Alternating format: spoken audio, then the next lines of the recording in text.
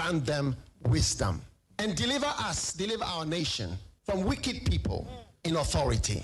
Deliver us from evil men who will sit in places of authority and do evil things. Deliver us from vampires who will drink the blood of the nation and leave nothing behind. Bless our nation with good leaders.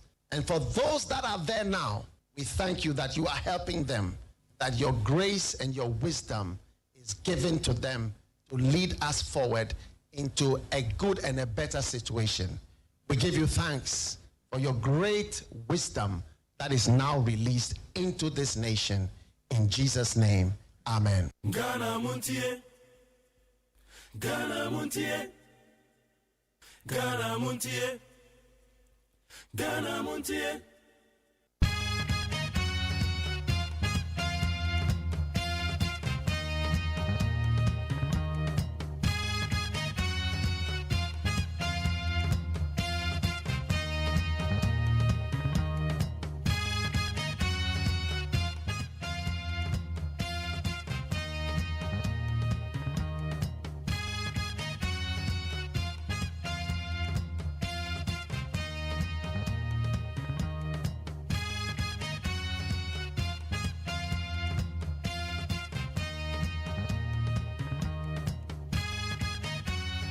Yamo bibi akwa bede bagana Montie so na Friday.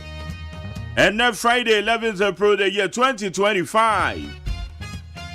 Meba chana uti say and na udampam yampam uti say.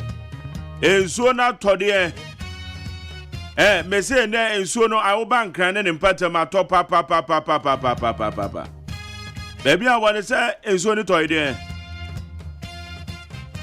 Ensuo ni to sana ne okwabana ne dampam. No damn pema say na de na de me go adwuma. Yeah ensuo to aya sori aye dware no. No me ensa na ensuo no to adwudwa agrada na ye dware. Oh what I was ne de. Sa masa sorry na ye nentem. Sorry free kata so. Sorry free kata so na wo de adwuma no. I said that for more. Ansa ubenya adwuma ye na bra wa bre unya adwuma ye na odidi agro enra ye kodu fie na aboto anaju nondu mienu ebo no me ensa ma sorry nsu na nsu oto nyame nhiro bibia ofiri akomapem ye adwuma wate nyame nhiro bibia ofiri akomapem eji akomapem se obegye adwuma e de abo ma de abo no ane ho na bia so na busua so Ami hu obi odi adwumadi agwa na eme wanwa. Wunim hwe kra covid e bai no be kire nyansa. Ekokose dem mu na otwe miensa pe na wu kem. Na otwe miensa pe o. Na wu kem. Eti ene ya mahu se masa. Emfa adwuma ni agro. O de woda ho se se de nsu ato de na de me nko adwuma. Hwe. Ya fama ba beduru ha dada no woda ho se nko adwuma masa sorry. Anytime, kwada do so go school. En kwada no so mo try exam so. Ete mesre wa abomaden a anytime a cho se wo bai. Aya o twetwe ne sin ama wani nko ho. Ne morre na aya check mame. Ne mpaboa no wa hwe ne mpaboa no awayo so kwada no nka nkire wo. Omo amane because ono mfa ho. Ampa ono so onfa ho obia no obetimi ache na tumo obia no obetimi ablemu no enam se oye man no oye akwada ontimi nwen ema ne ho enu tina wo fo no ho no the suku bag no ma cheke ebia na ba bia ti o ana wa hwe ne books no wan et say ne school uniform no ana wa cheke ansa no be hye no obatan eye wo responsibility. And now say your fraud daddy and now mommy now say that form.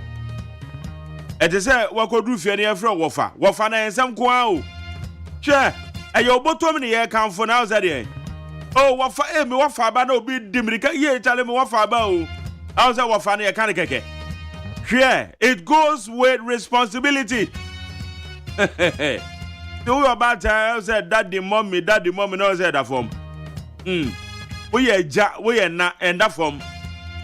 Asudie no dozo eti cheke nkwada ne ma me wan pa so How my do and the DM so I watch check you because carbonated drinks me money you too much. Se me carbonated drinks na se won ti ase a doko nsa. Yeta de ma yemofra no. Me pese me bobi edin. Ba doko nsa na yeta de ma omo no. Aya no watch check dia mama why? Me dance se wetie na sopam. Menye late to adwuma m. Me dey the luxurious agyeman adwuma dey near friend Ghana Montie we need 100.9. And na Friday and na watch me ma because and na watch ye ko akwa ye Yesu na ye. Ye ko hyehyam konya wo Yesu ayi ase. Asofo no so dodo na the Yesu e kwa kwaje nso abode. And am say Yesu awu. Eti na watch wu hu me wa wate. Me catch row. Me catch row plane. Any abre. As they say, you go so, yeah, chair. Ye be Yesu a ye. Obumaye. The moja no she go carry bepon so in your wa with the way. It's a den I am out. And now the woody and so ye be Easter holiday now Jew and this This is the period and on nanka ye mwa. And on the Bronibeka say period of estivation. It just a wakwebu. And wakwebu. This is the time I say can nipa wakwebu na wabrabo no sese. Say ti Yesu wo beguma ye kure. Iti mi pa vaso dia ben e dia brem. E dia pa na maye metimenya so mfa so. Eti Easter no holiday ne kwakodi na ye ni gie saa keke ukotwa biza. Abranche ti bi twa biza Friday, Saturday, Sunday, Monday holiday. Afe Tuesday okwa adwuma kra na ne honam ye ne ya. Adwe ya de ne hawo. Abusia ye bompa is Easter celebration e be kama.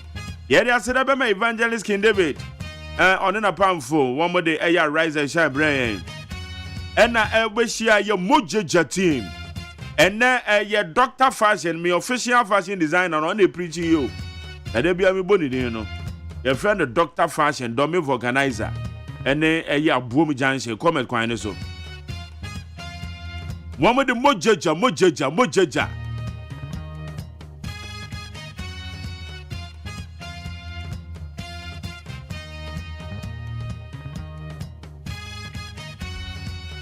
Powered by Prayer General.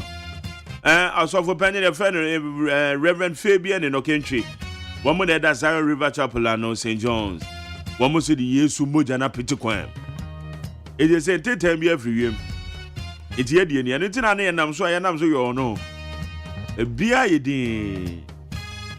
And somehow do be brain about China say boku crammers and say boku pass say Ghana boku must say a day na moka. Hey! Eti boku a wan yoda. Boku a wan yoda sika ya say ya boku. Sika ya say wa boku.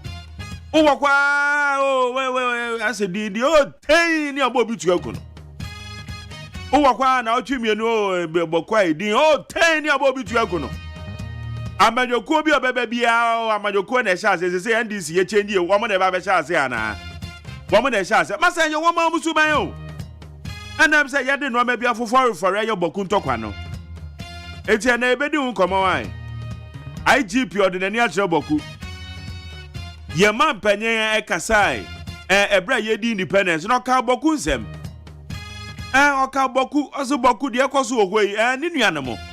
And then I'm yes, Moon Peso Mano, Yamutoya, now Boku Moon Peso Mani Yamutoya. Ebe, are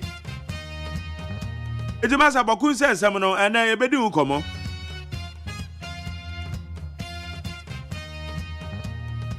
And then Samahodo Bebri Akoso now watch you weekly in retrospect. Now what you have better Samahodo Akoso. Now ye BBM. The Obaka Tamu Samno ho. Abel Fonte Taman so ho. Amasacha me kwabna manfo ani minuaba amame akosia etonam. Wamba be boa me na de obokrata musam na yemu adwuma. Na bibia wo bia me mwakwaba. Oko Facebook live abehu me ye neat 100.9 FM. Neat 100.9 FM. And oko YouTube channel na one despite media. Despite Media YouTube channel. Nebacho be them all come out. Ayedi bibi ayedi brewe na no pay we need 100.9. Driver for so mama kwan so ye jojo. Adwa for ni bi ho a masa wo mutisti na chikeke wo ma dwen ye adwuma. Because driver ni bi timi behave pa out to me say akwa we there is something wrong. Driver ni bi ade bi a oye na homachi pa me ba adwuma mo no. Ehwe di na say wait there is something wrong. It is a wo driver when they say we ya hwe you say wo driver unu bi de ka ho. Ensa dey so be hwe. Me no bi bia se say wachi mafide na dey to need 100.9.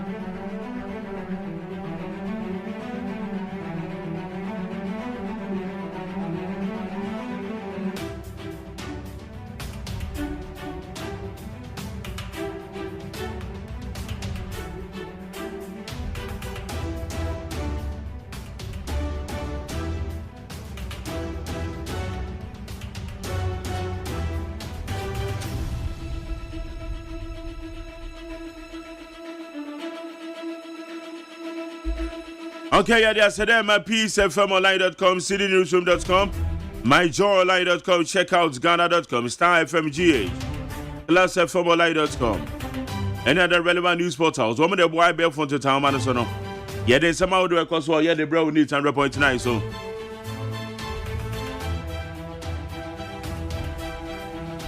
A bonus say, Ebeko Peace 104.3.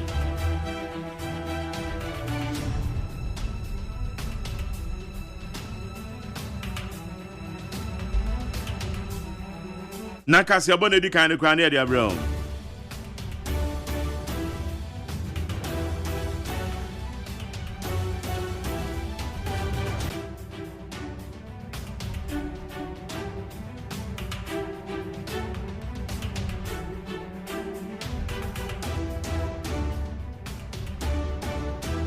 What do I do? Chebe 0201162746. And then WhatsApp 0201162746. And when I do I do channel be funny I can be an idea man. Yanko enemy and share some I would said ya SCA and no pay. Boku, an attack on police means there is a serious mistrust. Dr. Victor Doki,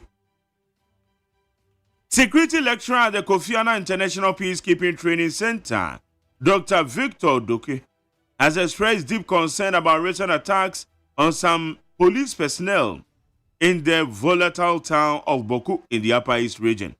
Boku says, and they say latest one, Wamoko Kwashi police commander fear. Police commander, Wamako Kwashi fear.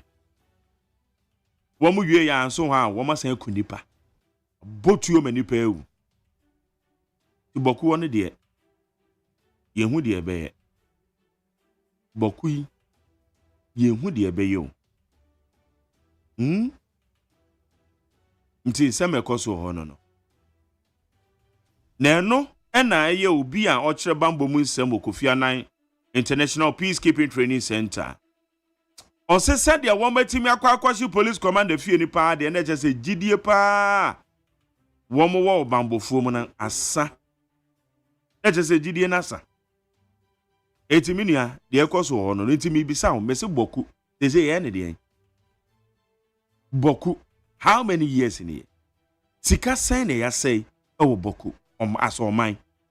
Ye mu no kwa sika ne ni bi. Na mo de mo be prim puntu no, mo ko ntokwa. Ni aso abambofo na edom ko. E na ade achi aka afiu. E na ade achi asei. E na yakwa kwose eye maama yarega ye fe ne say, yakwa kwakwa ne dai. Ana wo mo ye so mo ko ho. Wo mo say obi aye sei. Aden, Boku. Aden. Hey! If you answer the cry, you're moving on your dream to say, I can make a BBO.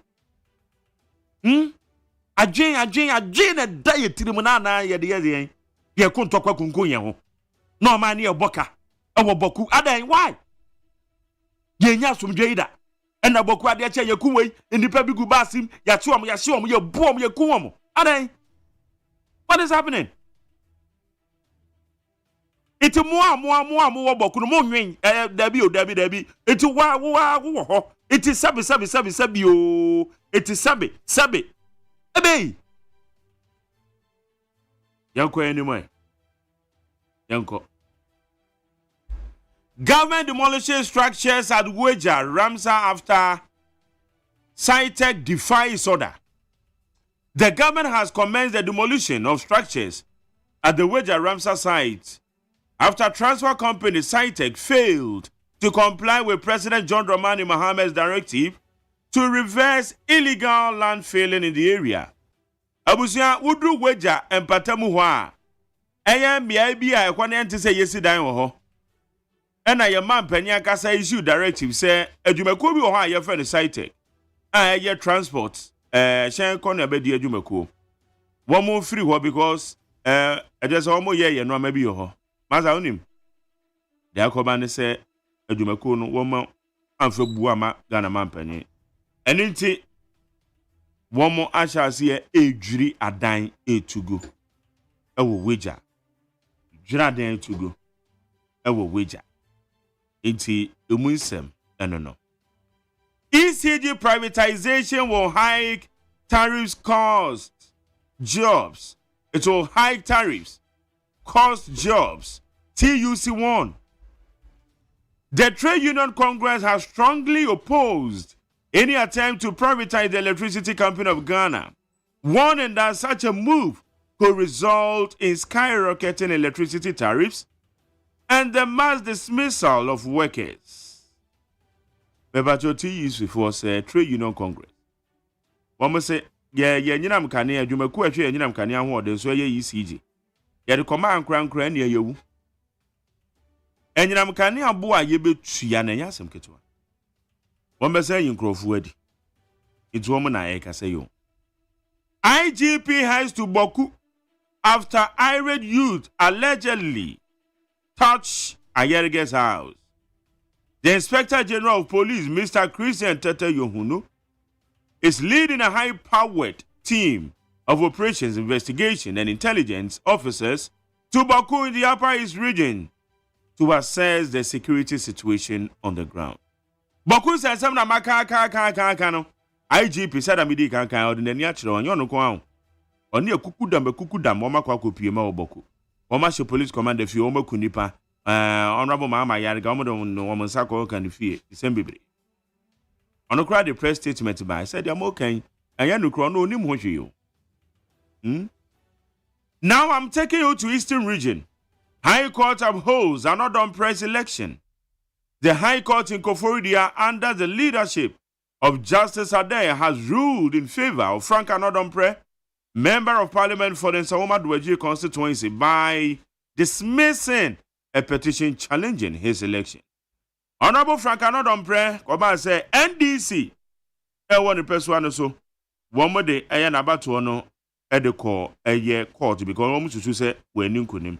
And na court na tena say ayan twetwe wabba to egu say ah dem de bay de bi enti sa wamo de ahye ball ntine no so de esi ye Okofodua High Court no.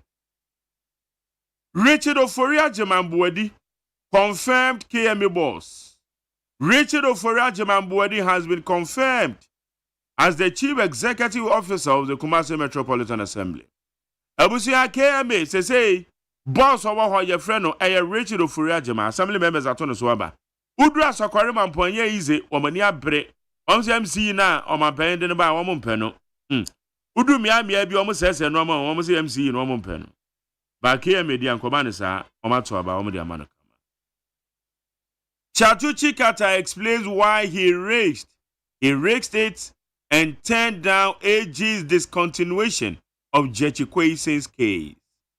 Celebrated Ghanaian legal practitioner Chatuchi Kata, who was the senior lawyer for the recently exonerated Member of Parliament for Asen North, Jechikwesin, says he declined the magnanimous offer by the Attorney General, Dr. Dominic Ayine, to discontinue the case of his client because he resolved to get an acquittal for the MP to prevent future uncertainties.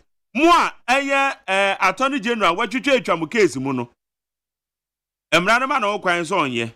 na se wutie nsama yewura chatuchi katakan ya ose attorney general said that friends say masa wo case na woni eye James Church question ko court no pese o twam o www me twam o hwe me na dachi bi obi ama meka say attorney general cried discontinue case ni nti osan de na eko eti say o de akire oso risk case adabi o de an client ade no betum kra enfa nuntum ene say court no we jai James Church question nti we de obi e no betima san kwakofa asem ni bi maba say James Church question why say na why say we de court na ja no acquitted and discharged funny baby it's your munsem no we know about chance media sedama peacefmonline.com citynewsroom.com myjoyonline.com check out ghana.com star fmgh classfmonline.com any other relevant news portals woman the boy abel for the town man so you dey somehow do you dey bro with needs 100.9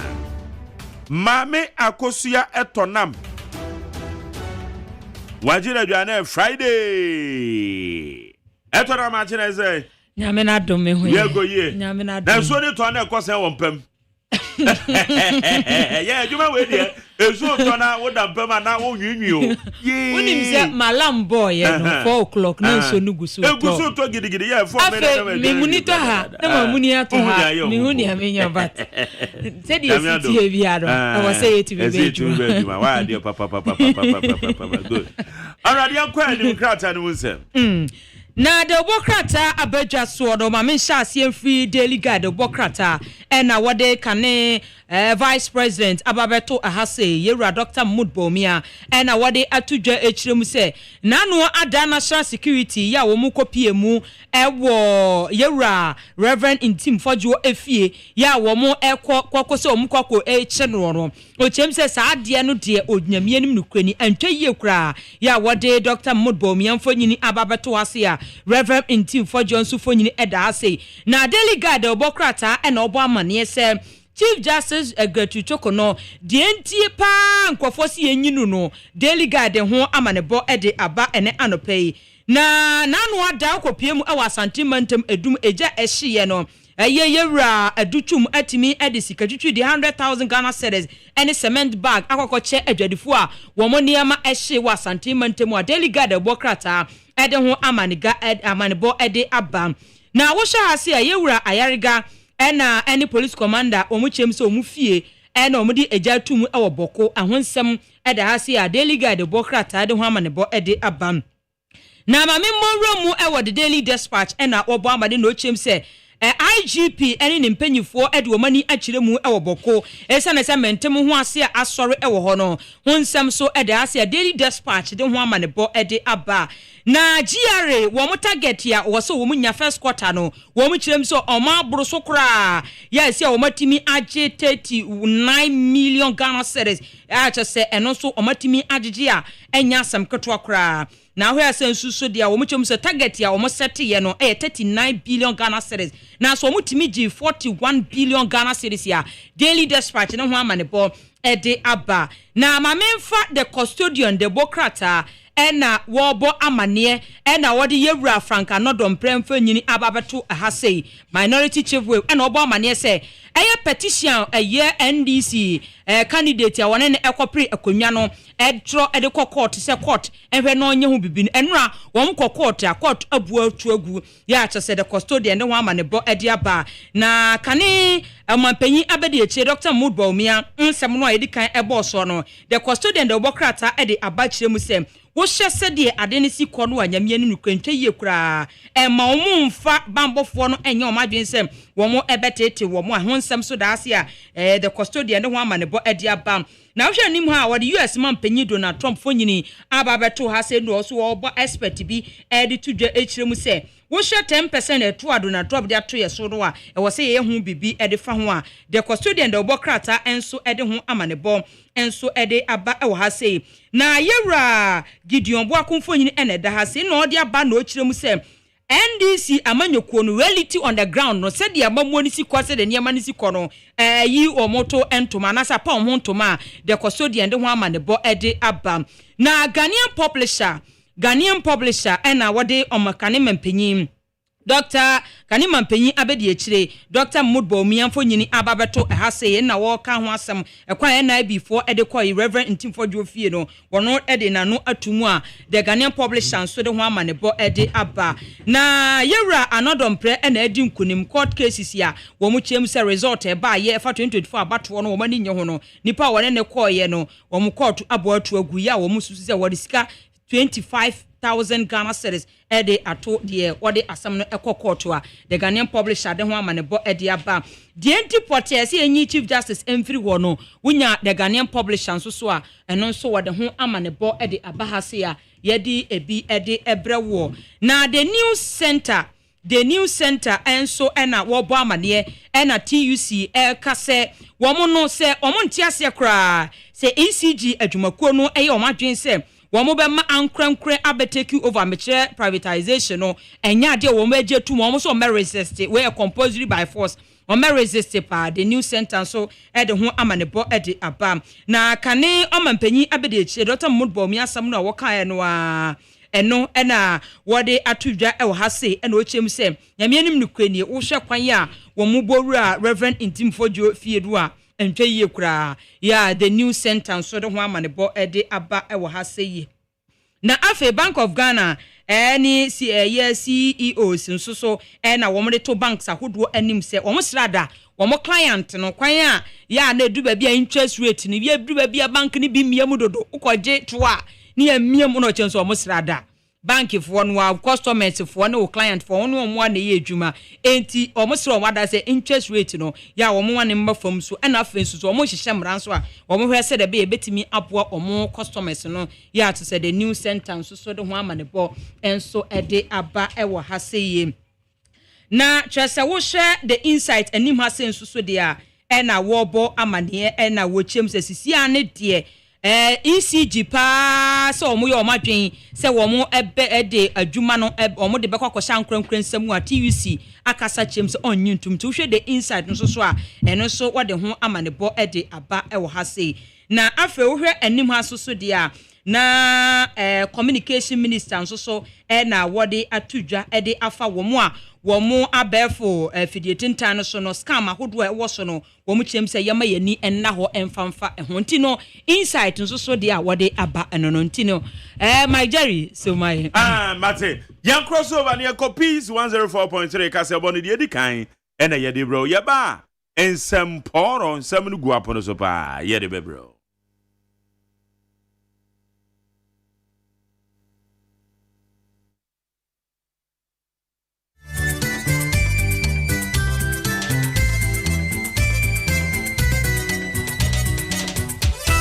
Abo Nunsia. Ahaye Peace 104.3 FM. Okay, 101.7 NEAT 100.9. Ya worship house Abeka Junction Accra. Hello 101.5 we Dum Kumasi. O my ma. Me mamu nyina chi. Ebredu so men yi ne amono nsam ayabo anu ye de so mo se peace anopa Nunsia kase. A free Peace FM so na radio stations bro head num so Ghana ne amono ne. A live for hot digital radios for London, Unity Radio Worcester, Massachusetts, Kasebwe. A live for Peace 104.3 FM na Peace FM online or Facebook. YouTube diano a despite media. And someone me denam be and say hwehwemu say that the saying aye de eye aduane bebrebe e wa fiafie mu no. Ene kaji aye de keka ye ne achi no. Ebro aye tudin lead e wo mu a ewa pomodin sunsanso ema enipa ede bobra anim di fo ewo enwomesua ne asetremu nsem ho edi nchechiremu abase eniamo ho nsem ananse na emafo no eye ne fare by bi eye onipa fa ahodie a ya ka ho asem aka eti eye binom se wo mo fa ahodie traso e ka ho ti ene sabi mfreni masem a wo mo edie emabunu ye wa asante mampon eye NDC mabunu atinkensen se onipa ne dia piese DC ana MC you know enye de wo mo epe enti ebufu aba ama na anu ntem wo se ne mate se de boko nso hoye atesemu ama boko central mrahye bedwani mama yarega ne fie kura nso eho aka ye ko amononi ensemu a gold enya bo e wa amamemu sentine se Donald Trump ne ma no a wo yo no ɛtoɔ no ɔde atoto to nneɛma nyinaa so no aka Asia adwaman no amenu nti ɛna gold boɔ ama ne home so ensɛm bi ka weinom ho ɛna mɛse ne koso ɛde so mo sɛ peace anopa no nsia kase medimafo eba center se nkyɛkyɛ manfo ne nka nkyɛ mo sɛ wɔn kra ha sɛ pokɔ ase mayra na sɛ kɔba sɛ stroke sisia de waposo ana wo pa wo na aba obɛboa wo wɔse na adwuma sɛ de contentem ti ayafo atunudin Dr. Time da so the numbers is 0244774282 0244774282 and 0500727215 and I'll pay you this way chocolate drink Cocoa some for swat dear are bebre and I'll pay don't know fearful here kahwa any sushi in mother Roma and a casibuiba meding nana ya kunedru afa kasebonu ensem enim obani a wo hwe chese Environmental Protection Authority penny betre acting chief executive Emma Environmental Protection Authority Professor Nana Ama Brown Kluche e de atoja se ehwehwemu ada na de se led ya eye ebro na ehni pedua wa kwan bebre mu no dade sen a yenim ne yede no aduane efie kodwo hoho nie no sa led ne bi ewo mu enye ledi dade sen pe na aba be piem de ede keka ye ne achi a yato din kaji eno so epie dwa se led ewo mu wei e de apomden ho haw ebre onipa daseni titiriw eba wuntini ene wadwene obroni si veins ene ubrain wadwene ene wuntini emu wobodwa ede edan enema hodo a yetimi ye wo atifido ni bia di e wonkra ha se ya wotu din Northern Ghana Cookware and Cosmetic Initiative na sa adwabo no a woboye ede edan sa dwumei ediase ene nhwehwemu ahodo ampanifo aye no ebi nsunsanso Professor Nana Ama Brown Kluche ejina so a wode atudwa wose deda nyina de enim ne said that the same day eye nadego anasa nade ene yekeka bom ede eye na nsan yi ana hwehwemu foforo a kire se enya dade go no nko na yede eye na dade no nko asa kekewu enema yede frɛfrɛmu ni bi led ewo mu a emmoa onipa Sara nso ena kaji edie yi nso woka ye se ehwehwemu kro no a kire se no nso led no ebi ewo mu we say nti Professor Kluche say wone Ghana Standards Authority oka one a na kire se Environmental Protection Authority any Ghana Standards Authority beto abasakom no ma fa ho adwene aye nkyerɛkyerɛ asanso adomu asukwa hunu kwanfoforo a yeyi led ni free mu ebetimi aye saa nneema yi na omanfo apɔmuden yemfa ento esan mu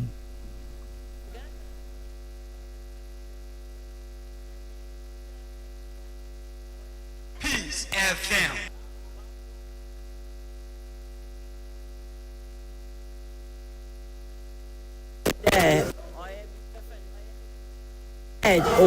Led so hen okada intina owa hen adwenem enka na me yanyim de alum kotenanka wode ya dade sen na nda yehu da wode metals different types na de different types wode afa no wode ya dade sen intina yanye Ghana Standard Authority waka ye ho ye dzidwuma otedam ye ba bo hwan na wan wode led da wode keka ho no we je de wode ka ho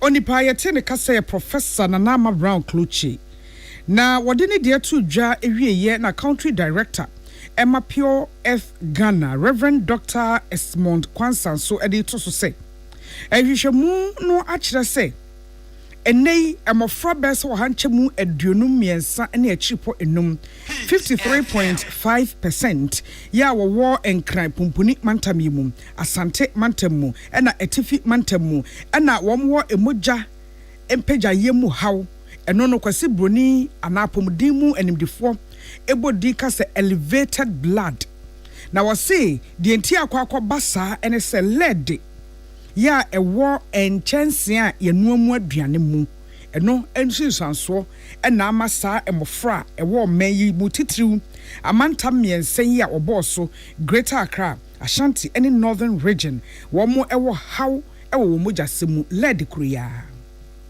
The blood levels reveal that 53.5% of the children in part of Greater Accra, Ashanti, and Northern regions have higher blood levels.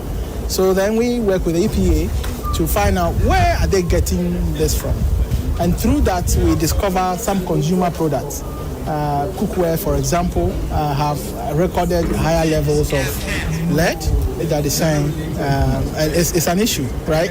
I think this is not to create fear and panic, but that is why we are coming with a project like this to address the situation. Onipa yetene kasei Reverend Dr. Esmond Kwansa, where country director Pure F Ghana. Yense Treni George OSEI ene de samani ebaye. Nansei emrantie ne emaba ya womu ewo entity mu mebunu kura.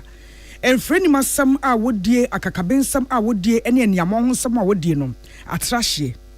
Ama enimdefo ne hwehwemufo efrase kasa ho hwehwe ne farebai. Na the empedifo de won sesisi so se eye farebai ni ebi and executive director Education Africa Institute wasan so eye enwumasuemu pensem obroni sem wo ye educationist ne political analyst social worker ora William Bwadi ede to dwa kyerɛkyerɛ mu se eye medeme ho me wo me fa ahodie na aye trimude na atra so na nunti ama enkwada no edi mfreni masem omanma eye nimsam se na wotwetwa mu no akwada ya wo Adventist Senior High School Bantama wa Asante Mantamu watimi de ne sen me kira ne papatuo akwatena school dem atane tuonum ama akanipa mienu a obaako Suzy Adwoapanaman ye kasei nani yenim eni ne hyebre se ebe nipa diem se emme nipa ediemu ebio se behunade se hunade ebio krakrakra no eya asemu ewo ho na no ho ana anim de focus so kire o madwen e hyan mon de wo so manma eye de wo se awofo ene enipa e wo man mu no mo dwene man ne daachi hu nyina e bo aboso sinkete na wo mo pa mu ka eye de pe so e ma emofra ehu se asodie eda won so na sabe wo fa ahodie enkyere se ye wo ho se sabe Jimmy Fox. We're indisciplined now. Of course, the various schools more, especially secondary school level now, are very appalling. And it is as a result of we have over the years prioritized child rights without focusing on child responsibility. That is the main cause of all this. Your mom or friend will say, "Omo for hudi, omit me be aomupe." Nesu yan chira say, "Ma for hudi aye wasudi ana asadie I attach." And in fact, child right must move with child responsibility. Yentimi ka say wo fa hodi so be ko school ye makura no se so ko school so a na said yes obi suade the child responsibility aspect na ye mfa nka ho ma emofra no e ma omo the aspect of freedom nkwa but not the responsibility. Ora William Bwadi amano anso ha wasa chechem de achese sesei e wasa ya asenhia na enye ya no fafa asenhia keke yede enwuma ebeka ho yebetu eho anamon na yedada setena emu nimde ene hyehyeye suban papa ane atene nkyerɛkyerɛ yema no ekontete bia schools ahodo mu na afiafie mu nso abatan entena na obɛbɔ aboso na wayere ne pampe ama enemafo ehunu asodie yeda wo mo eso. Our key focus, I was say, abandon at this moment. One, reinforcing discipline in schools. We must empower teachers and school authorities to uphold ethical and moral standards. It is time for us to promote child responsibility education. In this sense, we must ensure that every child understands the value of hard work, respect, and accountability, encouraging responsible parenting to instill good values at home, and revisiting policy gaps, advocating for balanced policy that uphold both child rights and responsibility is now needed. Another thing, a key intervention, which is child learning ethics fundamental and training. Let the children focus on the learning ethics fundamental and the training. Onipa etene ka say Yora William Bwadi, where executive director Education African Institute, where nwumasuo mu chidombo force so ya amanyosemu pensempensemu nim Abdullahi Dasmani eneni di saa enkomo yi Edin epiepie fa DC ne MCs ahodo ya aban yi ene omo beye adwuma o mensini nkruto ahodo no emu na sawudura asante mantem o kwada ne enra nyina yi ogyamom sakasaka ne hoye na yi ne ti e wo honom adenia NDC emebunu ye wo asante mampon e wo asante memu se de omo ate so ba beye MC yi no enye de omo pe municipal chief executive no wo munya ya e wo se edin miensa edidi suei emu baako ene kokoye na nye din foforo no a wo mo etie no na edin ben na wo mo bo a na abato mpesua no eso NDC titre nim mecha constituency chairman Mohammed Kamil ananso afi 2024 abato mudi ogina NDC dimu ekọ akansiem so opemra hyebedwa akonwa Yakubu ananso party ni bia wono so msusu wo dimpa Imoro Idrisu wọ́n si anya hwe no saa miensen ene din a wọ́n de koye ene de wọ́n pese enkampanifo yi DC efrimu afei wọ́n nkote a estadwomo ena yede dibre no ema no eno de wọ́n ma wọ́n ho kwan emienfo wọ́n se kan hu na nkanti wọ́n de abufu ate asim ama nene nansa ukuada no wọ́n ye sakasaka eno aso wọ́n ahome wọ́n tọkọ so yeye ema party ne niema ahodo bi te se nkonwa ye wo party office won ne ade wọ́n twetwe agya atumu ehye no posifo na ti si mu se pepepe yo ebeba wọ́n nchi obia nenso niema nhada nko ye enunti esentrefo ne communication officers wo ho ne baako Bernard Benasco twetwe nkomo ona okirekire mu de kire ye de ama mabunu ne buafuo NDC mabunu ama nunti wode sakasaka ena edi dwuma ewo asante mampon ho Sasa kasakani hoye kroye yi boko central so yate de asi ewo honom na wotwe mu ama mabunu de mrahye wonsem de sakasakani bi atuatua so egina so atwagya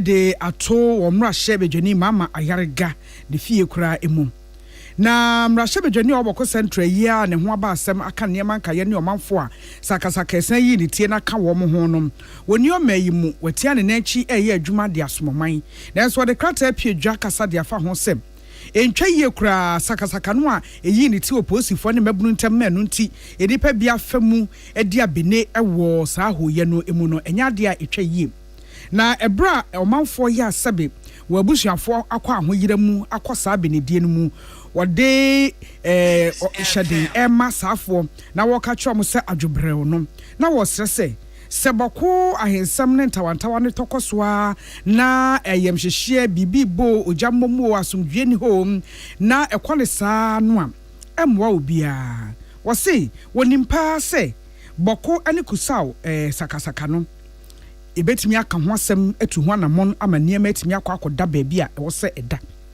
wɔn famu deɛ wɔn bɛyɛ ɔmanfoɔ nso ntiaseɛ na wɔnyɛ wɔn famu deɛ mfamwa afei so wɔnyɛ gidie ne arehwemu ɛwɔ abadwafoɔ titiriw krɔbea sante kɔtɔkɔhene otumfo oseetu badwakuo no a wɔn ba bɛboa ma asomdwe mapa aba no emu na wɔn ntiaseɛ ɛma wɔn ho kwan na nkasa ho ntimi ɛnkɔ na abotɔyɛ mu mmra na yie ntimi ntɔ yie yɛ kasa yi mpanimfoɔ te sɛ krɔbea sante kɔtɔkɔhene otumfo oseetu afe kusao himpon zurang na aba asigri abu grago azoka the second ana mamprugu himpon na yiri na buhagu mahama shariga won nyina awie hinam so so wo famu de enkasa ho kwan so ye be ma akomatoye mu aba na sakasaka no entoa so biun na omanfo bete won ho ase atena so dwem no omo ebeye enti wono so de na no otumu bia kase enya mfasode emfamu obia enunti omanfo ene aposifo bambofo ene mabunu obia ma akoma emra fom na sakasaka no a ebo man ese ade no wontumi entwa so eye peace anopa no nsia kase me homeso agye aboafo nkrato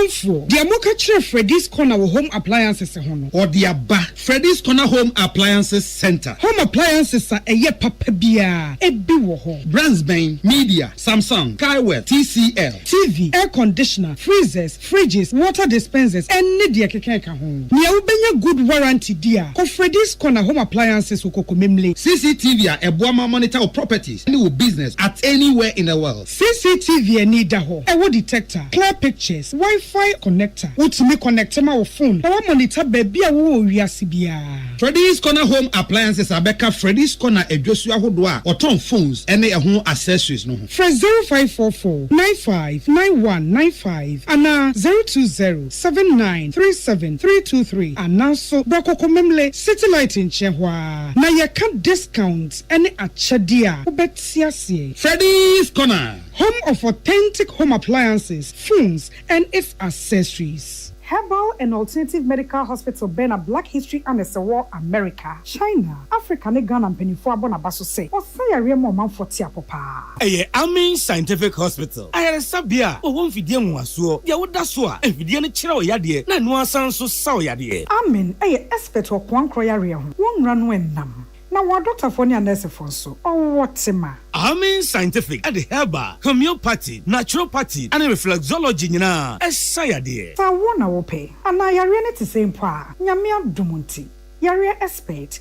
Amen Scientific ebe boama inshallah uwato na wonswe dia dance said the Ghana phone abrochire for be dia dance no Accra Amen Scientific ewo dome Obesnet Flats and Alashibinso our Klagon ebe Shaman Road under bridge ope our Krabata P Fre non sure dia ben 0245275254 ana 0207229505 Amen Scientific Herbal and Alternative Medical Hospital Allow Shafi nyamene yaresafo so wakoma ho hyehyew ana ebo periperi de broni kan hardware no a e de na se wo ye na se wo yam so atim so e wo be packing a farmer Martin's liver salt techira kwan entem ehwie nsu agu glass mo ate Martin's liver salt no ba kwa no na wo de agum wo be hu se ehuru wa glass ni mu na wanom Martin's liver salt ye won orange flavor ana ba ko so ye plain wonumu a ho beto nemum edi na anu na ho nto wo a ko hu doctor Papa no no papa no no papa no no papa no no no papa no no ankasa Polita is everywhere durable and authentic stronger brand you can trust Polita we get some more Rambo and get some more super and the Polita we dey Polita papa no no papa no no papa no no papa no no no papa no no ankasa always the best. Tune it in, turn it up, Peace FM, and rip off the knob. Yada say afei amnone esemni. Your my man himself say free brad Donald Trump buy ye wa yen hihya hodo bebre wa dwadie ye da America ene amaman enyina entem ehum aman ahodo bebre ho no mo a ha nche mu du ene etontomu a wode ato ne ma efifiri sa aman no mu eba wo man America emum nanso ebi ho no mo de ne de esopa eye kokroko eye tele eye de mu epie sa aman bi eye Europe na afi de so pa eye Asia ye ko Asia so a na eye China ye kasa se ye yi White House in church mu enura EPHS wo kekeketo entumu a wode emema China no ebomu a enema free China eba America memu eto ye betua wo so ebe se wo hanchemu eboro hanchemu ebe se wo ha ene aduanan enum na chese 145% entumu a White House ede to China niema ebe ko America memu so eno no Beijing so akire se ono so keka ne niema sie ni a enra no o hanchemu aduawatwe 84% ene eto a wo so de etoto niema efri America na eba wo so ememu eso ye ka sei eba se de aposese eba adwadie mu ewa adwaman so enti sa wo kwa adwaman so a ekwa fa so dan sika ni bobo sika no di sika ye adwuma ememfa so oba so ahodo bebre ebi eye bonds eno credit di aban ene tai ede eje bosia ene bi nso eye stock enwumanwuma ya omodo omodwe tonde akwakoto saate bia ho no ho anu nti ye chiche adwuma no dwetre mu mu omanfo timi de wo mo de eba be hye mu bi na se usika ana wadwuma ye de to stock no eso na wie mu di adane wo adwaman so a etimi kan etimi ma usika no a wo de aye shares no kosoro anase eteba fam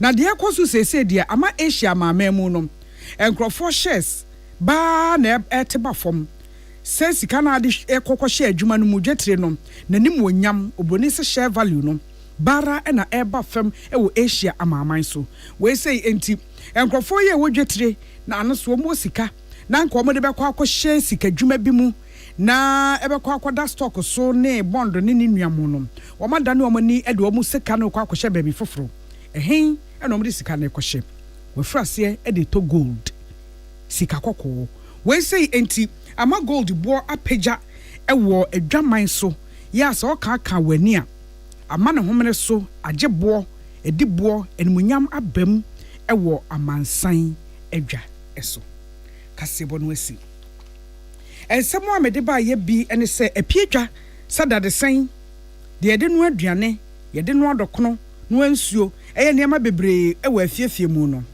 ne ye no enya alumi anase nade nko ene wo mu lead ye won sunso bone ewo odasene apomde ho na wie ye kora timi kokoja cancer ebi wo mu enya da de sen pe ene ye hu se lead wo mu kaji de yede keka ye ni achi no eno so ye hu se ebi ewo mu animdefo wo ngomasua mu asre se eyo man ni nyina sade ya batan ene ngomasua so asade se emabunu nei wo mu ho se medeme ho me wo me fa ho de me wo me fa ho de anu nti wo di mfre ni masem a obitimi twituo ene ka ofoforo e wo sukuu no e wo se esore bo aboso na ye man hyehyɛ papa abrabo pa ne nkyerɛkyerɛ ne atene etimi ye mabunu no mu hu se wo fa ho die no e wo baabi a ekopem mabunu ye wa asante mampo ye ndi se mabunu atinkensen adan a disi din a epie no enye de wo pe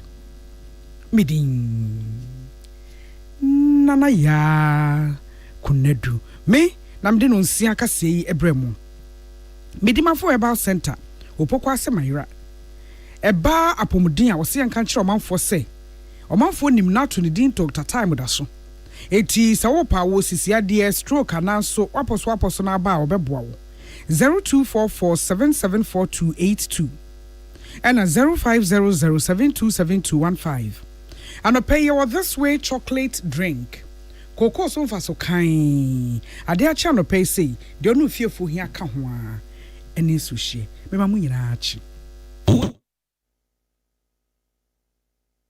Ghana muntie na mansanya so adawro kofia man homene so ejiji tonton sansan ewo neat 100.9 FM Ghana muntie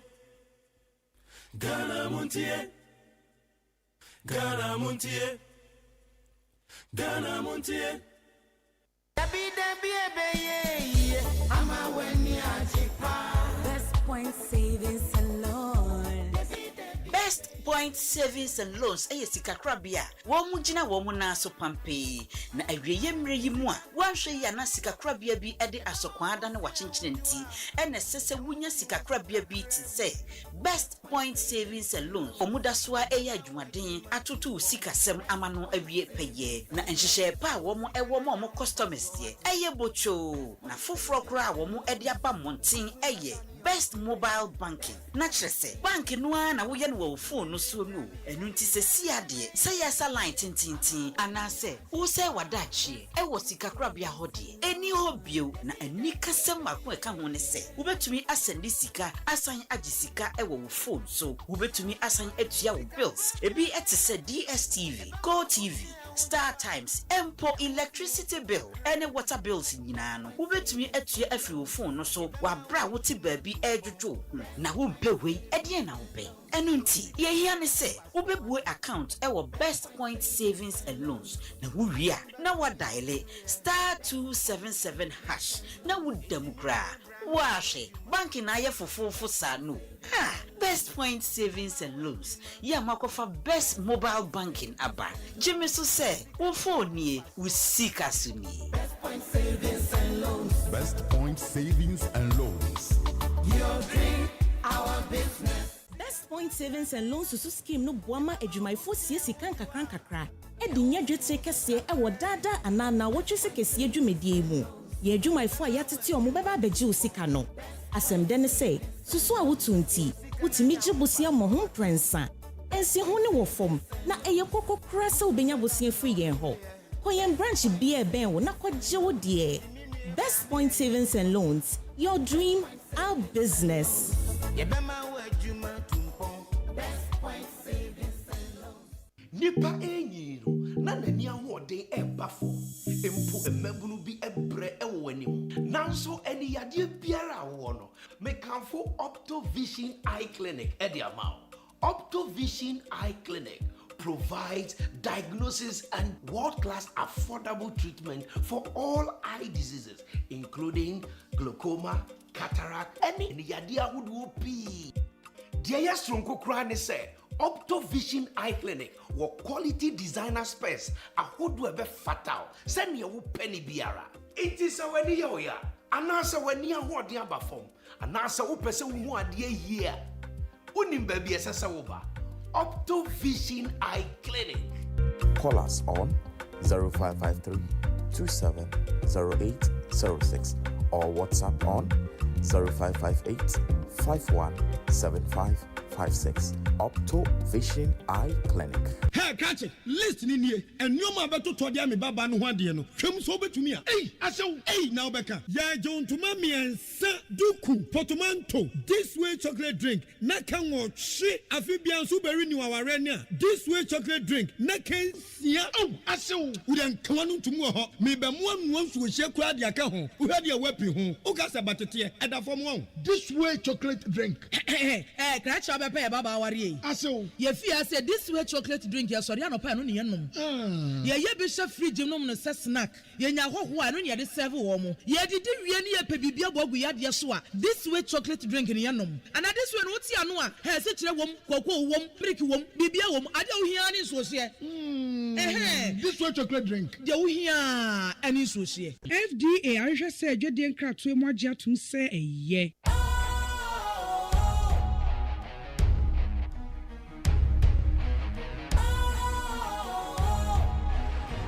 What's cool, fresh and trendy with a new look? Makes you feel real good, that refreshing vibe. Satisfies you right just the way you like. Do you know? Do you know?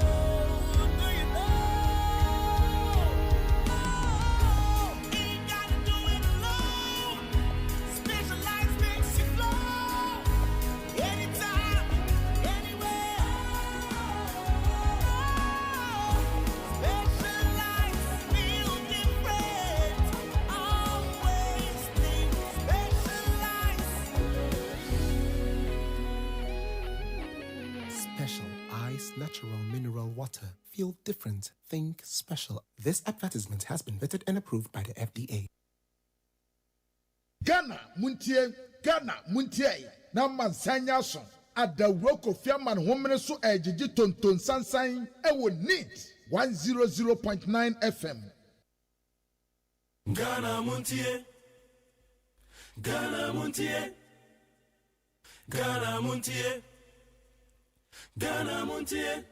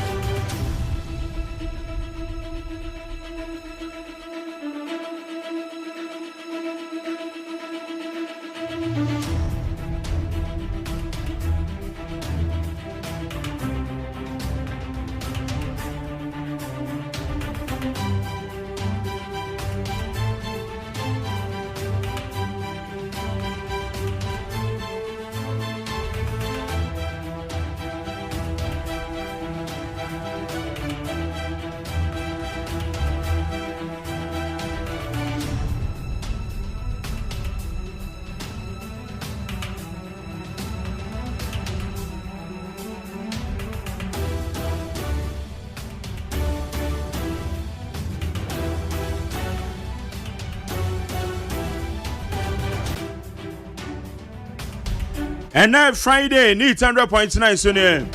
Yadi Kasabani Yadi Kankran Yadi Abrewi. All the way from Peace 104.3. Yatana Siababe Twaso, Edu Fridays now. Yeah, you find the weekly retrospect. Now what you mean in Samako do SCC? And I Yadi Brew. In Samao do baby. And yet the arrests of Nasa Yabekan attempted arrest and arrest in the moment may affect you. It's the attempted arrest of Honorable John Intimfojo and matters arising. Ninja allegations or the Ababa Tuja, Tavium Shambia Bagana ha, Osusu say one babedi no Banuja, and won't come over her. Boku says some won't come over her. They say IGP, Yakaso or Boku. One more check the security situation, and IGP Aba. One more check said the anomaly over her. You better won't come on. When is some outdoor baby I coso? Oh my God, I need the massa. I dare to be a yet in some. Now, wouldn't him say a yabosumi in sono? A yabosumi a yadiasi was a World Amputees Day and a World Amputees Man. Obia ye twanensa woma ye twom nan obu okra ye won no oninsa ni nan ene ye friend limbs difference ye twanensa ye twane nan ye friend limbs lost na oman Ghana aya yenuanom a woma didem yenuanom adidem busumi a ye de asi wo ewiase afa na nyina woman celebrates our day we are over 40 years Ghana when edi kan I no kra na ye adwumakuo bi a ensha abayase o adwumakuo a ensha abayase non-governmental agency non-governmental organization I am from a Smiles of Hope Enra wamoba torchlight jumedie so. Woman idea si ho say eye World Amputees Month no. Ye bedie wo ye man mu. Enya sa crowd anka ye nwen ho. Ye nuanom amputees. Ya ye twa ne nsa. Na wonan no crowd ni nyina wo ho ne wonsa mienu crowd nyina wo ho na gosi sen. Aso man hye be ne wo de ma omo. Edie na ye yesi dan kra yesi dan yenwen saafo yi hu esu yesi dan na aye ne basa you because aye ne basa just say yesi say o maza me na mienu o me say mienu o de no ano no etibusumi kan na hye ne so say yenuanom a wo madi dam ye twom nsa ye twom nan eye busumi a ye de asu o de ama o wiasa fa na nyina na po ma cha kwan na ko support o mo ai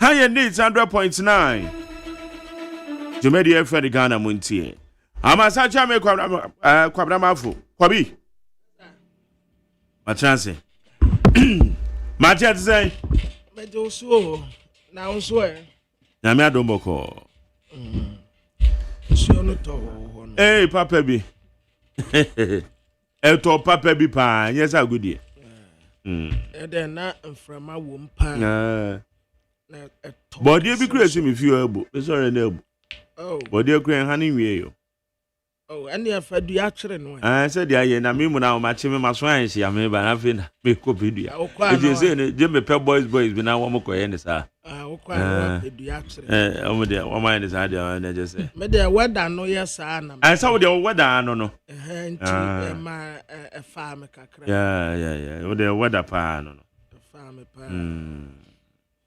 Enra me ko TV3 kire wo no wo de ko pe de ugodi ufu ana nsam kirefo ni bi na eto nsa frɛ me Yeah. And Master Vinny is a big man.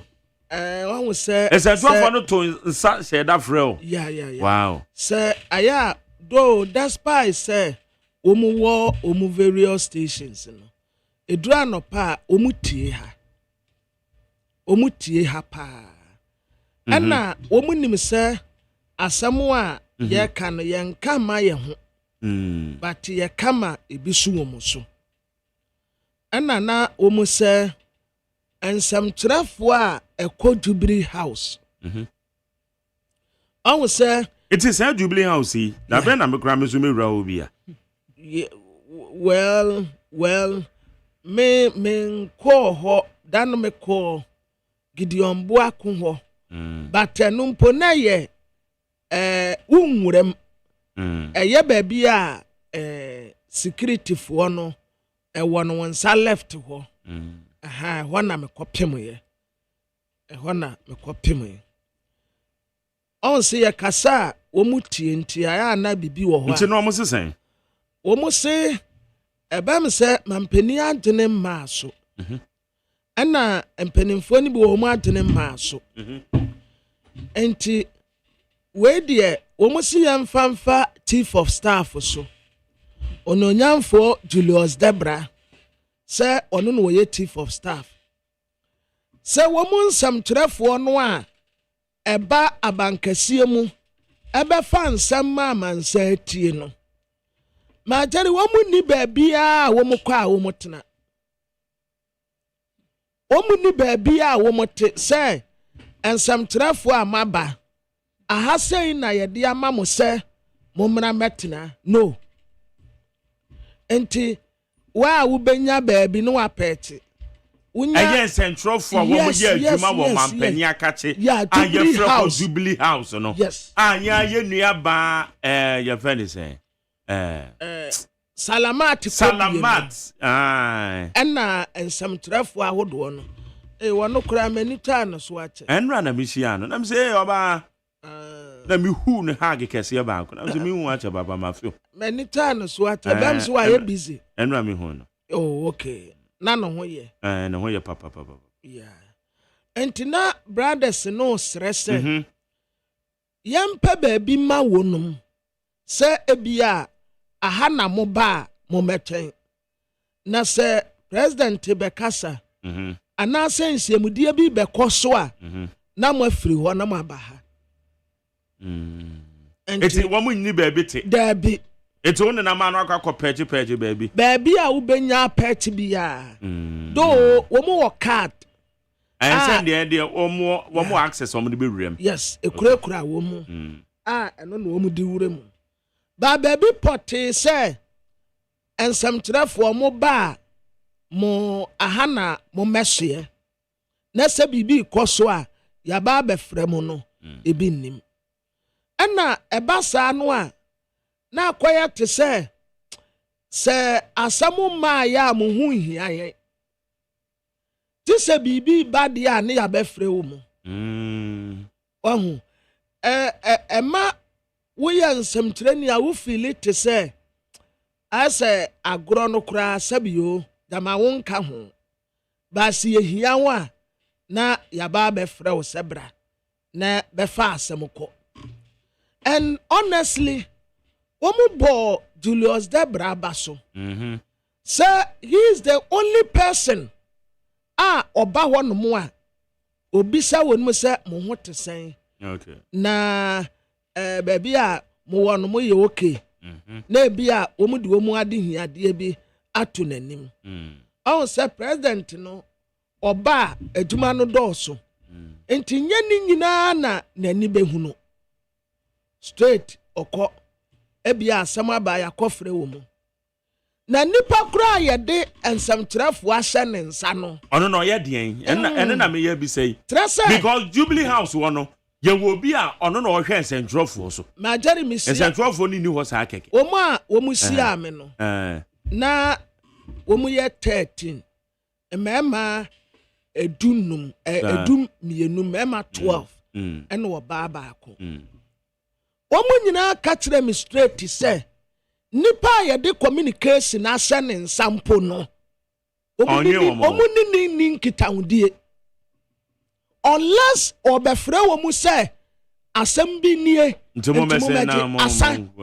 asa et say ha hello nothing ebi nim oni wo mu ni nkitahodie bia te say ye befre wo se besen ko nipa ye ti wo mu asenensa no okay omunum ni nkitahodie bia so man nim say ha na omampanyin soro no pa oti yes nti no mo efro wa enti yesre say wo mu mpa office bi okay emfa mansam trefo a ekotubri house meme nko hobi but they deserve better obasa wuntimi nkoye adwuma sense ntro ni wo Jubilee House yeah say nyame ya wado wo card nti wo de when access wo wura ma Jubilee House on so wo so wura ma nti obi ka ho na wo be ya no apata na wota wotare ho sa say nipa ni betu anu aka jo say me ba be dem no betu kro on kan kire wo so beba no gwamia so beti twetwo na wa so free and then correct and oh say ma jeri mempe ya hanum say no yeah yan say ye didi nkita ho bebre ne nkofo didi nkomo ebi okra obi bebie radio station fofra omutume to nsafrew na o wadwe nchire bi ya anampo se bia na nko omunya ya nka wo beboa wo no but me fie ha say no omu ma me feel valuable sesa anete on e je se hu hia omu ma me hu se me hu wo mfaso yeah what you say like omu value me no matter said the metia na say omu value me do we fena father say e ko ho no a na obema me office o na je say amansan cha me kwabra mafo me office ni say ahade me office here down ho na in that reception ho da baba na me de galo ayepi na wabia na me da ho enti yakono ha and ye me ansumenya me office my journey environment ya ayet say uhun hia na se nipa ni hia ho a ena obefre wo enye papa ebu abem deb enye ebu abem yeah say wo environment bi mu na akwakwa say you are not recognized yes but was wo yemu meanwhile ade na wo ye no so ehia ma nipa ne pa o nipa ni nimpa say nipa yi ya ade but we yi na ni achi na ni ambezo or recognize the wo ye no eye time eye ade fon when say my journey will be wo a anopa bia wo de odone akoma pa etia no good morning ebi a WhatsApp ebi a text message could you believe say obi wo ho abeya 1 month now one responded but assembly mra obefro is here okwa hu bedwuru say owo number yes assembly mra say make us here to abawie ba could be frame me on make us 45 minutes no I was shocked no kure ne me de offer me no na minim say ebia ne ba ketu bi na ode ne phone di agro na mistakenly aba frame me me na me say hey it is me say oh who am number afa me peke ya hey Mark Jerry na me say really okay that it here yeah so as I say who feel say nipa no respect you na nkoye say ohia nko a na obefre fair weather friend bro for no come ohia wa na wo ye na danfo but etemu pe oni woni asem na ni sika no abeye ni busuani but nipa ye de but in my life I believe in relationship than money. Excellent. Me it me subordinate obi asabe bi a wabedi ma nice bia me de bia me catch am say I believe in relationship than money because their relationship ya ma me no sika ntimi nyesa there be their relationship a me wo edimo obi aye no because the panel says when we build a relationship but to me recommend o kra ma build the network bi o baby and the sika can't do it man jerry me se me ni obi eye nia o politics no fato nchen sa politics ni ntumi ntete me ni nipa ni ntam da that's right Ana mindi wo politics no ati. Say me NDC ni nti eni kwan se me ni MPP ni kasa. Ana me MPP ni nti eni kwan se me ni NDC ni kasa. Fa wo politics ni to baby. Na wata 8 years. Now go. What na konya so wata 8 years. You will go. But se nipa ni yeminia. Se Samia Wuku yeminia. Ma Kate yeminia. Dr. Mahmoud Bawumia. Nia. Waneme tina se bon komo. Se JDM yenia. Now because of our politics inti. Forget it. Forget it. Okay. Minia asa. So political party A, political party B, and I don't care. And now, my dad when said this week. Yeah. Hey, course waba pao. What must you say? Ebi sending message. Ebi yen sending message. And na. Hey, na kwabena. Sana mitio. Hey, tisa mo fami sa. Unless some yadi ye. What must send a message? Why? Sir, we are party A, party B. Nasa idea we are no yet. Forget it. Dear NRC, Minim say, some time ago, can people in our power. And now, Omo ye and this Imbrasebe Denisa. Kayabenyan Kofum Beka say, allow the state institution to work. Minim say, MPP for Beka say, allow the state institution to work your Tom. But a takwa womufie no institution no adwuma de and nante. Yani no sabi yanya dum kwamponte a yetohwe faako. Say oye ne party enti ade a ye no nya kura no wo defend it. Okay. No, never. Ghana first. Sa wo ye de ya ye bebo abaso. Wo ye de anya nso de a any account here out. We will talk. That's right. Parameters for meeting no successful. Central for two yeah. Oh, master, we a big man, what is? Oh, me koye.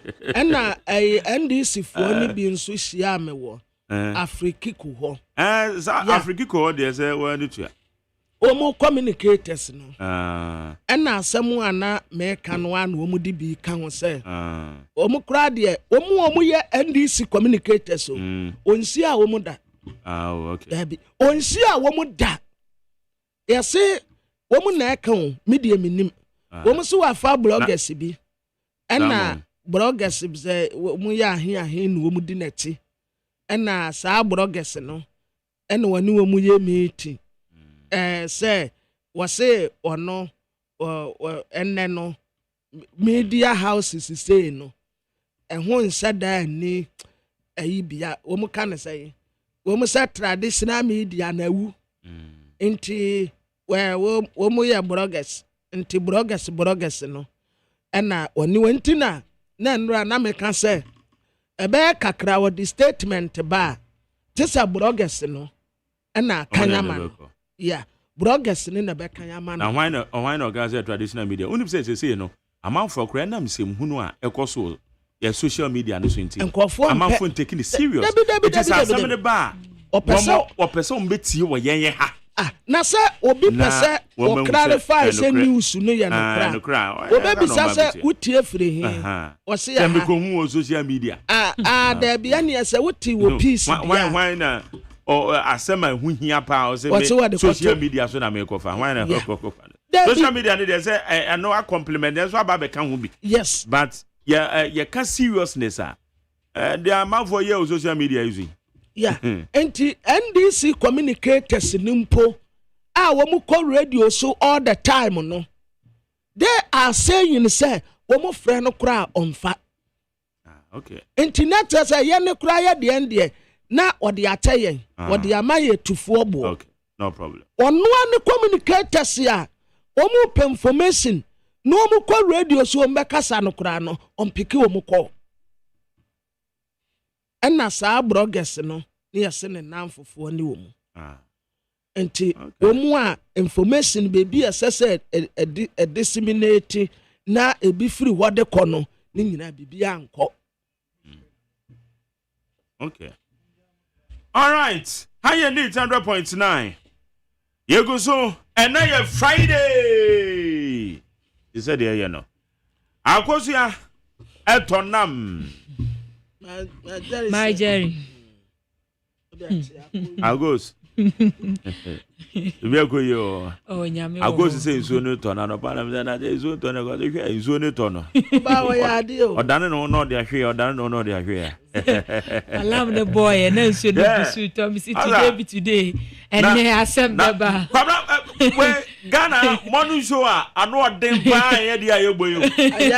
Share. That's all because me start after 6 inti. Me ebi o. Woda me da na no me ensa ebo pounds me dunum na me nsore ya ma ele. Me hwe na ye 520. And I say, I let them majority. This is Ukumi. Okay. Yes.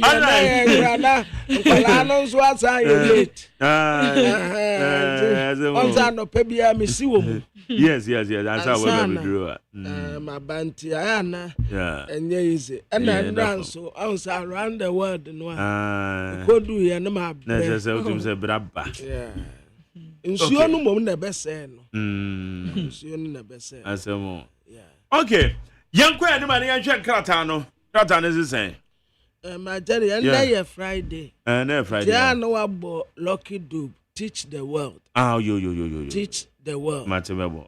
Na ni nyina no ye. Enra we no ane ye ka no. Suzy Penaman.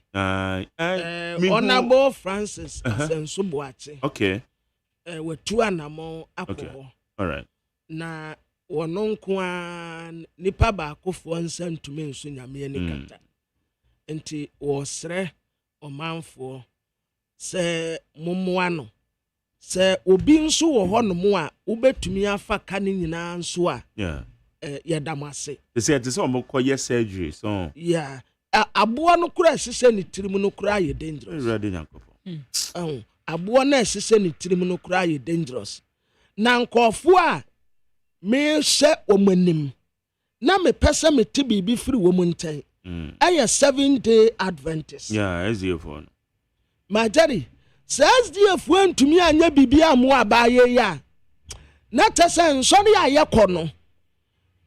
Mo ya tese somro a mo soki ya blood.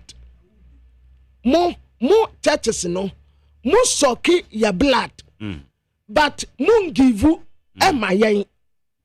Say individual ho kire no a asori wo ho mo mwa nipa no da. Na obi di ho kire akose ne ho akomfo. Na obi di ho kire koku no ho. Wa bra asori wo ho no mu a kamu betumi aboa. Yeah. Mu wi anam akase awurade sika de yemfa mu asori ba. But asori ba ni discover de amoje.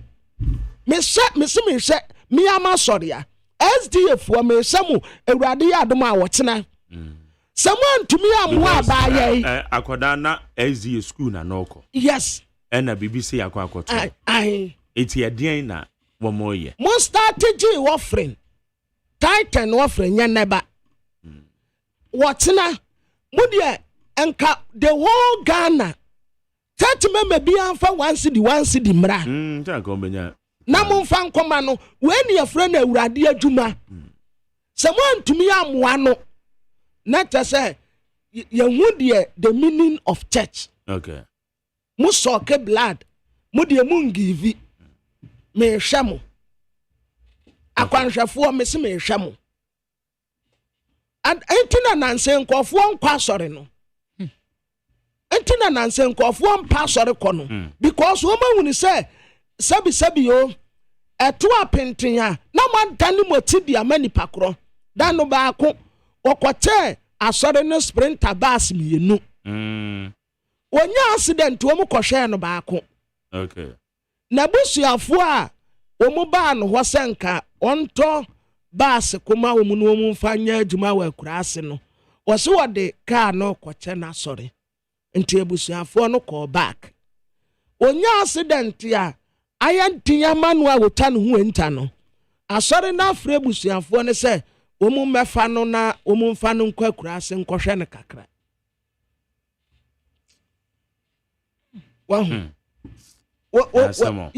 yababa besra odako enamienu asa de beka ni nyina yewa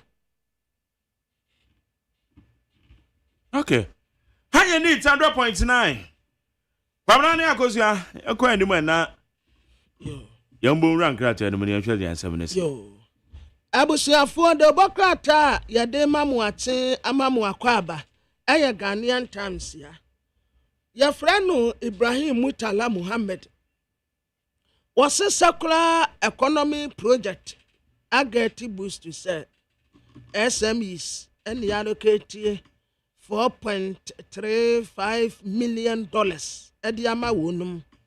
Now, baby, I target to whopper your plastic waste management. Ensure tar got them. Ensure tar got them. Plastic na ati wo meyi nyina boso robes na nsempo ne etia yeye ema enipa ni bi sisa saa robes no yeso wo de koya recycle wo mo sisa no wo mo asan de ko na first de na nya kura na ati bebia boso enti echeska $4.35 million ya de be manage. Say, how are you going to use that money to manage?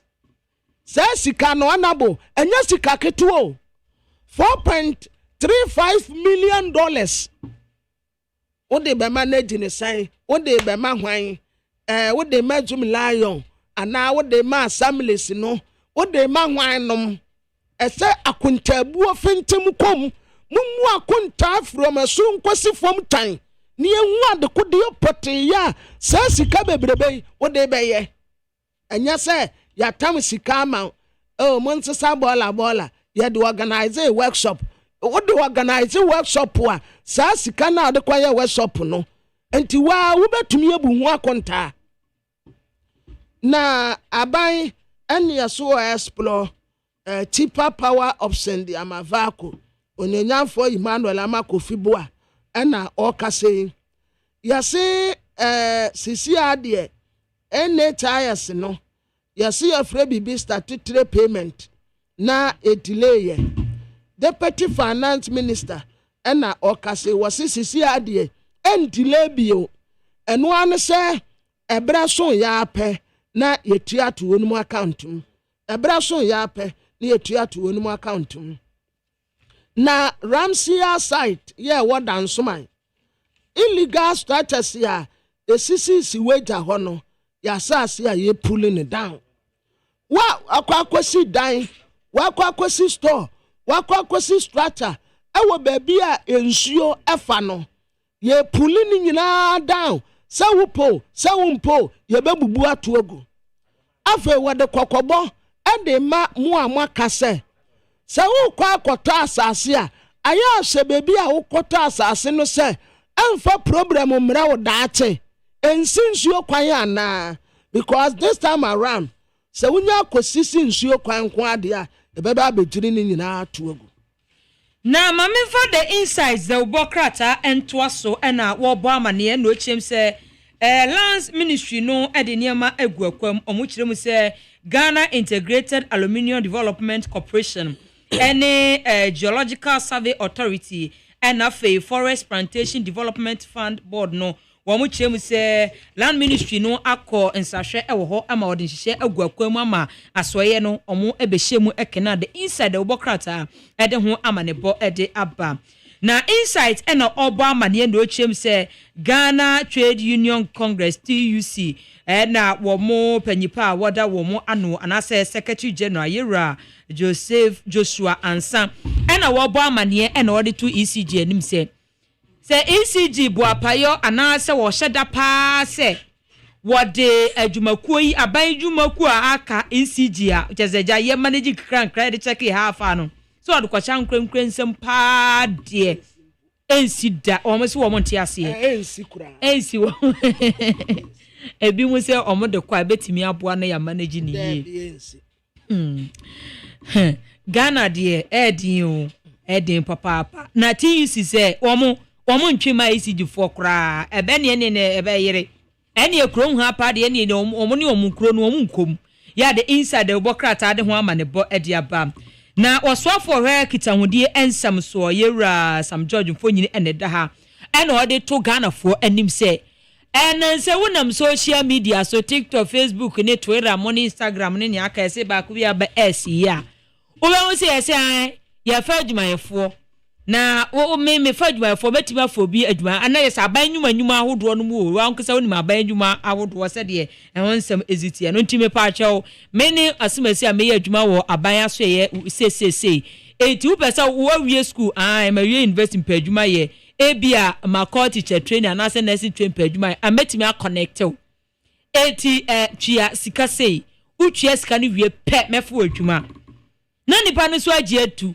unhu nipa ne da nipa no say ye nokre say nye nokre na wodi mobile money number dia man say fa ne fa send to so send wie ya pe phone na dum ofra enko na say iyebu e na ochem say sa niema no ekokọ social media ye madwuma ho enye social media so obete say ye say abaya bie portal no na wako eno kwa wo be kokọ felefele wade na nye obi ene betra social media so aka kire wo se niska no mo adwuma ma onye na so agye tum unim nipa no unim se desite na ban social media so na wode fa adwuma nti yama ye ni na ho ni nyina no eye scam eye pobo ene ekoso nti Ghana fo nti true mabuno ye wie sku a ye pre ye ho se be ye pa adwuma ye no yama ye ni na ho sometimes pressure na beto so na wa wie suapon na se wutifie o maame ahwe ofiti Nigeria mo wie university na se oda so tifie edidi wo o maame ena eduba bi kura wo maame ne aduane bi na hwe na ni kura wa na nye obi na be ka kiro se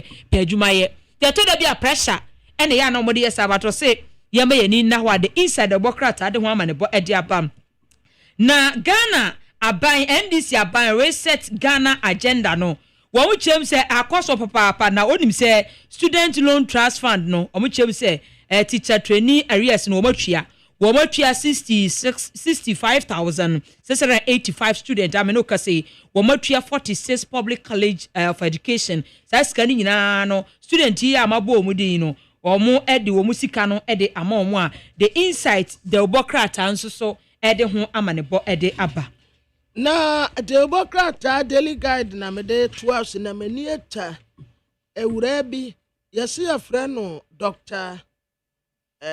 Dr. Dentist Victoria Duvi Apane Wosuno send your doctor dentist na memfa ma wa we no dentist no I say ohwese we so we motro doctor no and we ma ye into bracket dent na I say doctor ohwese so anti doctor no Dr. Dentist Victoria Dovi Apane Wosuno yasi University of Ghana ebra womu eye vice chancellor academic award ceremony no awards ni nyina jam wosesa ni nyina wonya awards be ye ensia ewure ya ben University of Ghana Dental School Prize for the best student in Bachelor of Dental Surgery onwa. Final part 3 and also award wayedema top performing student in final clinical year of BDS program and also onwa. Wasenya Dr. Christian Bote Prize for best student in oral biology onwa. Dr. Barima S. A.J. Prize for the best student in local anesthesia and also onwa. Life Health Care Center Prize for best final year dental student onwa.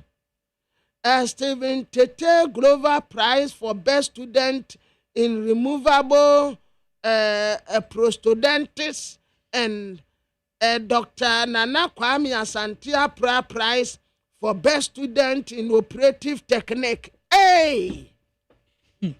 Wasisa was in ya. That's what about to me to two singing in our house. Wa being.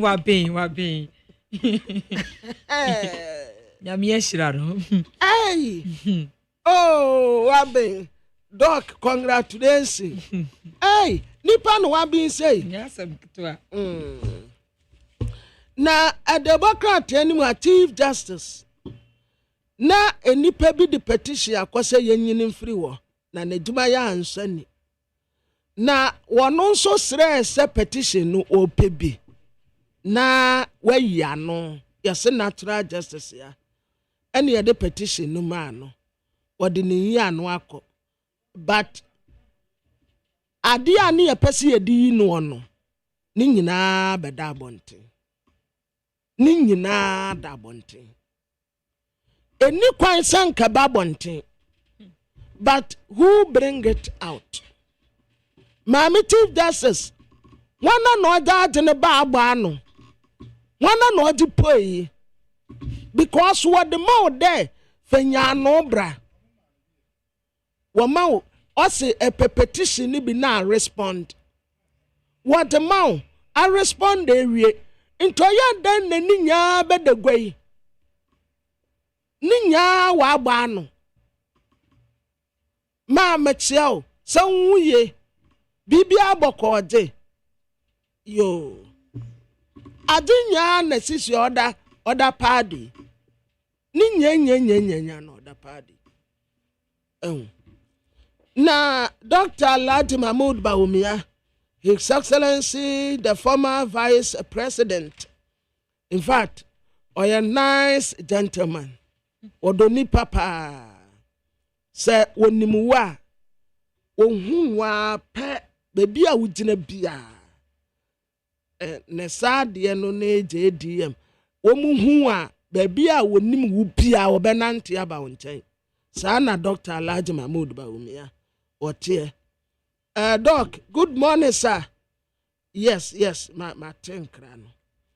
Wadaha, and walk catch Reverend John in Tim Forge was say, Kawakuma to him. Bibia to obia to me no beer bibia wa bra ubia no beer bibia wo cream. Megesege. Megesege no one. Mege. Oh, saka say ye ba ekura me refi. Oda me wan kabida. Mege sege. Ukoka ya say enkura se kasa. Minim sa wanso na de ba yo. Mege sege. Mege. In fact, ni enkura se fo pa o. Ano so atira say. Ade akasa no. Sa Swahili yo. Sadena nkura ne ya wunim ka wonya guy. Wunim ka satampa na a head of Medusa. Dia na ni tiri humua bebre wa ho no. Snakes wa ni tiri ho no. Aha. Ya kwase head of Medusa ba. Boy see ye ka die no obi atibia. Megesege. Mege head of Medusa mege wa kurasefo kwa na eno okatenso obia ntumi nya ohwe wate ayi kura de bonum kwantu hine de bonum adutum na adesia wo adum ebre jato honum no wose wanse na ni bi kura posa ne nsem enti wo fa 100,000 Ghana cedis ya wasande cement bag ka ho a wode akoma wonum onanyafo mama yarega ne fie wo boko enka wo mu teja atundo ne fa baabi aseye but enya fie ni nyina ba post commander ya wo ho no de wo ma hye ne fie nyina ena baabi bia wo mu nim se police ne tie wonso wo mu akwa teja atu ho nyina se ye police ni fie o so wo renti o wo mu akwhye ni nyina. But you the curfew at all. Tiandra IGP ankasa and so etu anamon echo.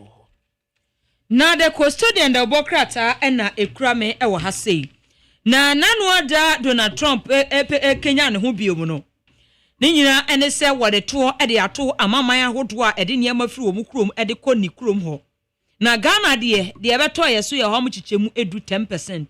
Na sa 10% ji ba ye nipa bebira kasa fa ho ne no e na Center for Democratic Movement ye CDM4 ababonte ababe kasa se e ho behia pa se mprempren ya aban e de niema egu akwamu se de be ye betimi aboa na ya kasa etimi ahyehye niema e wo ye mamu da bia da ye nkotena se da ye kwase ye de niema ekɔ ana we de to etu ye so de enso na ye so ye ede afaunti ode adeswede ede to aban nanim se onfa hyehye enwu akwan mu se de be ye beboa na edwedie ekwama no ne no enso atimi afa ne to mapa ede afra na wo hwe anim ha se dia na wode yewra Frank Anodompre minority chief webonyini eda ha na enra amanebo a wobo ne se high court e wokofodua akwatena se na ne nyina ne se petition a eye NDC parliamentary candidate ya wono e wonsewom adwagiri e de call yesem se 24 abato a ye koto ya womo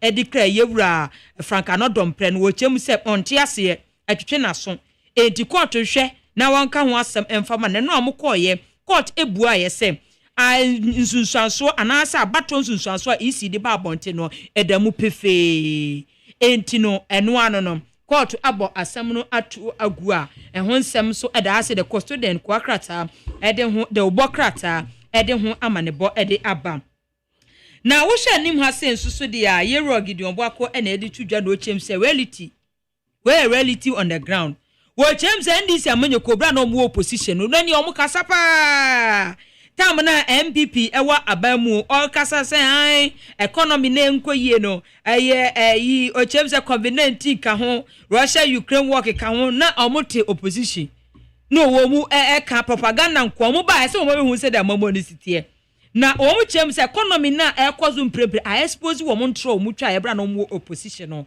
ya custodian the bokrata de ho amane bo ede abam na wo hwe nim ha se wode kane mampanyi abede eche Dr. Mudbo Miamfonyi ababeto a na wode osofo Reverend Tim Fojomfonyi eda ha na osahene Alexander Fenyomaken minority leader Msufonyi eda ha na wo bo amane se omampanyi dada abede eche Dr. Mudbo Mia akopie mu ewo Ira Tim Fojo efie ebra na NIB ekoye omuchem se nura de bokrata ne bom se Rainbow Star omo de koye se nkaye kwakwakire no a wo mu antimi ankire no eno no de tudwa echirem se nyame nim no kureni kwan a security agencies for no etete ye opposition for no entwa yie kura ho nsem so eda ase de custodian de bokrata ede ho amanebo ede aba na de bokrata ye de to aso de bokrata e friend say Ghanaian publisher wotena awurade ya adoma ye kwa yie wo agona so adru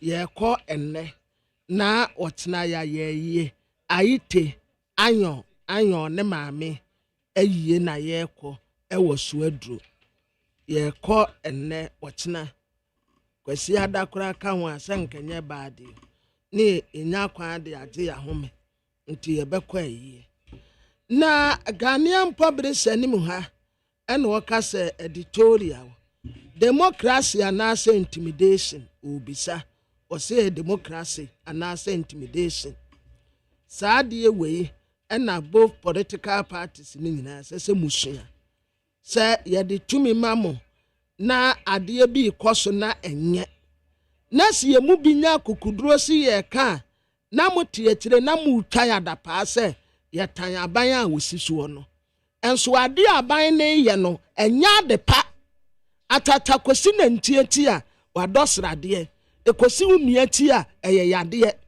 sa time MPP amanyokuo mu ye the same thing the same thing enana mu ye yakoka mu so allow the institution to work oh say ne tabehwe mu no mudi American state institution and a president state institution next time etabehwe mu a ayam hu said e mu betreat nipa Dr. Alhaji Mahmoud Bawumia ana o katra His Excellency John Dramani Mahama say na dawuruma one ne anai before ne nkasa sɛ kwan a wɔn fa so kɔ ntimfo de ofie no ɛnyɛ kwan pa adeɛ bi wɔ hɔ nom a yɛnyɛ ɛnna ni bi aba sɛ wɔn bɛ dress azugu azugu nso saa adeɛ aba abɛka ne din ho azugu mask menim so wɔyɛ o ano wɔkɔ retirement azugu ɔda so wɔ posi adwuma mu ana wɔkɔgyina home aha ɛna nka me wura yɛ fi baako his excellency ɛna no na wo se ayawa so by election ɛne bɔne ɛkɔɔ so wɔ hɔ no yɛbɛhwehwɛ mekae sɛ wode ma IGP sɛ IGP nya nhwehwɛmu dampare kɔ menim so wɔkɔ wɔde kɔɔ yo ɛne ɛka kyerɛ Christian teteyɛ hu no IGP sɛ saa asɛm no ɛyɛ wasɛm hia nti wɔnhwɛ ne yɛnnom wasukɔ azugu mask no esi aba bɛka ne din ho obi a wɔbɛhyɛ mask bia yɛbɛfrɛ na azugu te sɛ wɔde kɔkɔɔte so wɔn mpɛsa edin no ansa na yɛyɛ firi wɔ ɛnyɛ saa deɛ a obiara de adeɛ kata n'anim pɛ okay sɛ woka sɛ mayenka azugu no a because ɛne yɛ wudin a yɛbɛka no gazu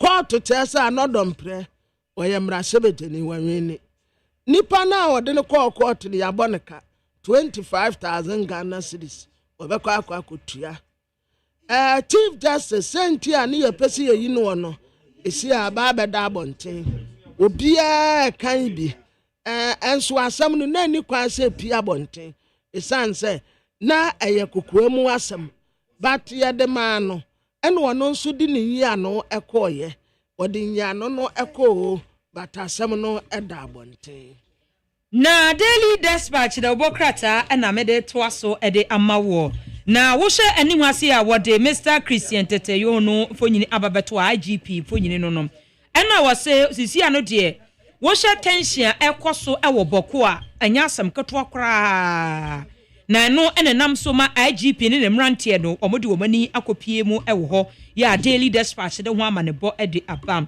na anim ha se ɛna wɔbɔ amadeɛ na ɔde GRA boss mfonyini ababeto a Yewura Anthony Sapon ɛna wɔbɔ amadeɛ sɛ GRA wɔn target ya wɔn set first quarter no na ɛyɛ 39 billion Ghana cedis nebom ɔmabro target no so kra wɔ ɛtoɔ no magye toɔ man no papa ya me no kase ɔmotimi agye 41 billion Ghana cedis ya ɛnya asɛm ketoa kra wɔsere sɛ adwuma de ɔmabɔ bi papa ya to sɛ the Daily Dispatch de bokrata ɛde ho amanebɔ ɛde aba na Daily Graphic Democrat ananim ha odi asojafo mfoni abeto ase no wo sese wo channel te se kora no but wo si eye bulletproof se wotutu ebomu a ebomu kon na ekọ ebomu kon ete se mo amahwe Rainbow First Blood ma jere wa hwe Rainbow First Blood da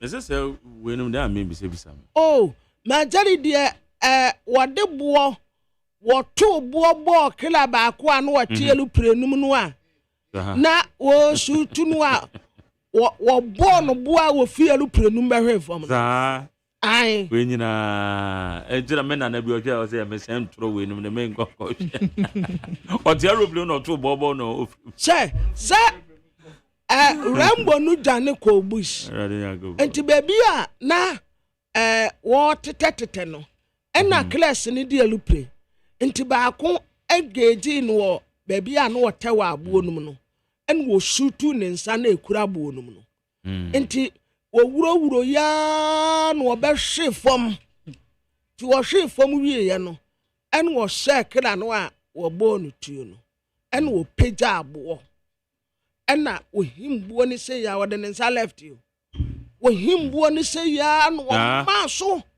na akopim kila n'anim pan our aeroplane ai no wabu afia no prenum no wabɛhwe fam ai obe First Blood sa ɛkyɛ no a na shakla no ɛno bi na sa sojafo ye o ma ɛna tamo anu wa mu chesi no nwura mu onse nkrama no wokun wo mu nyina nkrama na ɛsɛt no wokunwa mu nyinaa nti wowie ya wɔte ba kurom ano watɔdɔfte no wɔfa bucket car no ɛna wɔde ba kurom wɔ ba kurom barrier no oduru baabi a barrier no wɔ no no wɔde bucket car kakraka na bu barrier no na asogyafoɔ nye stop no atuafoɔ mu so wokunwa mu nyinaa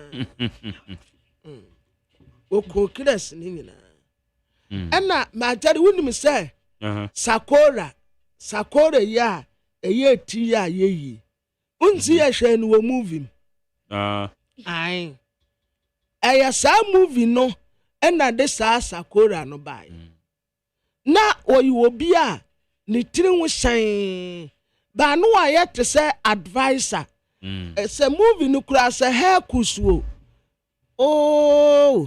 mpɛsɛ me kai title no ɛno na de sakora bae na yɛnim eti a yɛfrɛ sakora yes ɛna de sakora bae ɛna the head of Medusa ɛno kura na nameka no ɛna wansɛ the wonders of Alibaba deɛ ɔtena kɛtɛ so a na kɛtɛ ne de n'atu no na ɔno so atena Alibaba nso atena ne pɔnkɔ so na pɔnkɔ no de n'atu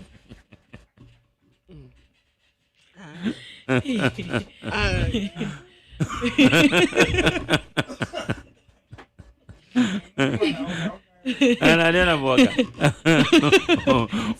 so ye ti no dena boka movies akukudam ya o keke me no me movie watch out ma jana ne unkwala brem na unya kwala abon kura movie na zabe me eji mi school ameko no o say ye wo JHS primary school ni ada na omo organize ema won be yi movie school mo ho eno na bitimi egogwohwe bie na say me ko movie house there be it's her life in there it's her life in there me lucky because it be as obubo movies am hwe bi dey say ma jari ba ko a me say ya eya me fe pae 5 element ninjas bromance no wo me 5 na wo mu twa nsuo na cres no hihye nsuo no the killers and blue man broma no wo mu ya 5 na ninja no wute wo yese ya wode ne nsa bofo mpe no wayira ninja bia wode ne nsa bofo mpe no wayira se eno bi na wo mu asese ya wo mu da ha no se ba to we de eye boko ye ne ankase ye boko ya ɛna asogyafoɔ ne aposifoɔ kɔ ɛnro akora wo mu kɔɛ no still wo mu saa akɔhyehyɛ barriers wanwa akora ya wo mu di togbo inu wo mu ba I think sɛ posifoɔ yɛso wo nsɛm ade an yɛbum ɛnya adehye no wo mu bu afuo mu wo mu bu afuo aposifoɔ no sɛ wo mu nua baako a etuo kan no sɛ posifoɔ etuo na kan no sɛ anka ne ye ya Monday amonka sorry and no makoma nto mu yemo wahu ya pamocha we dey mistake na baye na anya na gene ne se wo tutuo na bonipa no but agene nsam yesremo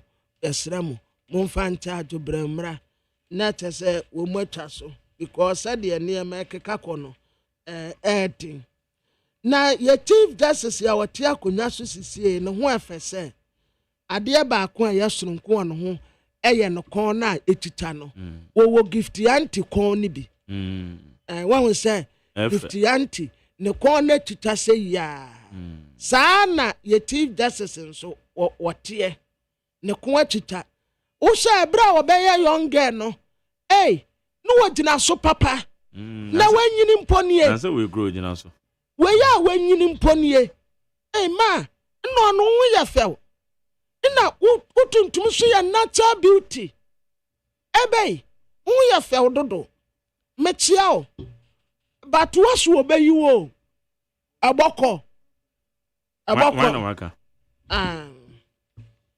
abrehu wan waso nkofo a wo wetinya san won pewa asem san won pewa asem wan anyi won ye adwuma nyina ɛna anomete wase ku bia ɛna ɔbɛne ɔsɛ adwuma no mpo onye bio o tender ne resignation letter ɛna wan wo kan ho nya obia pina won pewa asem nta obeye agyae na kata baby di wa hom nipa beye bi wa mani nya ma oye wan pe asema yan kata ye baby maba besra wo fie yasi ye beyi no ɛna aha ma me je mensa de ne de anya nduru so everywhere ya na yeko na small scale mining license no committee bi say omo beye review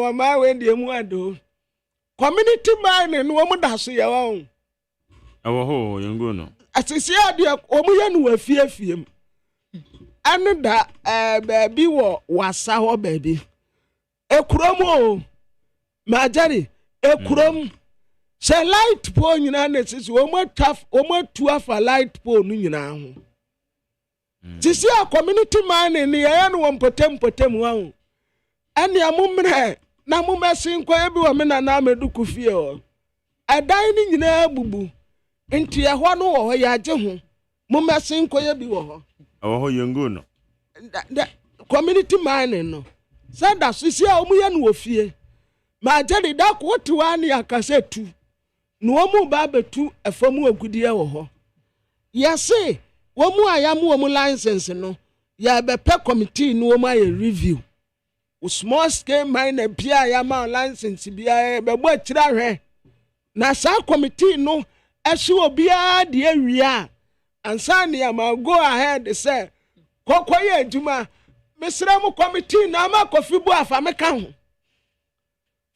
ho obia nso a wo beba committee na nim bia wo mfa wo nsapan say wo ba committee anim ya fra wo sebra na wo ba committee anim wo mfa gold ama ya beto o license no o ba prefer gold kura won sembra aya 2.5 billion and ye here ansa na educational infrastructure deficit yetumi emeti Minister of Education na Daily Post the Bokrata ena ekrame wo hwe anim ha wode ya mame Alice Oforiata wono ena woye kane managing director ade Emma Tema Development Company ena obo amane ena wo se womu esusu se asase bia eye womu dia omu aton ede ama obi a womu susu se woye yewura kane fotosamfo ke no Oforiata abusuani Daily Post de ho amane bo ede aba na Daily Post kroya na obo amane no chirem se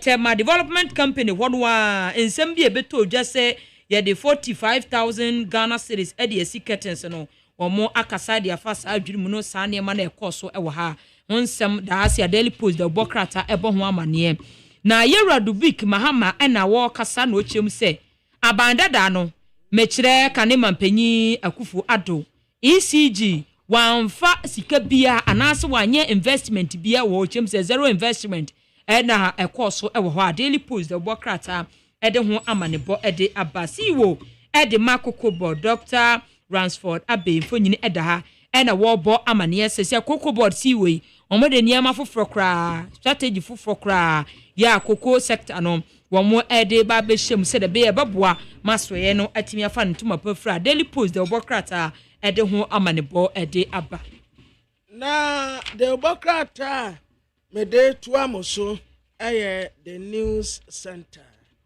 na the news center hanum say enra enda sokrampo de Bokrata na saade aba na jadie pop no ana oyi Nigeria movie no a some time ago okoto nsuom na wuye no na yire ebedi ne 1 year na wakasa bebre just like kwasi ade temu no John Kuma na yire no ono so koda urade ase ma jari John Kuma de nya 1 year ai woman near 1 year and so. Na yire no video me de bema wo. Na watie. Ma jari ya no sere kwa wo. Ya no sere kwa. Omu a no omu se, omu ya na dofo pa se. Obi tumi kawa na no. Ena me se John Kumadi o ya me body. Ma jari omu nyina sa omu boa. Omu out of sight, out of mind. And out of mind, out of sight. Uwo hono entina omu se omu ya namfo omu boa. Nipa dodo san nipa kro ma ne nsa so wosoro. Ene wakose John Kuma manu mpo. Wakose omu so omu ho te san. Akose ne yire bisa nsa ne ho te san. Mumu dodo san. Akwankwantia sonson ho na wanyina che. Wote wa dwene wa brabom. Dwene wa wo ho. Ni ewutumi yenti o ani bebrebe. Isi ya politicians ya ba power. Isi kohwe sikasam so afo atofosen. Ese ne namfofo ya bebre. Afofrofo bebre. Old ones ne kura omu fra wamfa. Isi a wanya new friends. Yeah, wanya new friends. Because when we are finance minister. Sikani nyina wane wo. Aswafo sisi a monamfofo aye bebre. Omu buo. Eye ne emutumi ye ntira. Eni baby a motiti ntira. Dia wo penti. And why you are downful? Abraham to opposition na monamfofo ye say. Ni panche na we diemia. Ni pante na we diemia. Sa wo sika unhu namfofo. Sa wo sika oh what?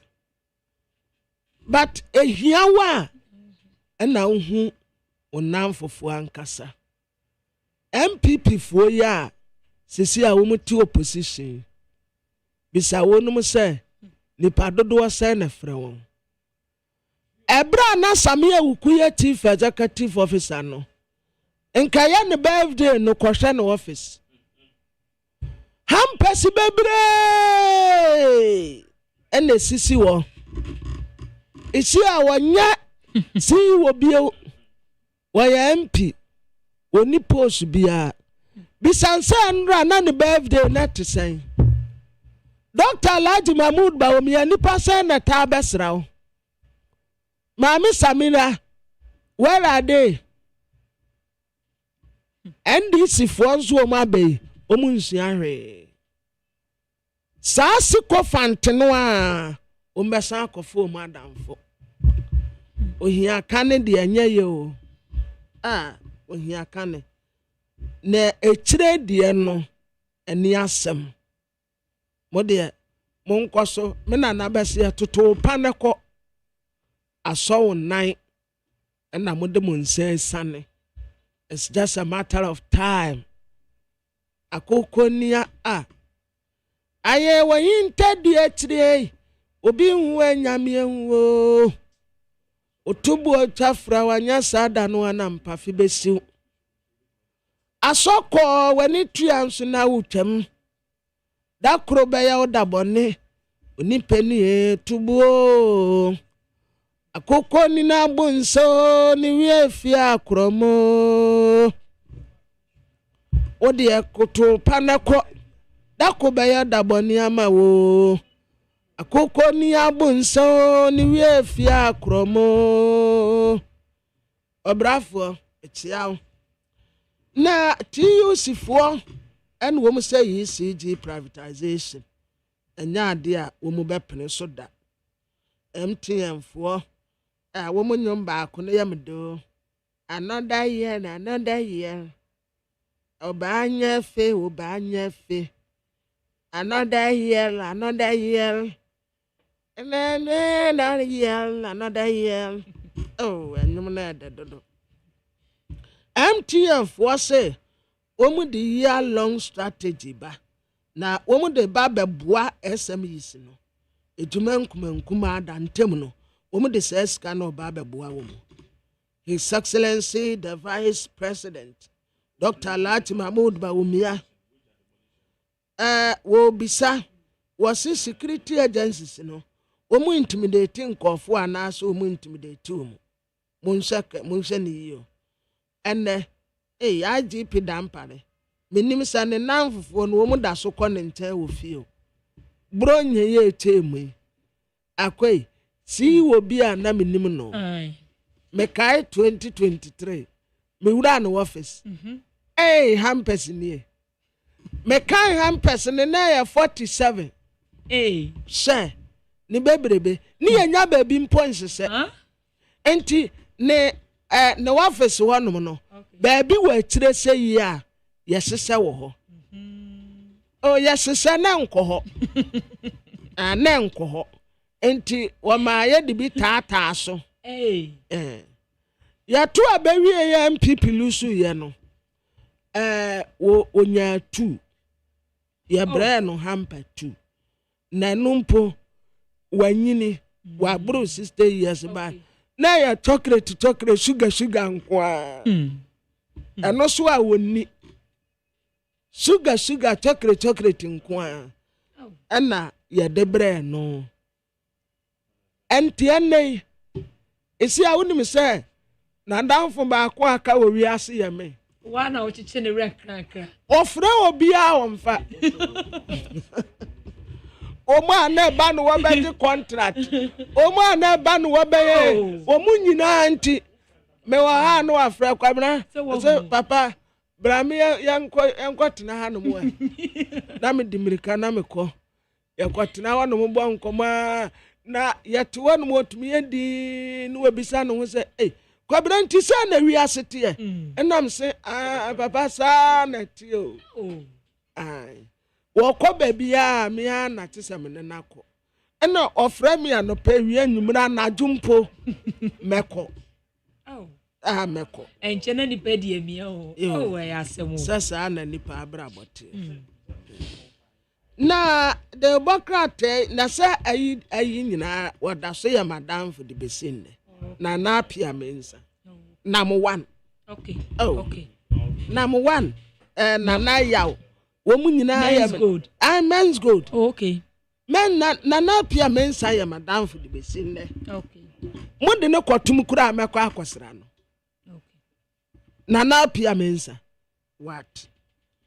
Na Bank of Ghana Chief Executive Officer banks ya hodo na womu dwendwene. Womu dwendwene kwa womefa so wombeboa yen. Na Ghana etumi egira ne naso titru pasi kasam. Mo tene ho a mo factor nka ho sa wo kwa akwaji loan a interest no asondodo monte so o mai bi o hokra mpa o kwaji loan a interest nka ho mo nsa na munye bi enti wo mo de 100 basis point aba ya policy rate enso eka ho bi to as media no as ayo na the Democrat the new weekend crusading guide yase medical abonyum bi na enyumo a medical abono alabaster box no wo mu no mo tato acapella enyumo na ye to a yemfa bi tinka ho mo rap na SDA ni ye wo SDA acapella minim so mu wayo Ezekiel saw the whistle rolling. My teachers of turning on my way. Ezekiel saw the whistle blowing. Where the middle of the air. He called and Ezekiel saw the bones, and the bones darker, the bones. Ezekiel cried out, crong, dry bones are walking. Hey God, Almighty God, the dry bones are talking. Bones are healing. Oh, bones, I hear the words of the Lord. Bones, bones, bones, bones, I hear. Oh, bones, I hear the words of the Lord. And the backbone connected to the leg bone connected to the backbone. Oh, what one to the one to sa capella? Me pacho mati bibisa, but say they will see two with the AV. No, I had dry bones. Okay. Dry bones. And now, woman the two sign, my name is a capella for no pursue mu you. Okay. Now, had woman no bobit. I SDA. No woman to me do woman no cry a bobit. But no woman ye a capella group. Okay. A capella group. And was say alabaster box say medical afanenyo. Medical no one no street boys no penasem say. Nenuma or boy ya me the power say ye was say you seminar no facing your man. Na iPhone 14 and ton was sec. Abam send pa krokoto phone. Na phone no kotoye no. Wa ba fi obabi esu na ye seminar. And was say onyi seminar no. Na onfensi nioma no. And was say nipa kro no threaten no kura say wo de no be court. Was say welcome to Africa bi. E wo ne na de baaye. E na we ya akofa. Inti medical e wa ha. Customs Commissioner and yaso on MPP fobi. And na Kumasi Base Entertainment Journalist bi. Cars bia ye oxen de ma woman no. And ho aba asem. Oxen cars. Ogojo oxen car ne ho aba. Na jan wa say asema ya de bia me ka. Dem na say oxen ne mrama ho kwan. Nti say wo fa kwan papa so na akwakoje a. Me o de mama once the kura menje menka me fotro akwaba na de atia yesi ye frew bra besen ko o ba fa wo lawyer di wachi na bra kona wa bra sa tank metumi de ada yesi oxen ka ho aba asem bi court we issue bent warrant say yankwache bosoman kralo na Christian tete yoho no ono ye action man and to shine the dress here with na no say yes the man on the move was a bulletproof and was a 10 wa mekaye no ebi se no wa ha na saadie we ya ese no ese wa man commando anos was nega time I wa ye wa man commando no a wo dressing wo insuo ni ntanwie ya wo de ni tuo tu no kon wo se ya ye trase commando no sa time no odi elupre no one sa aga ketewa bi no isi akura aga no wanyine wa ya maame ye se wa wo bebre sa time wo de elupre wo de si insuo no so sa na elupre na enam wiem no ye wo ba akubi wo wa utumi ema ties ni nyina kwahyehyem na asada ne teseship na sinsuo so otwe ya de ko dru crest ne territory na wo dress ye satam wo dress na ne fepa wo socks na odinisa ye no wache na mpaboa kekraw no wasane we kraw no wade we na bonimu kraw na wode ade na ye nanim na ye tuntum no watam tuo na to no kwa na ye kraw no ogina wo sei behwensem ye bon sem sa one man commando onu bini tete yoho no enti hono na wa chiche ne wa describe ne dress ne sa no enu ne ye dia kofa movie ni mu ya wa ye one man commando one man soldier satam no majani satam no a one man commando wo dress wie na wo tisi crest no wonum no wokum papa woni wo mu ekokon ya ne yase emra sebejeni ni fie nkomo kwa akwose no boko central mama yarega but efie no anse ba police commander de ende ni nyina ase dwere bi wo mu twagya tom nti ase ɛna posini sɛ wotu obi fie a sɛ fie ne yɛ nipa korɔ de anya ne dia ɛno nso ne yɛ twagya tom ne ase no na ɔhene Joseph Opadijan ɛyɛ yɛnua Opadijan ya ne papa ɛno no na ne yie no taam nso ɛso a mɛka kyerɛ mu. All right. Kobe Yaguso, hi Ghana Muntie Neat 100.9. Yeah, yeah, the interview with Babeto also. But I said, and also a week when so Sam Jata George, Honorable Minister of Communications, or the SMB out to Tuga. Na SIM card registration, no card was saying re-registration, and other matters, FR radio licenses. Ma yenti semibia na oka. Na ebedi hu komosese. I did not say I was going to shut down radio stations. What I said is that there are infractions. In fact, in the immediate instance I would reference, I ordered the shutdown of 1 and the revocation of 6 licenses. I shut down, I directed the NCA to immediately take action to shut down a radio station in the Boku area, Guma FM. Now that again, I exercised extreme caution. We all know what's going on in Boku. When I got the request from state security, I said to them that until I saw a certain process, I will not act. And so we acted in good faith. There was a RegSec meeting at the Regional Coordinating Council where all stakeholders were present. Their report was filed. That was sent to the Ministry of Local Government, forwarded to the Ministry of Interior, and it came to us. In the 10 days when I failed to act in court because I was waiting to follow due process, 7 people were killed. And so there is actually a cost associated at times with not acting expeditiously. But because we wanted to be minded by the law, we went through the process. And so that station had its license revoked because it wasn't the first time.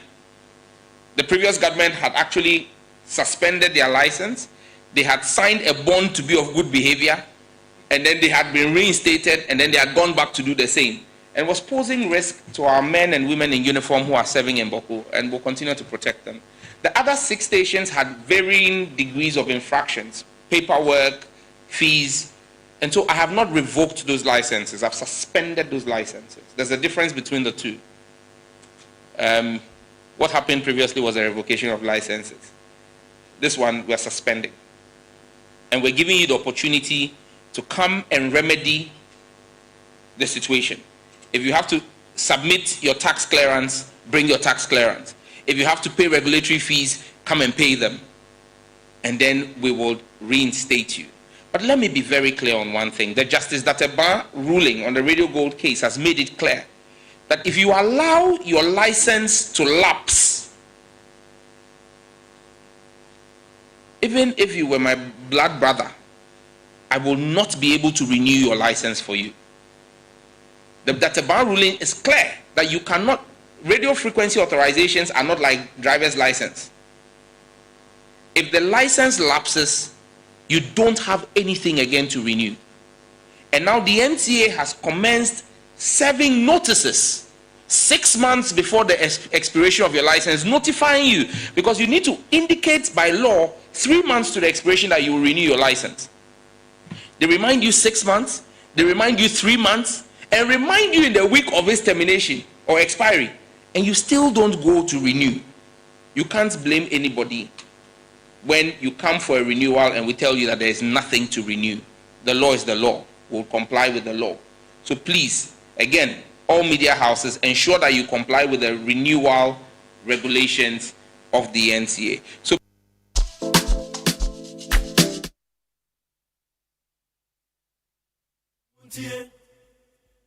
Ghana Montie, Ghana Montie, Ghana Montie,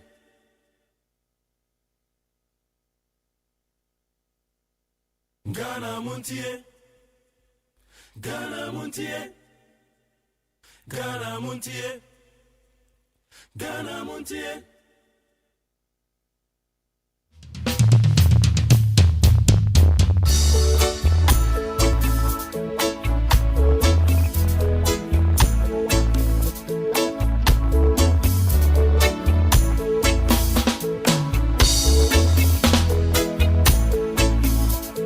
It takes a million people to build up their good reputation, but it takes one stupid fool to destroy everything they've done. The world knows your people as the most violent in the world. The world knows your nation as the most oppressive in the world. Take it upon yourself to restore your nation's dignity. Whoa,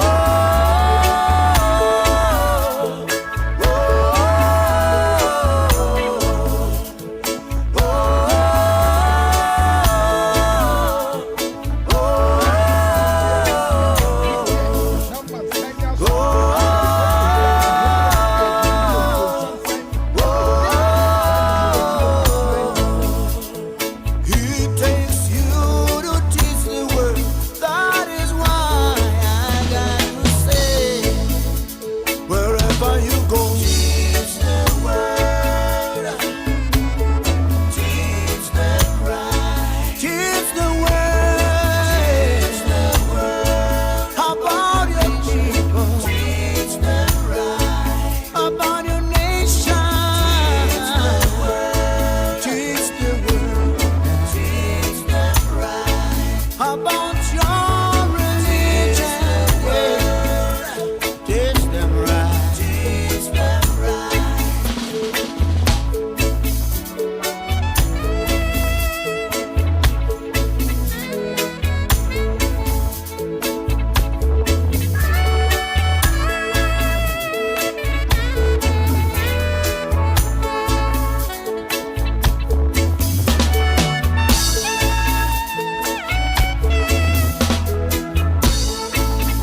It takes a million lives to get the respect you deserve. When people see your kind, some of them would run a mile. The world knows your people. There's a nation of crooks. Everyone around you should always keep their eyes open. The world knows your nation. There's a nation of drug lords. Everyone blames your people for the destruction of the world. Take it upon yourself to restore your nation's dignity. Whoa,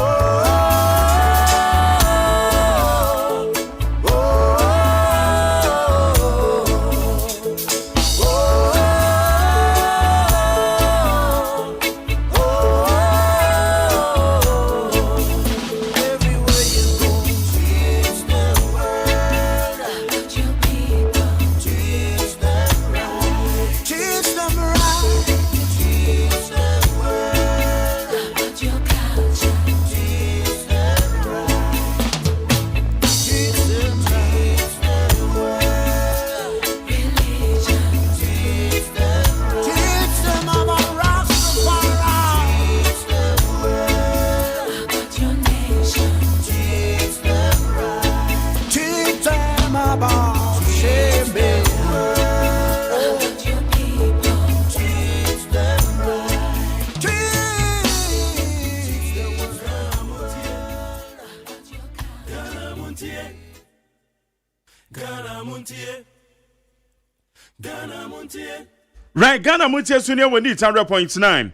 Na ene Friday do Friday ni dia ananim se bibia bi wom. Ye hwe na otwemu ni nyina samakodo esisi ene sadia emu nsamete Na ye ka say supposed for a call a year Boku led by the IGP himself. Boku sensem no ebetwe ho asem na yakana anopem. Yanhwe messages ni bia abahana yanke kan fama. Richard Adifriama Saman. Also, I don't think Reverend Tim Joy is special than any of the NDC MPs who were brutally arrested in 2017 without court warrant.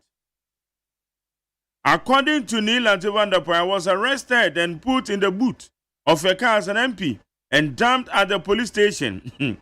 I collapsed. My polling agent was shot and killed. Really? The current Attorney General, Honorable Dr. Professor Ayini, current Energy Minister, Honorable John Jenapol, the late E.T. Mensah, just to mention a few, were all brutally arrested. Is Reverend Tim Ford Honorable that did respected Honorable NDC MPs? But Richard, also said I will come once a media. Yo, yate. It's yan twice when yan zone. Okay. Said ya who can crash and Ukrebi Woma. Of which some of them I can't validate. Said Ukrebi Woma. Okay.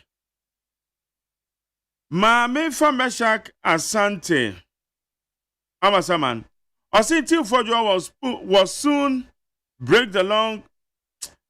Tim Fordjo will soon break the long-standing record to become the biggest liar in Africa. We all know the one who is currently holding that particular title, but it will surely goes to Tim Fordjo this year. Congratulations to him in advance. There is nothing shows that he has any evidence to provide. He's just wasting everybody's time by discussing him every day. He should note that he will never go free if he fails to provide evidence to support his claim. His agenda is to occupy Honorable Okudzeto Ablakwe's position, but he has failed in his first attempt. Honorable Okudzeto Ablakwe always supported his claims with authentic documents to prove his credibility. So he better learn from him, and stop throwing dust into the public. Mesha Kasanti. Ediframa Sama. Wayne Jerry, do you know that Ghana National Fire Service recruits have finished their training? They've completed their training for the past months and are supposed to pass out, but they have been kept for almost a month, all because some high-powered delegation from the ministry has come to they've taken their appointment letters. I would like to use your platform to ask the Interior Minister, Mutaka, why? And of none couldn't be saying. Well, I don't know. Lamtekin Rashid said, good morning to you, Macjerry. What is happening in Boku is very terrible. Macjerry, until politicians stop fueling the conflict between Kusansi and Mampurusi, we shall see a lasting solution to it. During the election days, if you have heard that NDC went to the areas and inside the Kusansi youth groups again, Dr. Bawumia, you cry. Macjerry, do you remember Honorable Bye-bye, the MP for Pusiga? A house has been set ablaze. NDC is in power today. Is Boku peaceful? President Mahama is part of the problem. The raging chaos in Boku enclave. There is bloodshed in the town, even though the NDC is in power. Such a reckless statement. Okay. Lamtekin, Rashid Na, Odiaba. Alai Baba said Ghanaians should be very careful about MPP and their pro-lawyers. These people turn a lot of laws upside down to their favor, making thinking they are smart. Now that some laws are coming to bite them, they are saying that it is not the way to go. His Excellency John Dramani Mahama should reset Ghana, especially the airwaves, by making sure anyone that peddle falsehood should not be considered as normal business. The advanced countries rely on truth and time conscious, and we should follow same to advance, and people should begin to sue people for defamation heavily as a way of sanitizing the airway. Alai Baba or the Free Madina. When said Macjerry, you happen to be one of the few journalists I admire to the extent that I have stopped listening to the rest of the other radio station. But yesterday, I was not happy about the way that you keep speaking against the decision to arrest Asin South MP, Erikus Dada. or the free or doko. Now, what did I say? Jamaica and they say, me Nigeria me too way. So we need now share mask. Eba be jina be feature. Oba ya OSEI kutetuyo. Oba ya what's oba becheme. Maza. Without showing the proper identification, without removing your mask. It's not be say mask no mo share call ye no. Na eyedien. Mask one mo share mask no call sa na eyedien. Now invitation. Mo say mama invitation. Or also say more mom invitation. Or your honorable member of parliament. You can't tell me say with the phone call and invite any somra. And yes, I did here. It is invitation you have. More fun to about any again can. Say me can we am back my carboniana. Okay. Yeah. Aya ebinom eka di omuken. Okay, aya waso buy less na nkofo ne de ade ahihye wo manim. And na ide. Na me cassette say that practice is very bad. So we a security ni na say o kwa akoye operation tisa. And na wo de sa mask. And asa aya waso buy election dia weekend. Yenyina aya kan no mayimu. Including commission of inquiry kure ba aya yehu say say nyamra sam na mra no kogdi ye no. Na nya papa. Good. Eya kan wa ha. It is a nice obi asa kwa akoye bia. Sa mask na wo mu di hye wo mani die. Manjadi, ayame. Okay, what about if Sandy Pani a fake cow be there? It's the point is, Bamba for no more, a bra one more mask. Ebia one more bribia one more besha mask. But say wakwache MP. Now call if you know why share mask no. When you grab your mask obedi and I can summon jolly. Okay, pictures in Ibia. A handkerchief for boom no the kata na so I don't know what is that. I don't know o ferry. Ana dia okoye no usuru. Enti na dia. I don't know can ho asem. Apart from that. Ma jare plan no pa mpanimfo tie pa. Yeah, wo mu tie ya papa na o mu bo wa baso. Ayi when me say JDM ne brother be the Alfred. Alfred Mahama, yeah. Na was Jowuli traffic light. Ma jari edu awia bi na sa wo susem na hume a. Ana wona so. Na me wo ho. Anya time wo mo ba power yo. Or wo position. Me do wa bra bi wa fa ne lasisi. Ono na osom no. Nti ogba pesie ba. Na ye nyina yete form ni yedi. Ya doso a yemi ansape. Yemi ansape enti wonko ba bia. Ma jere ya na no mese me ko ho. Wo mo ba power.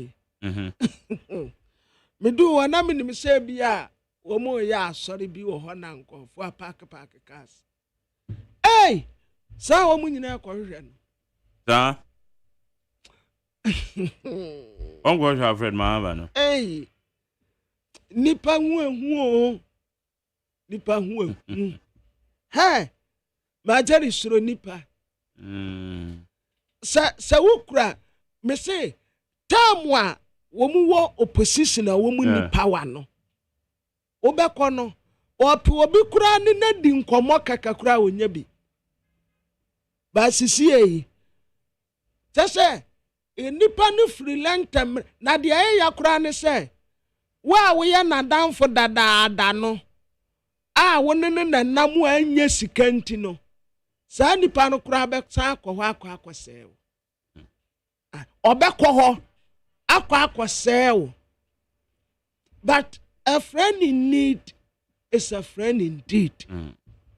Fake friends, fake friends, fake. My very old friends are the best. It's true. Yeah. So who to me who this is here kwhwe MPP fu afiri aban mu yi bisa wo mu amu akwata nipa dodo so na no ofre mu an no mu befa contractor fu na ba ne nchen ni fi anopa wie numire anajo esi a wo fra na opa obefo pa wonfa asanso buate ne namfofo akasai Justin Kodia na nabi omu namfufu akasai. Market onu kradi otie kurase. Odwene no ho.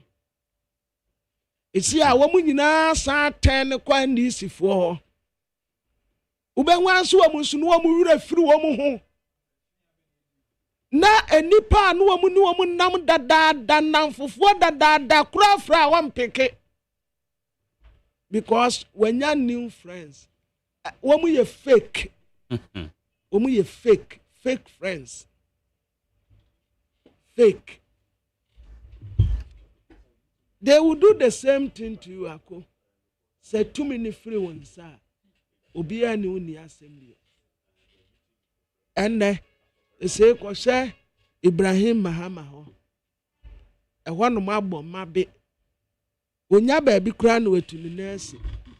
But then, now when you know you're empty.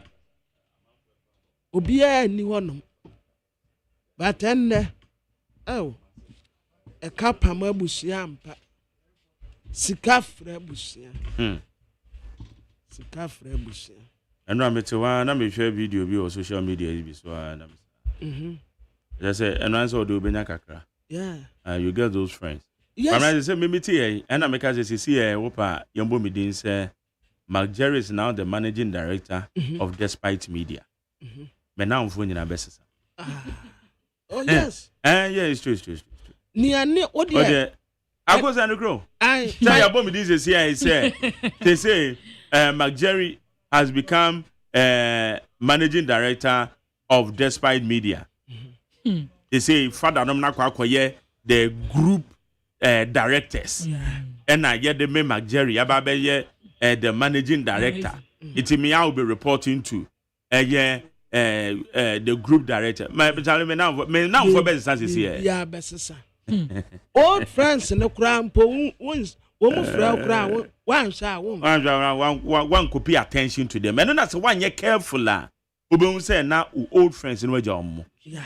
So, and then politically, no, a walk by bad and any panity actually. No, yeah. And my daddy, I am not politicians, no, the end, I am a young one. A young one, papa, minim say, Womu and is womu dear Duran Sana, Woma Baba, yes, said, a bam says, Womu by ya, Yamu Prissy binum. Yama womu be binum. Ebiana, Sudi and a Dawson. I come say, aha. Opposition for ya wap away. A woman opposition day. Tama no woman ma bemuno. O ne bi didi wa. I saw the end of the I know refuge or one more no mukuno man. Ah, and it your murren few. And now so it tells you say immediate ones we are set your how it be and ultimate as any panel. Yes, panel. Kai say one now friend no. Yeah. One now friend ni panel we hear more. One need to me now could do position we are say I need your ref. One need to phone so kasaba 1 hour. And 1 minute to crown to me. Sebia saa time no na wo position wonye hwe sia no power bay minister wo to kwan sankofo no a sankofo na ba wonten no it's because of your position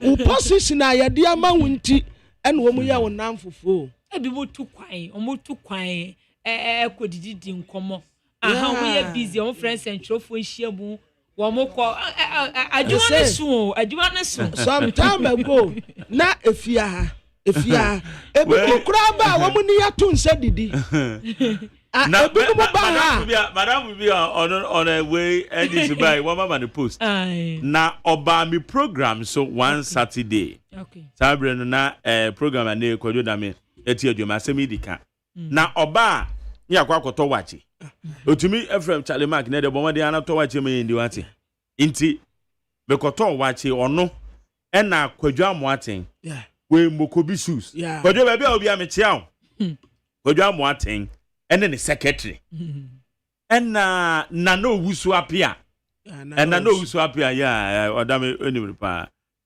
ena yete your office hey ena yatese wachi ni mo eti ye bia mo ne pen na me twi me phone na me say hey mami count na nipa de mami count to na who say Saturday anopa aya ye ba bedi your friend the watch it ha it be chan no to one na make am say wey that be one buy back now be your poster na me the account abeniam pan so ndc buy yi nyame adom when you post and na makoyi picture no and na me dey forward no man ka she obesresa and abo sresa no ka tell Mark beba o what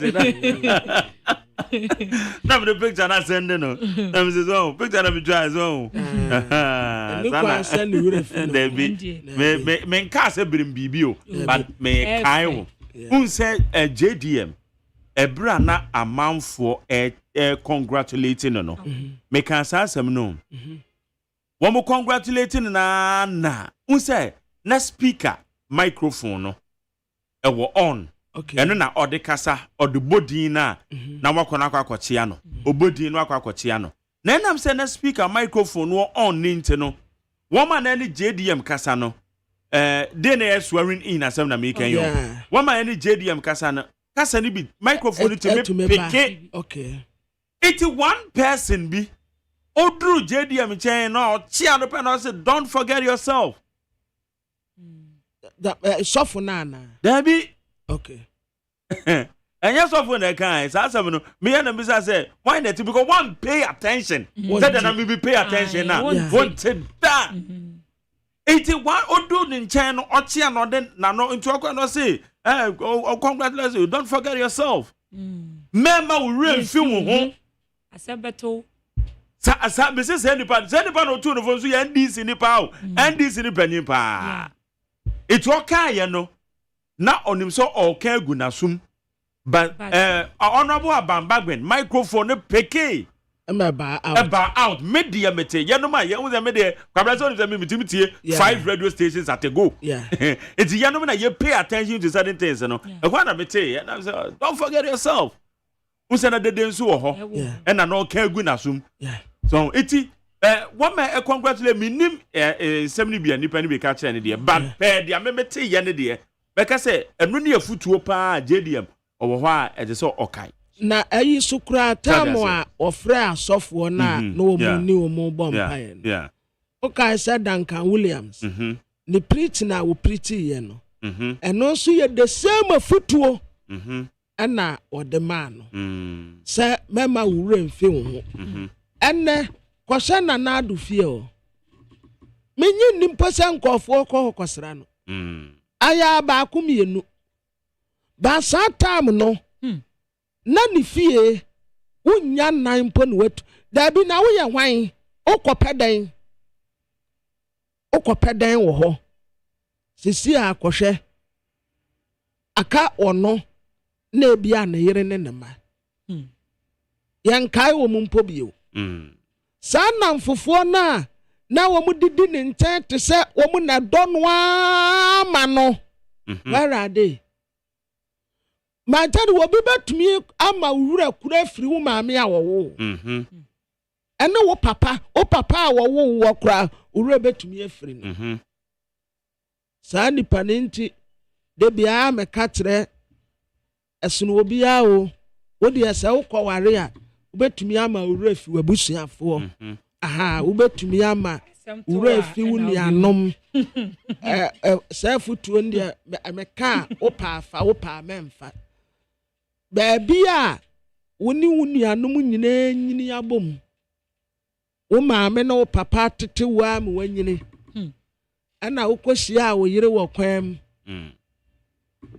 ana de ure fi wonum nyina because of wo yire nti mesra mu o ubetumi ama wura fi wo mu and yes wodo de yes love conquer all nti ubetumi ama wura fi wo mu ba sa wo kai wo mu nso ankaye ankaye o kai wo mu nso ankaye eni kwan sama jare ye wura firi ye ho na wo nua oni ni firi moja kro na wo be frɛ wo si wo hia moa okɔ hɔ krampo no ana oba no kra pam okra yes Enso ebi a wo bra no nso so a waba ho nso so wo kokan wo say na de na wo ba wan frɛ me na wo kɔ wo bra fie nso a ɛno no ɛyɛ de a wo kɔ utu kwa akwa mo no na so kɔ mampanya so na so kɔ minister bi nche wa wo nyina nyini abom mudidi kuro jare kuro dampa kuro so eto de bi ha papa na oyira baby sa say na o brother oba ha be ye dey oba ha be ye dey wow na wo ma me kura wo ha adwene dodo me ma me ha adwene anu oba won kra abi just see ande ya na wo be ya ma ne bi nso a wo mbetie ma wo se kwa wo de ekọ ekire be kasa wo de ekọ ekire ye be kasa no wa pabo ma mi ma wo de ekọ se de be ya me mpetro bo de ekọ asundwe nti wo de ekọ wo se kwa wo de ekọ mema ne mane ne kra po nya ofa ma no won kodu fie so odu fie mpo de ye be frɛ mpo de ye de be mane mpo a senke ye na wa unu ehia moa na wa frɛ bra hwa na frɛ ye oh me brother o sisi ayamo no so mra bi na ni nuanom kra ne wura fi wo mu mesram wo ma mesram we de me ka no wa oba mo mpam wo mu ne ma me ba mo mpam no asemo ebi mu eye ade e wo sadan bi wo hopo a sa ma ne nyame be hira wo mu omo ne wo mo nsew no mo ye fine pa me nyame hira wo ye waka ba kwa ne wo ho no se ne maame ono ne ye waka ne ye bema ne maame e ba fie ho a ono bema na no ade ne maame ni nim one ne yere dikan di hu komo ote wa wo be kofie na ne maame nie one ne yere mu edu na ma wo ba wa anfa ada fie no kwa wo dia na wo yere nsusu fie no so ye ne de iti eto ba bi a eba sa akọ se ne maame ne yere mu tibi di nkomo pa no kodwe ho honte ase but eto ebi mu die kaka motofi maame ni ba fie ho dia he wa ba fie okura wo ne gbo nkomo no wo ne gbo nkomo na wo nim se oba bi tumi convince ni kuna se ne maame ye ba ifu ma ba ma ni titum so wa compare bo say wa kwa ha wa kwa hwehwemu obi aka kire ne se ne maame osom da ya na ne maame sunsum edi ne maame tata no da ya wasisu dia se ne maame na wo munim nyansa ne de dodo na amfu wo mutinye but wo mu agini mu aha no de wo de ne tibaje se ne maame ye baifuo ne prophet se ne maame ye baifuo no so agi atu and the prophet say but ono a wo ba no maame de wonye be yie dabi na se wo sa wote ase se nipa enyini a na ne nema esesa eto da bi aye me ma me se wanyi nani afi kakra nsem bi a otimi kika to da wotie pansi ye ne de ba bi a wo de afa ne de entwaye but eno no a stage wusu se wusu wo sa wotimi hye no so se wusu betimi adu ho wusu beti wusu be wo ma na da chi se wusu kɔ wo ma ho a ne ye pamo wo a ebe ye wo da na ba jeri ayi okay DCOP Razak Osman, National Security Coordinator. On say first pa JM na oye vice ya obeye we no. Na ono na no odi nachi. Enti edu baabi na ofiri ho no. Ma jadi ya bra na odi papa nachi no. Oh na ne namfofo dɔɔso. Ebra ofiri ho ko police no. Eno ano no. Papa ya na obeduru ne fie na one ne te wo se wo mo bonko mo fa pranse wo posi mu obi ankasa no ho obi anim no wono nko ankonam ene wo koba ma jadi wo be ya national security coordinator yi ene nkofo bebre wo no mu a obeka se na boy we wo firi he woni JM te se obi ni na kiriba obaya national security coordinator Majeri koshe na woman says to about time. Congratulations. I'm looking for him. Fake friends. Fake friends. Time, Madam for lawyer Nibina. Me you free mono. And ọba me ho fi obedi me chen kra be 2 hours ya chetu edi nkoma na obi sa se e mark inti a wotiti radio si na wona mfo no we asend Mark Jerry we me ba birthday ya mame wish no mame oh Mark Jerry Charlie menya case bi o Charlie bomodi anda no pe wu kwe kasase mu mame tafo na mo ye o se nyina nti enne ya oh ade ato wani kese yi pa wodi ti hwe ona ma meti ase ese o se wo yiri wu a ana wu kunu we te se wo ana wawu ona ka asasem ne kire me o se wo yiri wu ana se wu kunu wu a ete se wo awu mu ena wawu iti safo no ma fro ete se twema dwi se asasem na papa no bisa me no afa meti wodi eno wani aba ho so amzi ono so bisa asemo da no na ai kojofo su dadilum na wo kire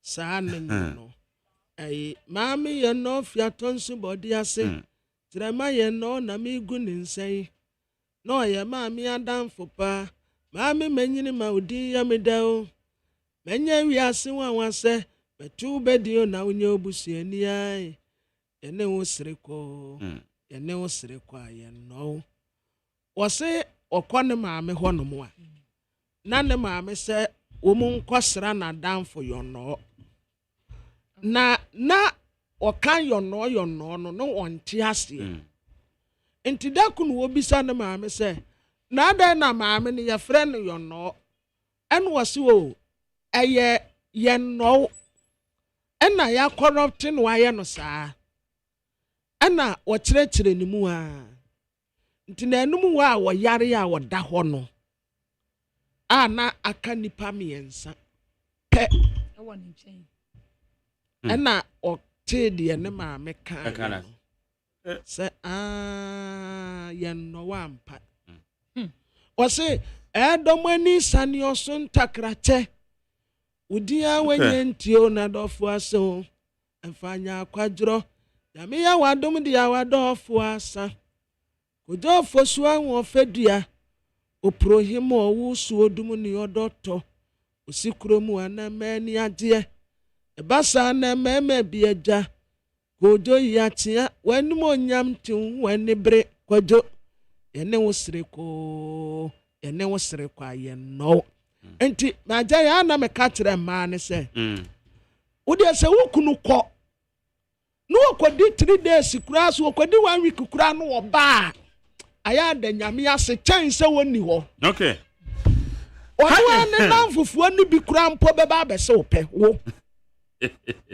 ono ane namfufuo no a no wo mu ye ne namfuo no wo mu kɔ nakra na no mpo Wọ́n bẹ pẹ́wàá wọ́n bẹ rí sukuru ọmọ máa ń ṣe. That's right. Bàbá àmàfọ̀ nso yẹ smart o wọ́n sẹ́ JDM asẹ́wọ̀n Amẹ́ríkà sọ obi tí a ní nsẹ́wọ̀n ká kyẹ́ nsẹ́ don't forget yourself ọ̀nà obi asẹ́ndé ama. Wà bọ́ nípa nìdí. Wà bọ́ nípa nìdí ní ẹ̀jẹ̀ sẹ́ nípa ní so pay attention paa. Wow. Màá jẹ́ ìwọ̀n nínú.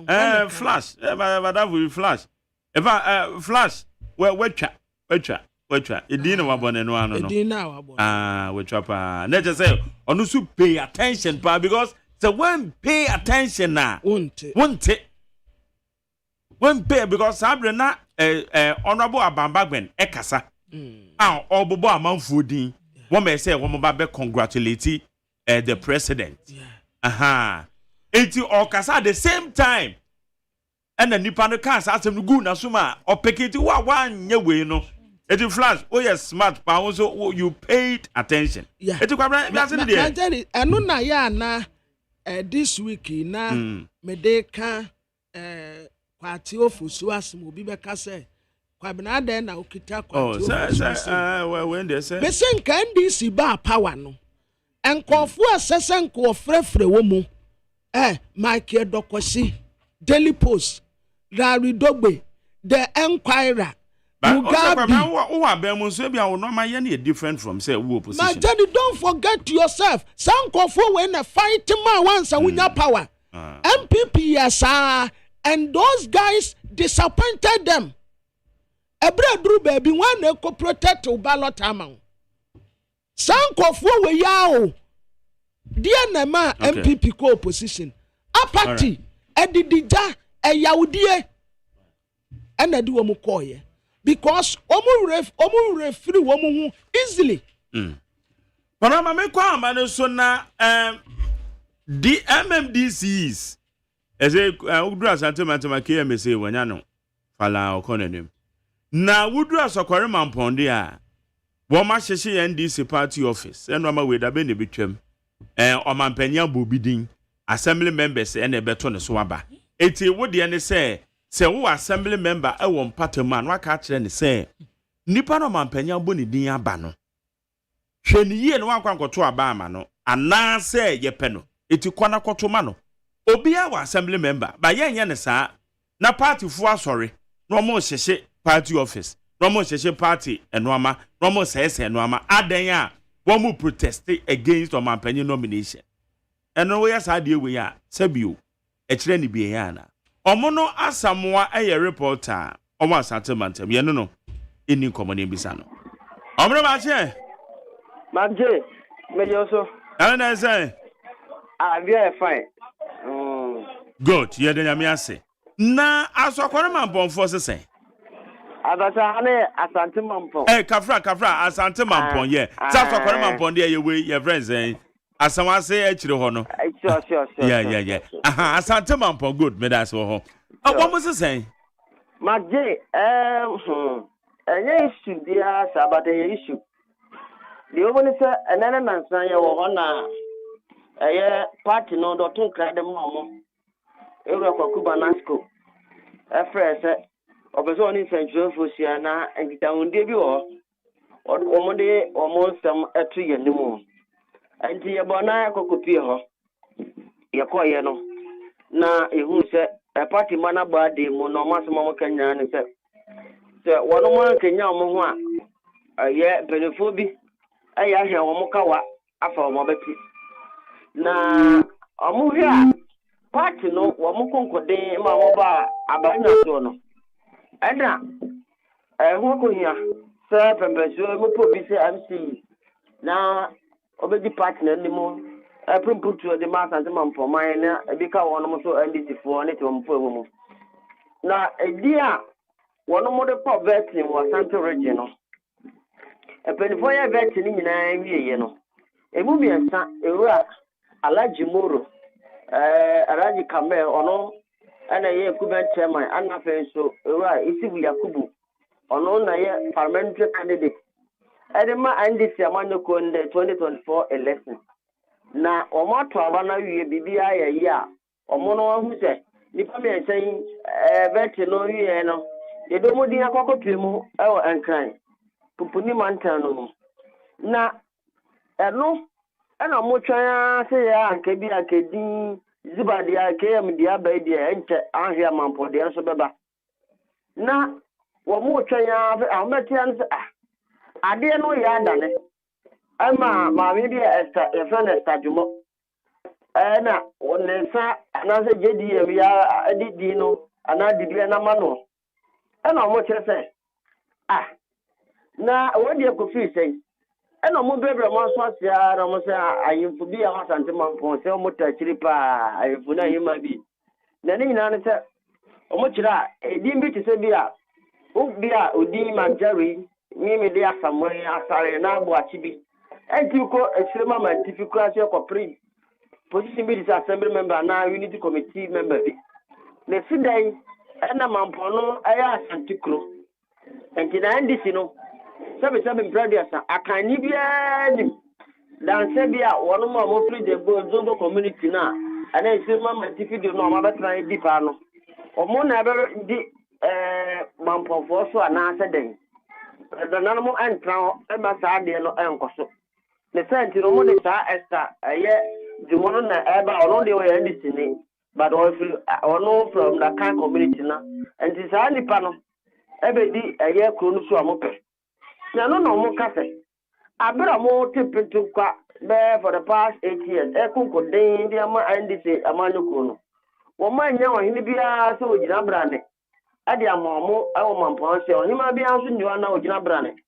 ade ma ndc amanyoko no ha so mo kafe wo hima wo die ene no ana ko na krada na ebia wo ye suggest bi kwa mo tima fa ana otu nso bi di ama omo ana twire TNT ana otokoko bi wo de omo ana akoko de ha edi de eduru ni se adodo de bi aba na omo fi se omo a ozo go community no omo dominate o wa ndi chamanyo ko no mo ha se omo ya kafo no na adodo de bi aba na ye de ma omo ye yi omo si sense omo de aso mo ye from for free baby na aba de a ene na omo di tuma enyi ye kra ejo mo ka chere man panyine ene part no ne da fo nyina ase omo nya hwiye na omo nya mistake kra na said nipa me ensa omo do mu di aba no anye bi kra de mo mo nipa ba ko wo mu a omo be ye okay na se bia de na nanu mo ahefo ka na ohi bia me campaign fa mo mampone potamu ne bia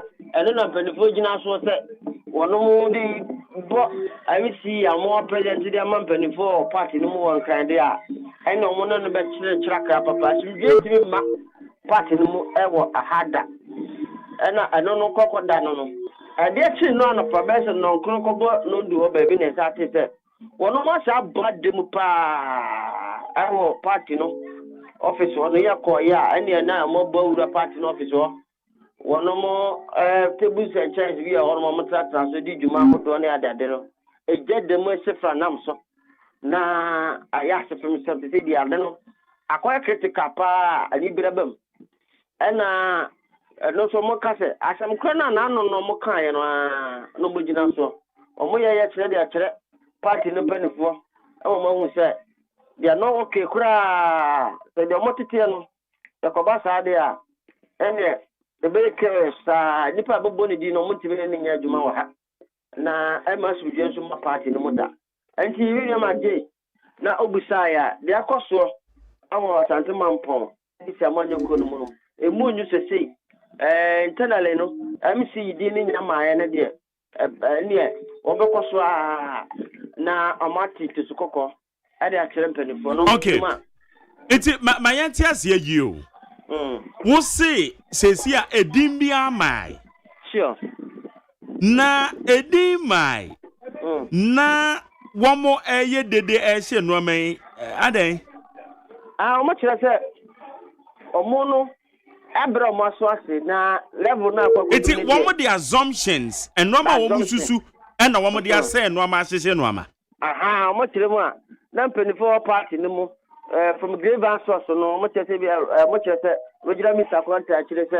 ade no de sajugo bi amo atete no na mpanifo fasa adwuma de ni ma no na nti o man tu sa na mo ne na ama mpanifo hu se omo bonyu so a edi ni nyamba pe enti mpanifo so be di akire okay omo no omo be sikunya ni ade mpanifo so na ba omo so ntwi edimi ntwi omo no wo from enti no omo kan ne da sempen for say omo ntu omo na mo ne na nyi bia omo ya wan so omo san omo no omo nyai anya sa de a asuje nti ma party no mo enti won na wo mo se edin ben na nka ebeba tisu bie ma edin no de oba bi na awraba bi meka no sa efere stajomo eno ene di amate se ere na mfemo ma na nanu ma hempa president se ahwe ebeba na no ena omo cheso mo bonyu so enipa me ensa amodo mudi koye ewura Alhaji Kamel ana afensu so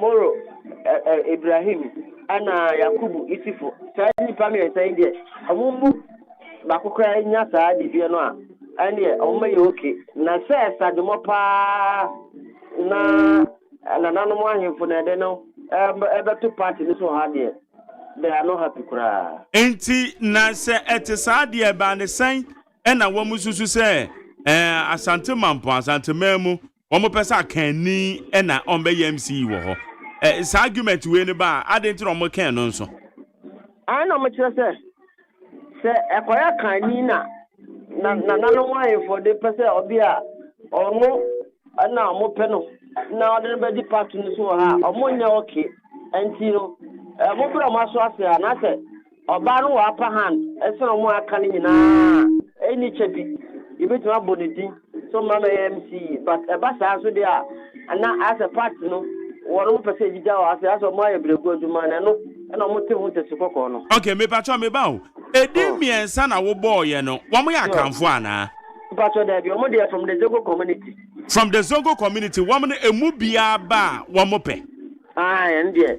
Nemo Sadwomon no ya kani.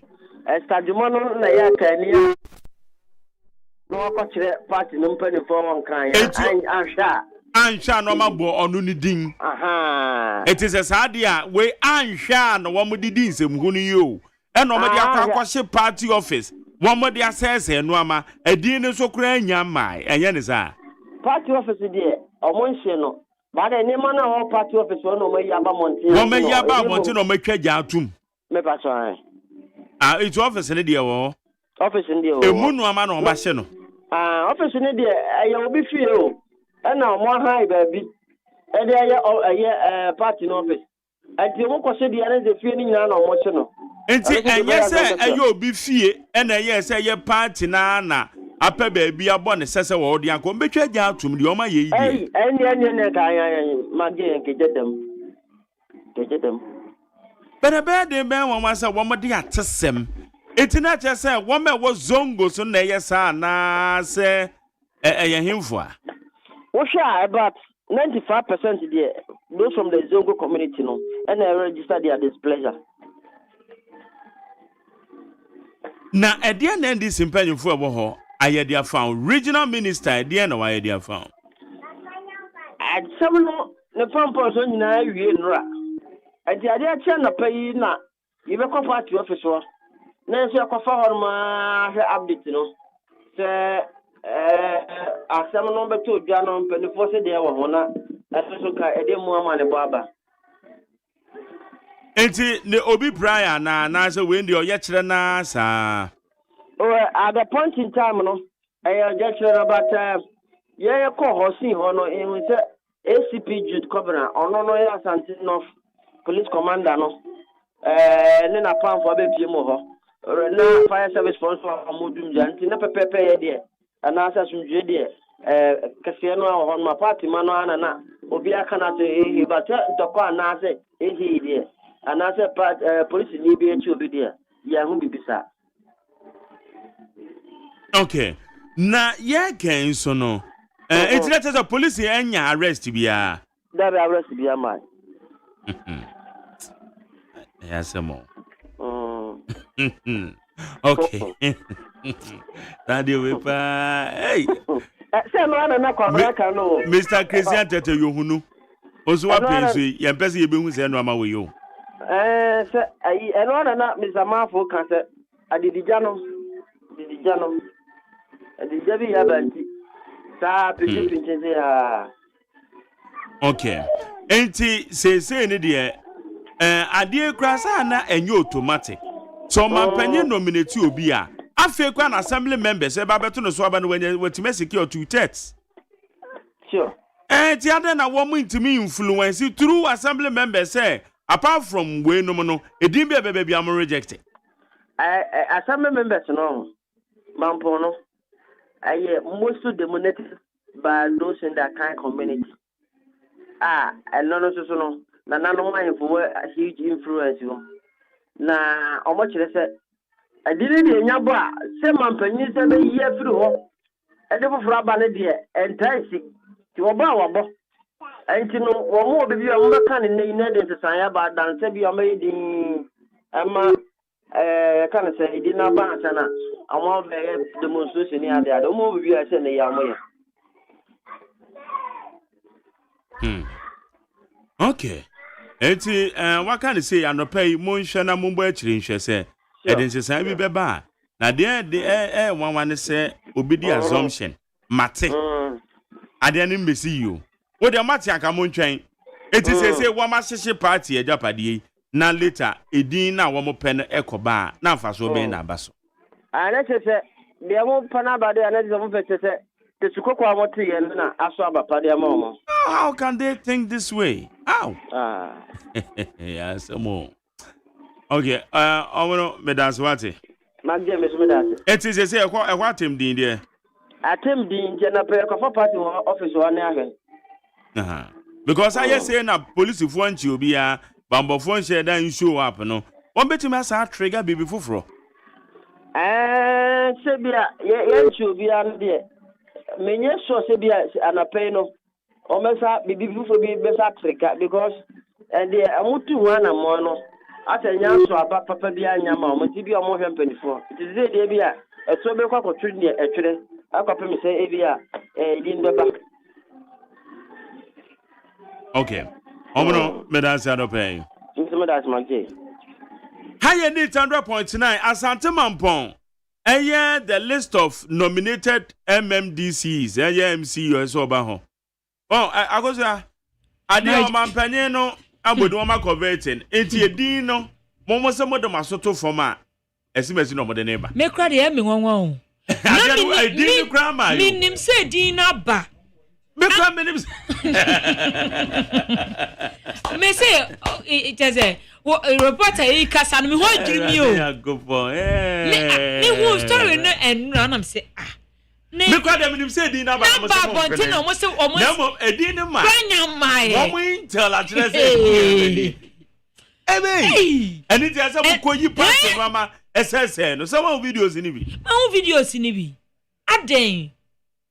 Ana sisi ane de mashe no nko a e wo hye bibia de na obenya afiri mu te se ne na wo bisa se enti no se no mo da sorry na ni edin na wo mo so wo mo pe no ya body ama omo a na ham no ma cost no hwan damage no hwan na entua hwan na ekotua Sunday we na make say basa na se police fo moya madwen se political violence bi say no moyimani wo ho a me no moya adwen o oh there be Boni bia obi agbo awura party office wakwakọ yi no ma afura betwa gya tum wo montene so muntimi nchi obi a videos wo abonte munchi obi a se ti se de omo ka se fie no se ke party fie dia o na komese no ba omo wu se fie ne de omo akwakọ be obi mantwe bi na omo akwakọ na ko betwa gya tum omo etwa gya tum na se mabunu aba eja ye kotwa eja to police commander fie MP fie kotwa eja to party office enasa dia no na ayeden asemba enye anoni ye de ka wanwa we ko ti moko ye na nka bia pinche bi na ka bia obi atade kwa hye ye na nka otoja no mu praia anka so bo no mo de kobo hwan ya oh media me nwanwan po se o matimi atu na nka wo se munya abotre at least ombetimi ni mpanyifo akasa sa omo party mpanyifo ho ombetimi dia fa omo so na nka aduru abankesiem ti minim ne enti emabunu no anya abotra wo mo edi sa adwuma diewe in fact ha adwen pese bia ye besa ate no ba bibiom se misusu dia se fa nka asem ususu dia se dia be na nti wukti ususu ye na ususu ye na amamu so se misusu twen na ke edi ne mra edi mai na se di ne background se na meka se di ne ba se munipa no mo na assembly member no edi ya obeka kire no se krache kwa wo ko no fini no kwa kwa diske bi anjo na ezifie delegate de omo nyi omo disa eno de na me kwa me assembly member kra na me assembly man kwa me sa we kwa de menyi ni di edu abato ne to ne dia okwa beka se wanto ama no a obedi hu nipa kro say secret into who medium assembly member pa de Ujinidi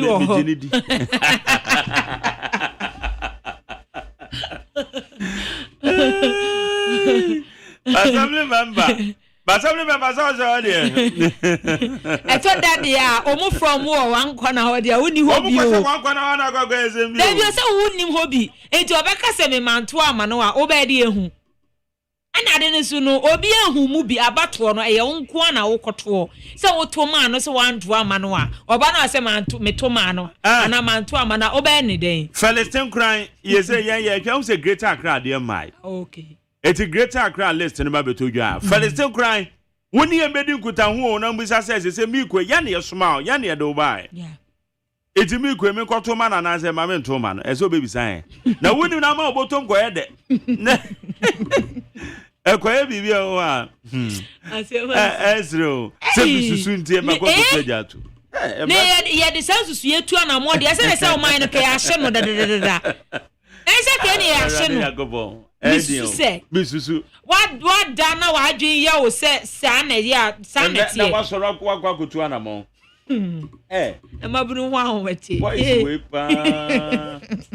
Whatever, you trace the others here. I need 100.9. Nipa enyi na nani ahoɔden ɛba fo mpo mmabunu bi ɛbrɛ ɛwɔ w'anim nanso ɛni yadeɛ biara awɔ no mekanfo Optovision Eye Clinic ɛde ama wo.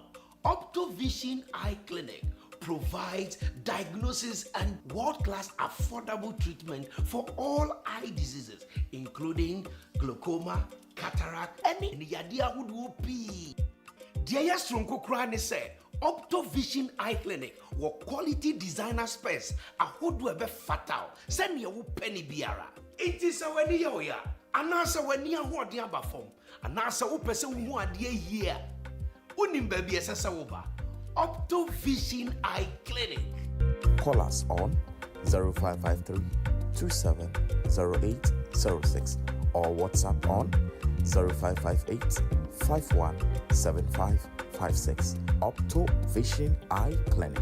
Hey, catch it. Listen in here. And you ma beto to dia me baba no hwade no. Hwem so betumi a. Hey, asew. Hey, now beka. Ya John to mami ensa duku portmanteau. This way chocolate drink. Na kan wo hwe afibia nso beri ni waware ne a. This way chocolate drink. Na kan sia. Oh, asew. Wo den kan no tumu ho. Me be mo anu nso wo hye kura dia ka ho. Wo hwade a wapi ho. O ka sa batete e da fom ho. This way chocolate drink.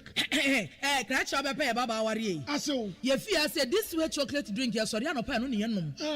Ye be chef fridge nom no se snack. Ye nya hoho a no ne de serve wo mo. Ye didi wie ne ye pe bibia bogu ya de so a. This way chocolate drink ne yenom. Ana this way no ti ano a, he se kire wom, koko wom, brick wom, bibia wom. Ade wo hia ne so se. This way chocolate drink. De wo hia ani so se. FDA ahwehwɛ sɛ adwade nkratoe mu agye atom sɛ ɛyɛ.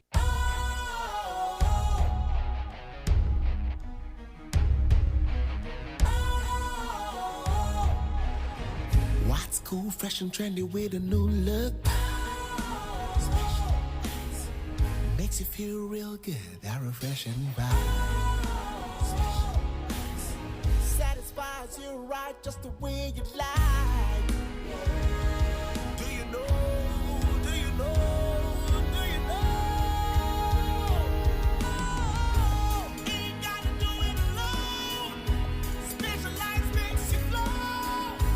Anytime, anywhere. Specialized feel different. Always think specialized. Special Ice Natural Mineral Water. Feel different. Think special. This advertisement has been vetted and approved by the FDA. Higher needs 100.9. Akosama mi yankin kan messages ni kakra wa hana yemfama yetifo. Na ene Friday Kingsley Haruna Maleba obeba member of the NDC Communication Bureau and Solomon Asante so a member of the MPP National Communication Team obeba na ene womai discussions no weekly retrospect into yebetwa na ochimo insema hodo a epiepie. Where's the McJerry? What is the reason? What is the reason behind some judges? Why?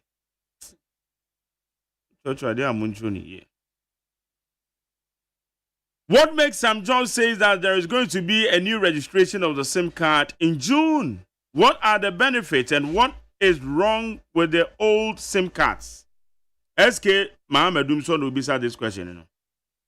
Coleman Sadomipele 2 said JDM through auto forcing advocated for 6,000 price of cocoa in opposition. Now they have decided to maintain the old price. And then cocoa boss say no crew. Na statement no so. If you nearby. Ose Ghanaian farmers young ara ya say yara yejejeje. Special greetings to Hadia Safia Mohammed. Yo. Ejare Arafat or say happy birthday to Jennifer Mabena Esel of Everready Microcredit from the proprietress Madame Ekuya Efriye wishing you God's blessing.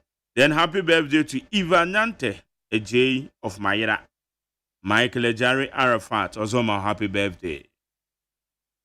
Gracie If Ghana as a country can't manage the key aspect areas of our economy as practiced in the world, like electricity in every country, harbor, airports, water, weather leaders, all the degrees in every aspect, with all the degrees in every aspect of the economy, trying to sell this institution to foreigners, not current government per se, but sometimes you wonder. Educate me. I'll say Team Fojo has to bring evidence to support his allegation. Where in this world with such whistleblowing person will be allowed to do that video? Brofidi is a re brofopa. Ray. Wait, so good morning, Mark Jerry. If Afro-Americans and the MPP think that they will bring loud noise for people to hear, they are rather destroying the MPP party. Bright Eddie Free Belgium. From Brussels, Communication Officer, Belgium. Yo. Wednesday, good morning to you, Mark Jerry and Kwabena Mafo. It's about time that churches, most especially Pentecost, sometimes they think they are clever. It's about time that we should stop them from those bad habits. Where you could fit it all the free South Africa. Mukaila Jonas said, please remind the NDC of the core mandate and manifesto promise of free level 100 tuition fee, which the students are still waiting for a refund of their fees paid. Unrealistic 24-hour economy, Women's Bank establishment, which is now their nightmare among others.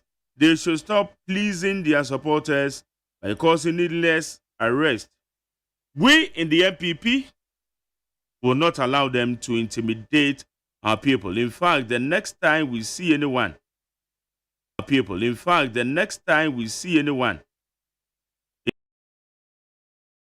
to be NIB wanting to cause arrest, Bukala de Wakande.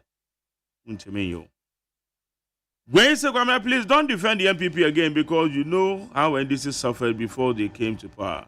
So please, I beg you in the name of Jesus. Yeah, why? I said the message. It's your message history.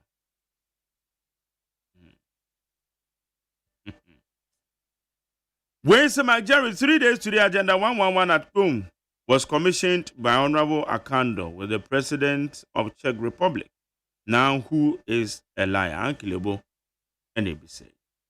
Wednesday, my name is Pesika from Medina. The MPP has lost track of seriousness. The party has become very empty it has become an emptier than the empty barrel after the 2024 election. So every member wants to use that as an opportunity to tap into the limelight with anything, even when it's needless or falsehood. In Team Fojo must provide evidence to back his claims. The days of spreading falsehood and go scot-free is over. We need sanity in our country. Masawudu Edifikumase Bantama or say there is definitely high level of truth in the allegation made by Honorable in Team Fojo by those by whose interest would the government spokesperson tell us on true accounts of the event. When government communication lacks strategy, this is what happens. Allowing agencies with responsibilities at the airport to first speak to the issue before the government spokesperson propagate their agenda. Gweya Masawudu, Kumase Bantama. When Mark Jerry, Reverend in Team Fojo must be picked to assist the security services in their investigations. He can cause panic and fear to this country and walk free. Lies and propaganda will not have room this time around. Enoch, Samaikese. Noah the Ark Builder inside Kokomilim, so this is the resetting Ghana that they preached during their campaign. Kwakubu, the patriotic voice of propaganda that brought JDM and his NDC into power, will expose them when things were getting tough, because We want Ghanaians, but they don't. We want Ghanaians, but they didn't listen. Just look at how this country is being managed. Eric Kweku Wedi. Beloved, if hypocrisy Benghazi said Reverend Itim Fojo should be ashamed of himself for tarnishing the image of Mother Ghana by using the aeroplanes filled with cocaine saga. You are not a true Reverend minister. You are a Shakala Reverend. How can you say that? Where say Jerry, please? JDM and his NDC has put nothing to. They have nothing good to offer Ghanaians except the lies and propaganda that they promised to increase the cocoa prices. Now, what are we hearing from them? Manuel Kwekuyamwa, Onosonedia Odeaba. Where say it was? Where's what we didn't know? Hey, and my idea, pay attention. Catchy bedu. Onoso, yes. He didn't know what bonny catchy. You're correct. See, the panel catch JDM say, don't forget yourself. Ochiane also, don't forget yourself. Jaguars had difference at home. I want to use one stone to kill two birds at the same time. Concerning those Boku youth who went and burned Mahama Yaraga's residence. I think it's part of the resetting of this administration concerning what is going on at Boku currently. So, we can't say much about it. And again, concerning the re-registration of our SIM cards, if I may ask, who at all is advising some judge to re-register our SIM cards again? Wasting of taxpayers' money, and after that, they can't even account for it. We, Jagos, Onosonedia, or the Abba. Kasongo, next Friday. Ghana Montie. Ghana Montie. Ghana Montie. Ghana Montie. Hey, catch it. Listen in here. And you ma beto to dia me baba no hwade no. Hwem so betumi a. Hey, asew. Hey, now beka. Ya John to ma me ensa duku potomanto. This way chocolate drink. Na kan wo hwe afibia so beri ni waware ne a. This way chocolate drink. Na kan sia. Oh, asew. Wo den kan no tumu ho. Me be mo anu nsu hye kura dia ka ho. Wo hwe dia wapi ho. O ka sa batete. Eda fom ho. This way chocolate drink. Kra cha be pe baba ware yi. Asew. Ye fi ase this way chocolate drink. Drink ya sorry anopa no ne yenom ye be hye fridge nom no se snack ye nya hoho a no ne de serve wo mo ye didi wie ne ye pe bibia bogu ya de so a this way chocolate drink ne yenom and this way no ti ano a he se kire wom koko wom milk wom bibia wom ade wo hia ne so hye this way chocolate drink de wo hia ani so hye FDA ahwehwe se adwede nkratoe mo agye atum se eye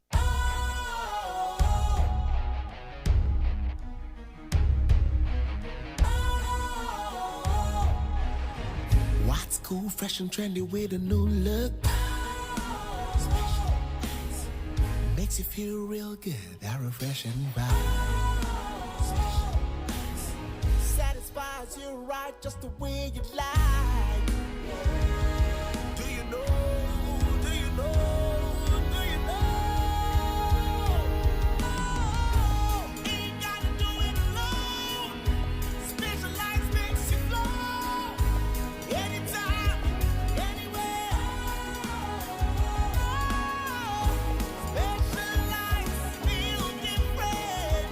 Always think specialized.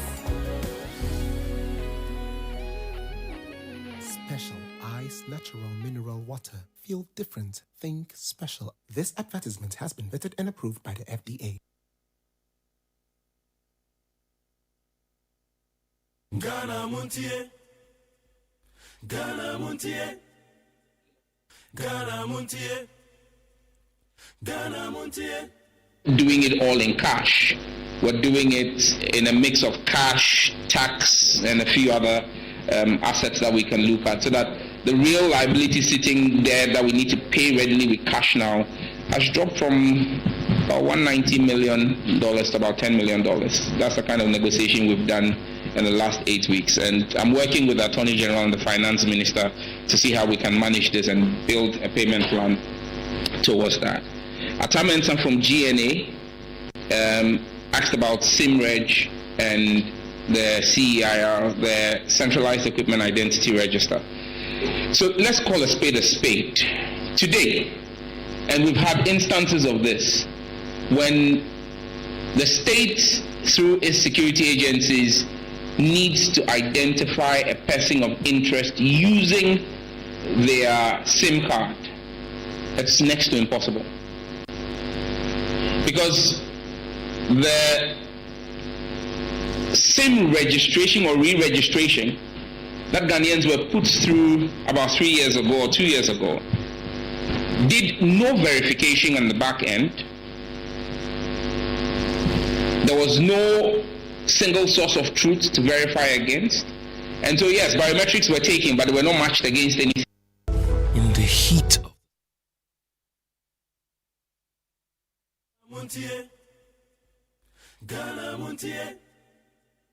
That's why today you have SIM cards that are registered to people's Ghana cards that the people themselves did not register. That's why today, even though there was a limit of 10 cards per Ghana card, there are instances where one Ghana card has been used to register over 30 cards because there was no matching. Many people have, and there was an instance, law enforcement instance that I encountered in my very first week. We're working with the then Cybersecurity Director General. We identified a number, saw the Ghana, did a cross-referencing with the number, the Ghana card that was used to register the card, geolocated the person, security did an operation, but it became immediately clear that the individual whose Ghana card, who we had picked up on the back of his Ghana card, was not the same person as the person who was using the same card. And that's simply because you have unscrupulous people who registered pre-registered SIM cards using people's Ghana cards. You go and you try to register, and then they tell you, oh, the network is down, it didn't go through, but they had registered a SIM card, and then they take your card again and do another registration, and then they begin to sell those pre-registered SIM cards. And so you will be an innocent person sitting down, and because your Ghana card had been used to pre-register a SIM card that was used in fraud, you'll be picked up. So people may think that, oh, but we went through the hassle. Yes, and I appreciate it. I was one of, in fact, I was Christian Stubborn Academy because I opposed the registration process because we questioned the technical basis of doing what was being done. And that's why I make a solemn pledge to you that you will not have to queue. You will not have to go and leave work for a day or two to get your SIM registered. There's a whole simple technical process behind it. It will be interactive. It will engage you. The regulator has seen the demo of it and how it works. We are very clear in our minds what we're going to do. Because if you've submitted your biometrics to the NIA and the NIA has captured your biometrics, it's a simple opportunity for us to match what MTN or Telecel or AT holds against a certain number and cross-reference and send you a prompt to confirm if that number was really registered by you. So if someone has registered with your Ghana card without your knowledge and that number is brought to your attention and you indicate that that is not your number, we blacklist it. If it is your number and the biometrics match, we whitelist your number and you get a prompt letting you know that your identity has been verified. But we will go a step further to now do what we call the Central Equipment Identity Register. Now that is a registration not of your SIM but of your phones. Every phone has an IMEI number which is global and is a unique identifier, the fingerprint of your phone. And so we're also going to be sending you prompts to do the registration of your phone. Now there are two reasons why we do this. One is because of national security, to be able to identify the phone and match a phone to a SIM card and know who it is. That's using what SIM card in what phone. But secondly is also because statistics is showing that almost 60% of phones in the country are smuggled. And no taxes have been paid on them. And so when this register is done, it's easy for you to determine whether the phone that's been sold to you came in legitimately and whether the tax has been paid on it. If the tax has not been paid on it, you can demand of the vendor to pay the tax, because a time will come where if the tax has not been paid, the use of the phone will be impossible. And so there are compliance measures. But you see, the good thing about that is it also helps us to create an opportunity to improve financial inclusion. Because now the access to credit, the good thing about that is it also helps us to create an opportunity.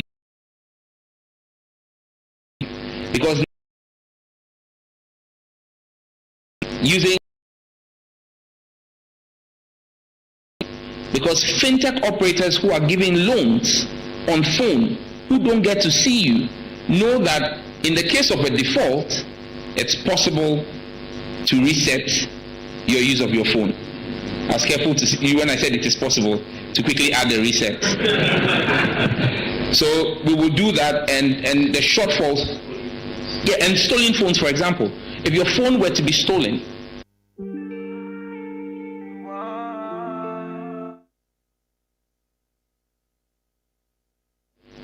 we'll be able to identify if your phone and your number match your Ghana card, which we use to verify and register you, and immediately triangulate and geolocate the phone and disable that phone. So then the ecosystem for stolen phones is gone. Because if you steal somebody's phone and a report is made, you can't sell the phone because nobody can use the phone. It's blocked and locked.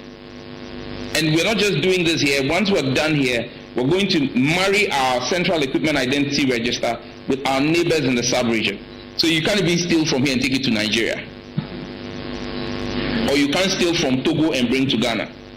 Because once it is flagged in any country in the sub-region, we will block it completely. So we are putting a few people out of business. But I think that's a good thing. Isaac from Ghana Online asked about fake news and what will be done. I'm clear in my mind, and the Acting Director General and deputies from cybersecurity are present here. I have mandated that a team dedicated to building digital dossiers has been working for the past 2 weeks. And so for those who've been engaged in mis and disinformation, know that criminal offense has no limitation of time. We will be going to Parliament as soon as Parliament resumes in May. It's going to be one of the first things I'll lay before Parliament, specialized legislation on fake news. Today, you can choose to extend the reach of the Cybersecurity Act to try and do some prosecution, but it's a very long stretch. And so we're coming in with specialized legislation that will be very respectful of the freedoms of speech. Very respectful of the freedoms of speech. But where the lines are crossed on intentional misinformation or palpable disinformation, the law will be spelled out from Parliament on what the punishment will be. We cannot be in the jungle on the internet. And the law would work in tandem with platform operators to ensure that as quickly as possible we deal decisively with those. So once again, I repeat, the era of fake news is coming to an end. We don't want to act arbitrarily, and that's why we want to lay the law before Parliament and be backed by law. And so we will work together to work on it, but be minded, we're already building the digital dossiers. And so once the law is passed, we'll swing into action immediately to deal with it. Erica from MTN, and I mean, it's a novelty that we had a player here ask questions. Any other thing policy-wise? Yes, there's a lot policy-wise. But like I said, I'm reporting for Q1 the things we've done. There's a lot of things that are in the pipeline or being worked on. For example, our smart data policy, the data exchange hub, a number of things we're working on. Support for farmers using tech, healthcare using tech. There's a lot we're working on, but because we have not finalized it in Q1, I'm sure that by the time I'm doing my Q2 reports, maybe in the first week of July or end of June, I'll be telling you a few more on the other things. I didn't want to come and stand here and say we will. So if you listen to me, everything I'm speaking about is what we have done in Q1. And so there's a lot more from the ministry coming your way. Fiber cuts, absolutely critical. And we've been working with the chamber on telecoms on that. Engineer Ken Ashigbe sent me pictures from my constituency last week where there was a major fiber cut in the Dawa enclave. And then just 3 days ago, Ghana Water cut fiber around somewhere, a very high profile residential area in Accra. And it's one of the problems we're dealing with. But I'm looking forward to working with the Minister of Water Resources, Works and Housing, and the Minister for Roads and Highways to have clear understanding that you cannot say you are going to construct a road. You cannot be Ghana Water and just go and cut into the road and then cut fiber. It's impossible. And again, legislation on fiber cuts, because the question now becomes, when the fiber is cut, they just cut it and they leave. Okay. Higher needs 100.9. Kingsley Haruna Malibat Nase. Oh yeah. Member of the NDC Communication Bureau. No. Ancient Commonase. Weekly retrospect. Yashana Wachimun Samako Dua SEC. Nane Bokun Sensemi. Amalba you be a Bokun Sensemi. I will become Moon Senpai. You be saying now what is happening. IGP and a pound for yeah, baby, I had an interest. So, over her. Sarah and the Abesha Reverend Team for Joe, any allegations and matters arising. And also, Abesha, Monsamakane, and I watch you Monsamakodua, SCC. Amalaba, Mache. Papa Maje was not Pumo. Boko, it is saying, I made the main question. I'm sure no idea. Nakopado Boko. Good. You all right. Weekly retrospect. Now, what we Samakodua, Esibasa, now working interest. Our Boku, and I'm saying, we feel when into Boku says, any it seems, what is really going on? Well, Papa J, and I pay insurance to a home matching. Yes. Around 3 a.m. thereabouts. So, me dana did a credible environment anymore. I find difficult to sleep. So, me and insurance to the break a crowd in my area. So, me call online. I share other issues and matters arising and the public reactions to government way of doing things and that stuff. Me peer video biswa. I don't know whether you've also seen it. In one Galamsey site, me nim a Brenton and Bonnet Crowaye. Then for I had a JSC post me no more the bar atoso. No more than tamping homa at a children sign bar no so. No more the lighter. A man for the num door tree at Tochano. I don't know. Have you seen the video? Have you seen it? Yes. Have you seen the police video? For cry say, I'm a police for cheat. One of the statement by a mama can say, that's almost so much. And I said, yeah, no, manhunt. there are two incidents. And about also a petrol tanker. Okay, then the videos might be many, but the woman who know what I say, somewhere last week or two. A year biase in the western north region, some guys be called discharging firearms. Opposing for the statement by Bonte say the lead gang, the gang leader who lead the team to do so. I am ransom no. Omonsa kano. Actually, by corner me nubia kaoma. Others also they were at large and the police were pursuing them. Then come again this incident. Papa J, abufuno na time. Say, baby, a Ghana yeba bedri. A man foot to me a kukudro. It is a mim same way. Na metaka se Ghana for ye correct is how. Mo being functional you say Ghana mine no ye papa's how. No. Ghanaians are the worst people you can ever look out for. Setimichi Sojani, Major Mahama, Esinabo, Ekunu, Ewiesa Chaja to Nimua. It tells you what Ghanaians can do. And these are some of the things. Wednesday, Nami Waha. Nami know for your dinkomo actually reporter, Daily Graphic at the buy about the abuse of opioid. As a report from interview more granted to one of the experts in the system. Mesre Ghana Police Service, they should be up and doing. There is too much indiscipline in the system. And as a primary law enforcement agency, because we don't live in a jungle. Samra enye juma na tentene enye juma wo man ni mu a. Mene wo nkwa ede nyina eto asene osan asaniem sense obi nim eda ne ho bekwa koto adwam ewo baabi simply because e ho papa je wani mu a wo sa brenti bia wa bewi akokọ ewo hal 2 weeks ago ne ye che wa pe wo se ye je nkwa firi unsam na ide o fati timu it is not the best Mr. IGP said, please Mr. IGP, you and your men, you are on the ground. Baby, you assassin will see you. Definitely, there's a BNI station officer there. Mon cooperating and mon dealing with this kind of things. Because here, obi di born a train as well. A bet means so at the stair at the cell on Bayer, Sanyam Ransom now. As someone told me on person make one some northeast region. Now, what you Nshemudie bi ekoho.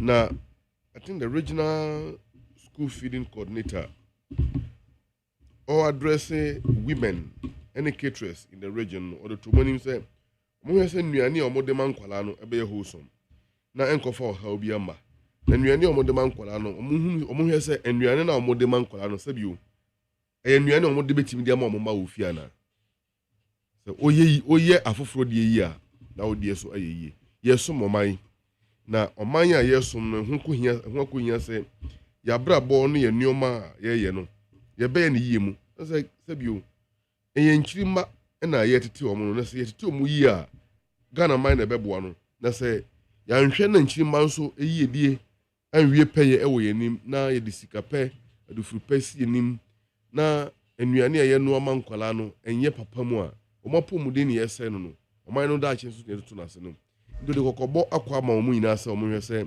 sika aban de ma omu se na se ketu aban de ma omu efa nuane a omu enuoma nkwala no omu be pe nuane pa ama nkwala no omu di na omapo mu de nso awie peye na oman no otimi akonanim masanso ahun komodi a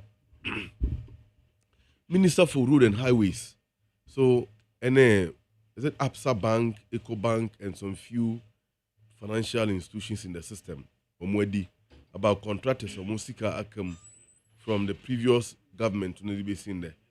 Abaya show commitment say obey 2 years contractors ni na aka. Yeah, mfan ye politics say the omo buy omo de ye no. So we contractor na ye ma wodwuma e wo NDC aban a. Oboni nyina no say NDC aban na ma wodwuma nti ye ntua oka. We are not going to do that. And I want to commend the Honorable Minister for Road and Highways, Honorable Governors Kwame Agboja, for taking that bold initiative and engaging the financial institutions. The existing certificates and the completion of works are Ghanaian contractors. Aban betua musika ama omo na afei so omo nso anya bibi ade abo mabusua ho bra na afei there was aban no omo ye going forward with regards to developing infrastructure in the country and bridging the gap between the urban areas and the rural areas, particularly when it comes to infrastructure. Because Metie Papa J, many beje say a free obuase to tuka, Adriani the urban dancier crufum, from a dancier crufum to conform contact, from conform contact to Nkranza, from Nkranza to a Jafo all the way to Sikamai Sakwani Ebeye.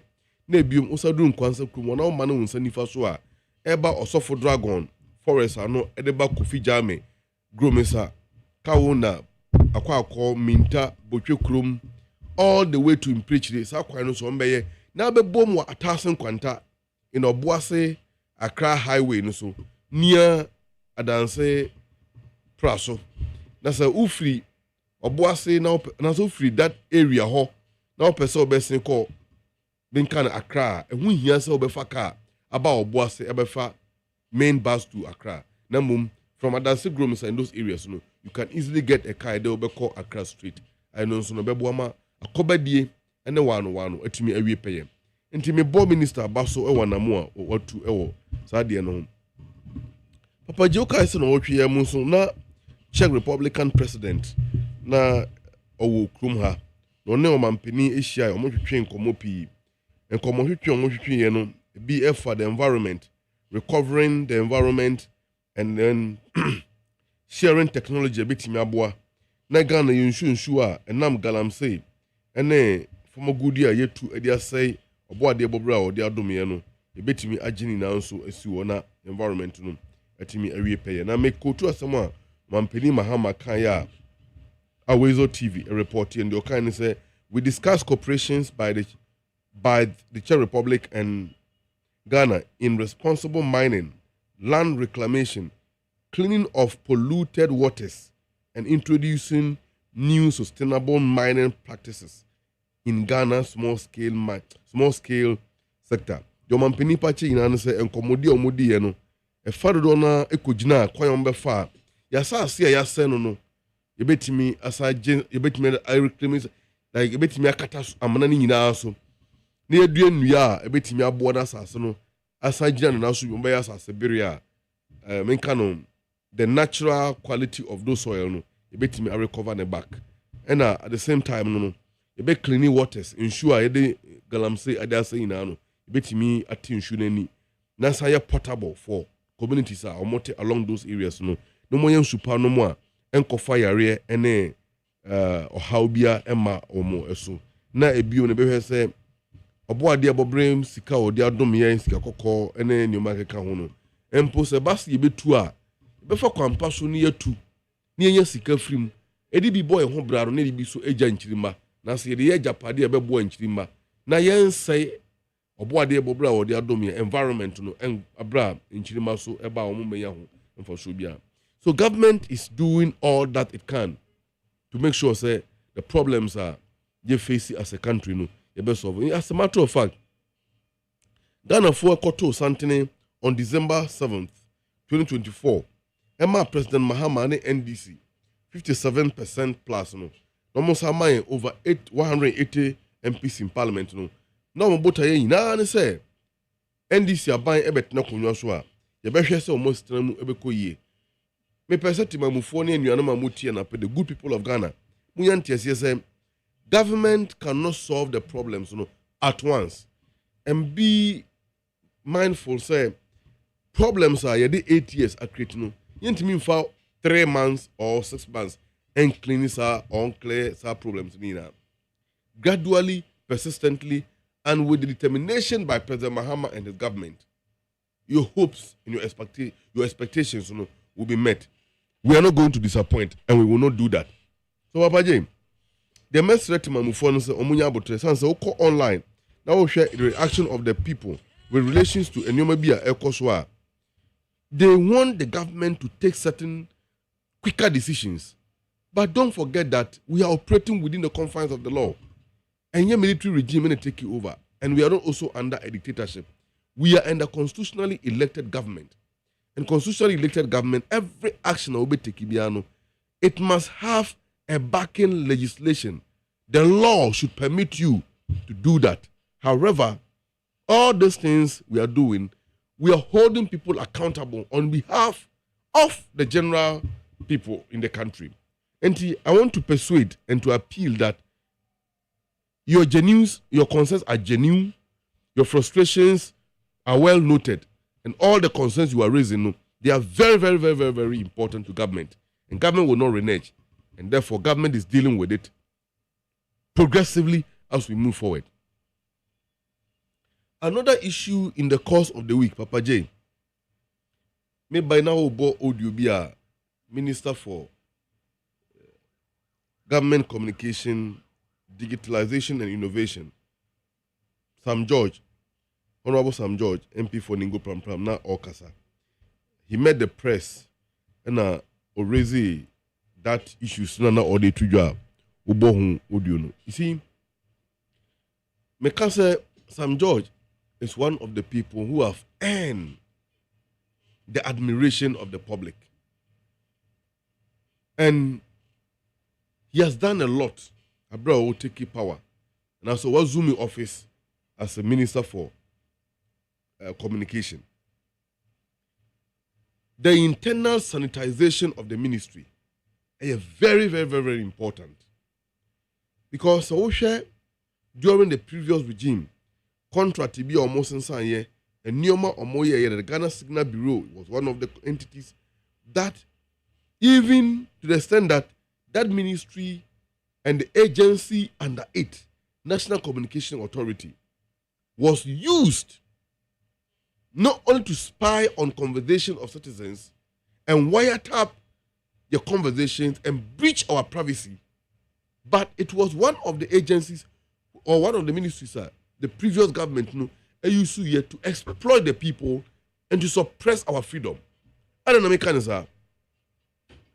Cost of data became obnoxiously high.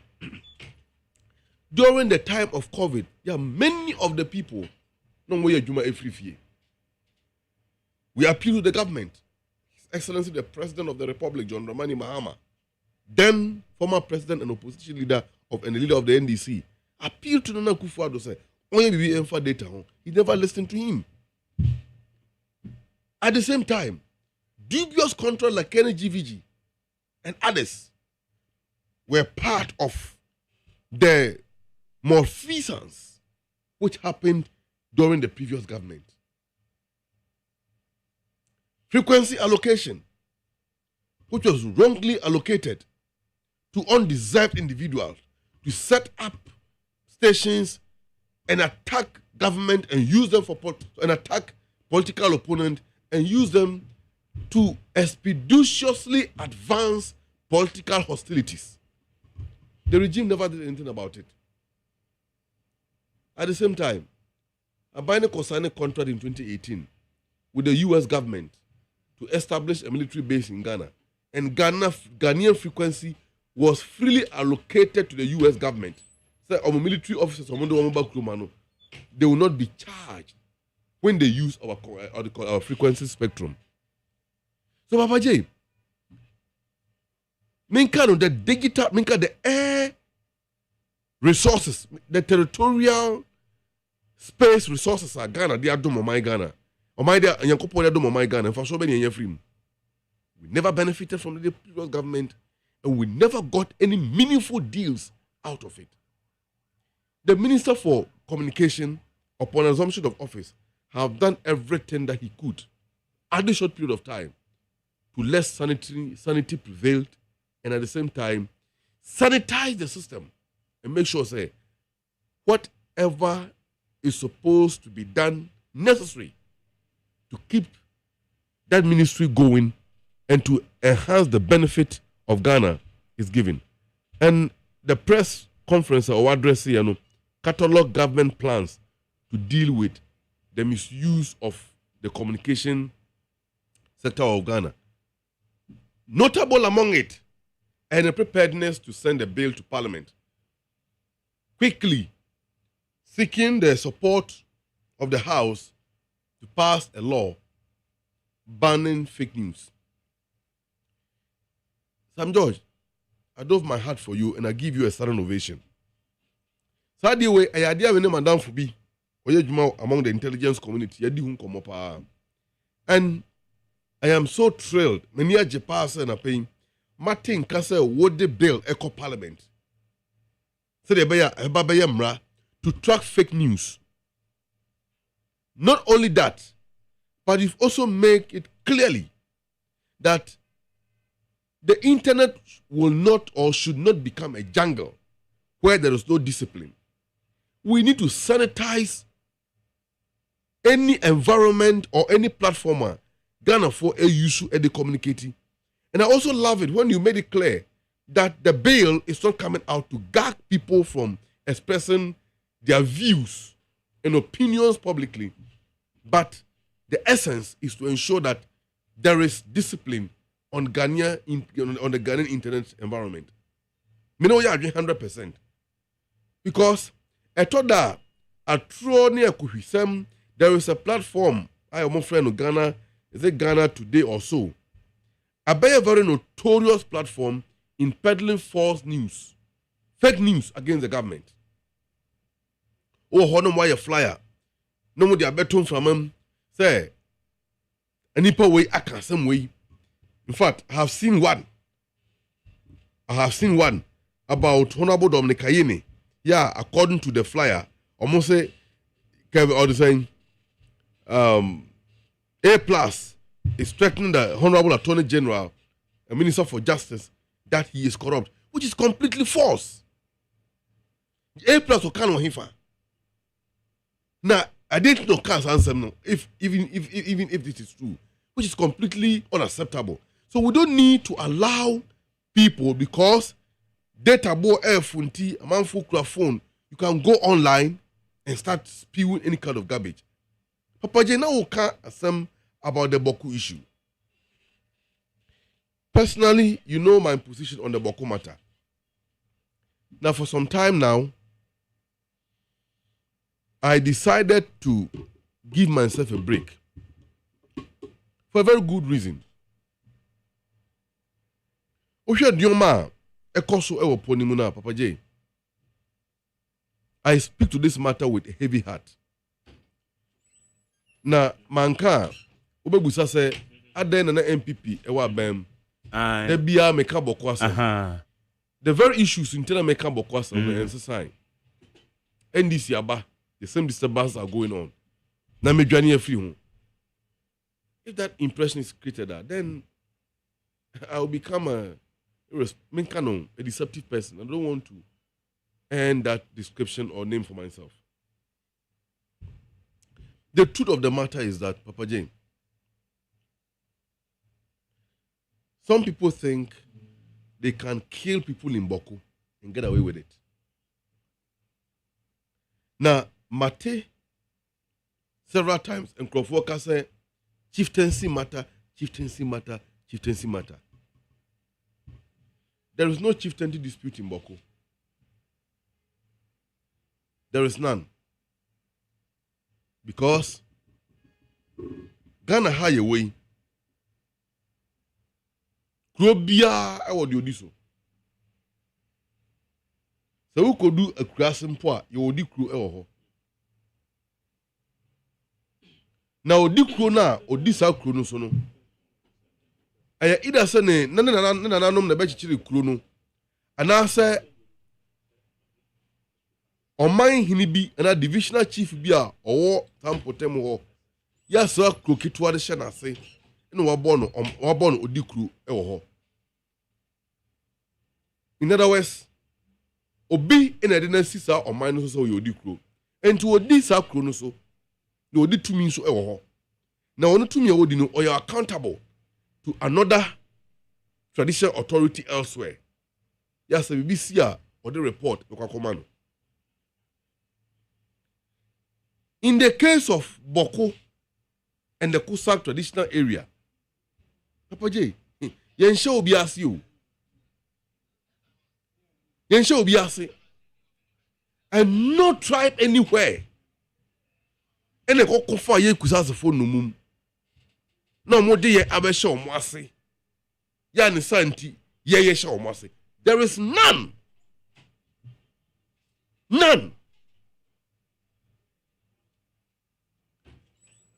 The bigger problem we are facing in Boku is political interference, and this political interference have been occasioned by people omufi say either there will conflict, a man will benefit in one way or the other. Or, on the other hand, they belong to a side that it's difficult for them to disown their allegiance and come out to speak the truth. From 2021, about basic this time, Nipa soldier for any police, akuo mo boko. They are even more than the lives are conflict in Akremi. This morning I saw a post where, according to the report, a claim was made to the effect that about 300 people or so have been killed in Boko so far. 300 souls lose their life needlessly. The problem is that there are other ethnic groups living in the Kosa traditional area who are even more than the minutest group of the Mampusis in Boko, who are challenging the authority of the overlord of the Kosa traditional area. But see, Ajanamwa will feel no ya piafwa or ya nam esen kramai. Kentisa, the minutest Mampusi group in Boko could never have had the effrontery to challenge the authority of Boko, or of how do you call it, the Zugran of the Kosa traditional area. Naba Abugrago II. The question is, who is behind them? And what is behind them? I'm going to draw on authority in free here. I want to appeal to my people. Because at the end of the day, yeah, in a tikrumo. But the danger is a spillover. Initially, we thought that the matter concentrated only in Boko. And yeah, Boko nkwa, Afri Boko, about Binduri, Afri Binduri, Ako Garu, from Garu to Tempane, from Tempane to Pusiga, from Pusiga to Zebila.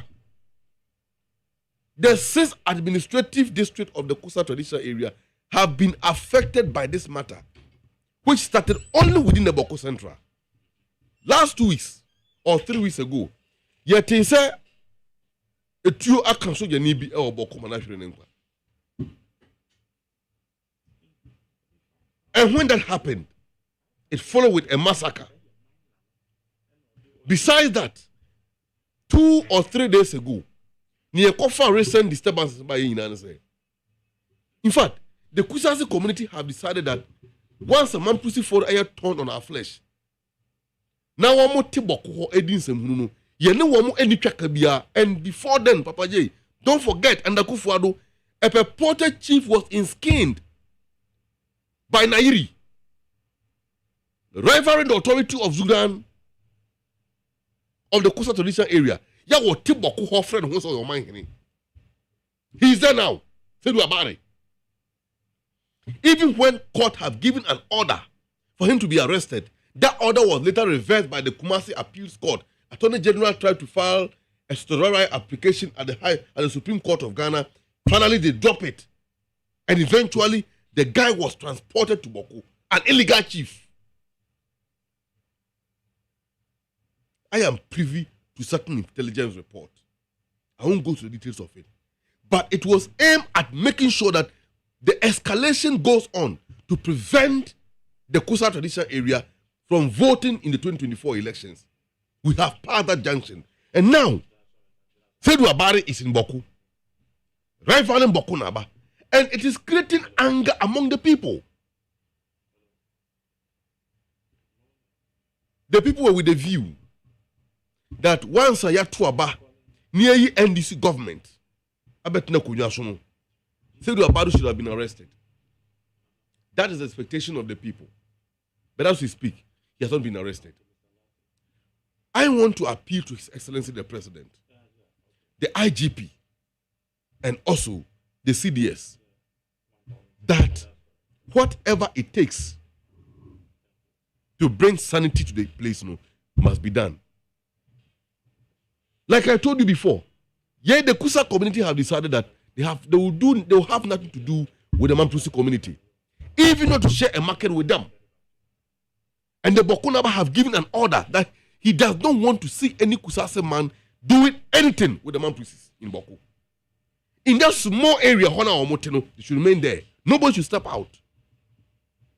Now, Mampusi from Babi were going to market. Now, you know, say, go back. Because this is what our overlord have said. We are not going to allow you to go to the market. They went to the police. And when the police came down, they engaged the boys. They shoot the boys, 5 of them at a time. 4 got injured. 1 lost his life immediately. Bonibe no why? Bonibe no youth na ye. Leti ye krom Now soldier for that post for Ebekuyen. We cannot allow that. We cannot allow that. But no crying kanti ne dia beduru. Papa let me say this. Whatever peace process a man for Beka, whatever the case may be, if it does not lead to the total evacuation of the man princes from Boko, there cannot be peace in Boko. They cannot. Because they are not the only tribe of Monte Boko. Bosangas, Bisa for Eoho. There is an ethnic group called Yam, Omoho, the Bimobes Eoho, the Gomba for Eoho, Moses Eoho. There are about 7 ethnic groups living within the coastal traditional area. All of them have lived with us in centuries. Peacefully. Disturbances in the area. It should have been the Bisa community. When the colonial demarcation was done, the Bisa community, some of them were demarcated to Burkina Faso. Part of them also came to Ghana along the Binduri, how do you call it? The Pusiga area. But because that land they came or they were cut in, they acknowledged the authority of the overlord, Kusa traditional area, Naba Aburago Azoka II. So, Mohini Etwa, Omo Baboko Nabaho, no see him Poama. When you come to the Kusa Traditional Council, the Bisa community too are part of them. We all live in peace. It is only the minuted Mampusi group in Boko who are claiming that Wamu Himpombi and Nalirugo in the northeast region, they will owe allegiance to him. They will not recognize Boko Naba as the tradition and the custodian of the land, but they will only recognize Nairi. And they will come to Boko and become a rival paramount chief. So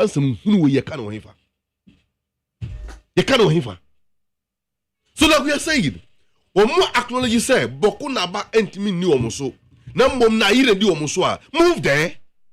Go and live with him. It's as simple as that. Before Kufado left, he set a trap. Now this one, I will come there. Let me tell you.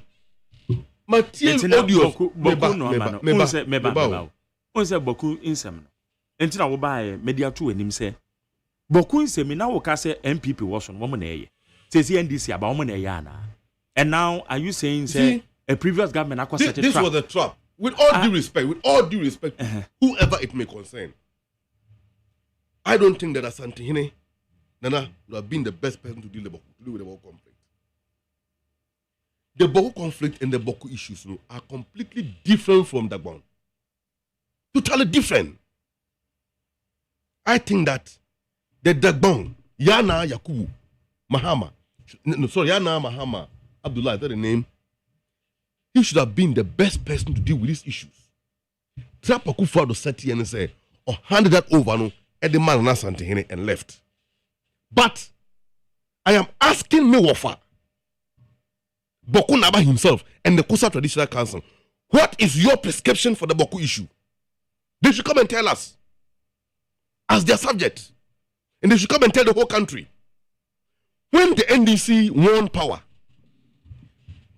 in compliance to President Mahama's promise to ensure lasting peace in Boku, 9 days after his assumption of office, the first place he went was Boku.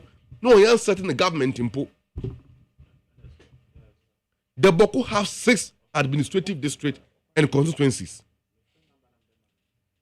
When he went, it was the only MP for Boku Central who went with him. Meanwhile, the matter have spilled to other places.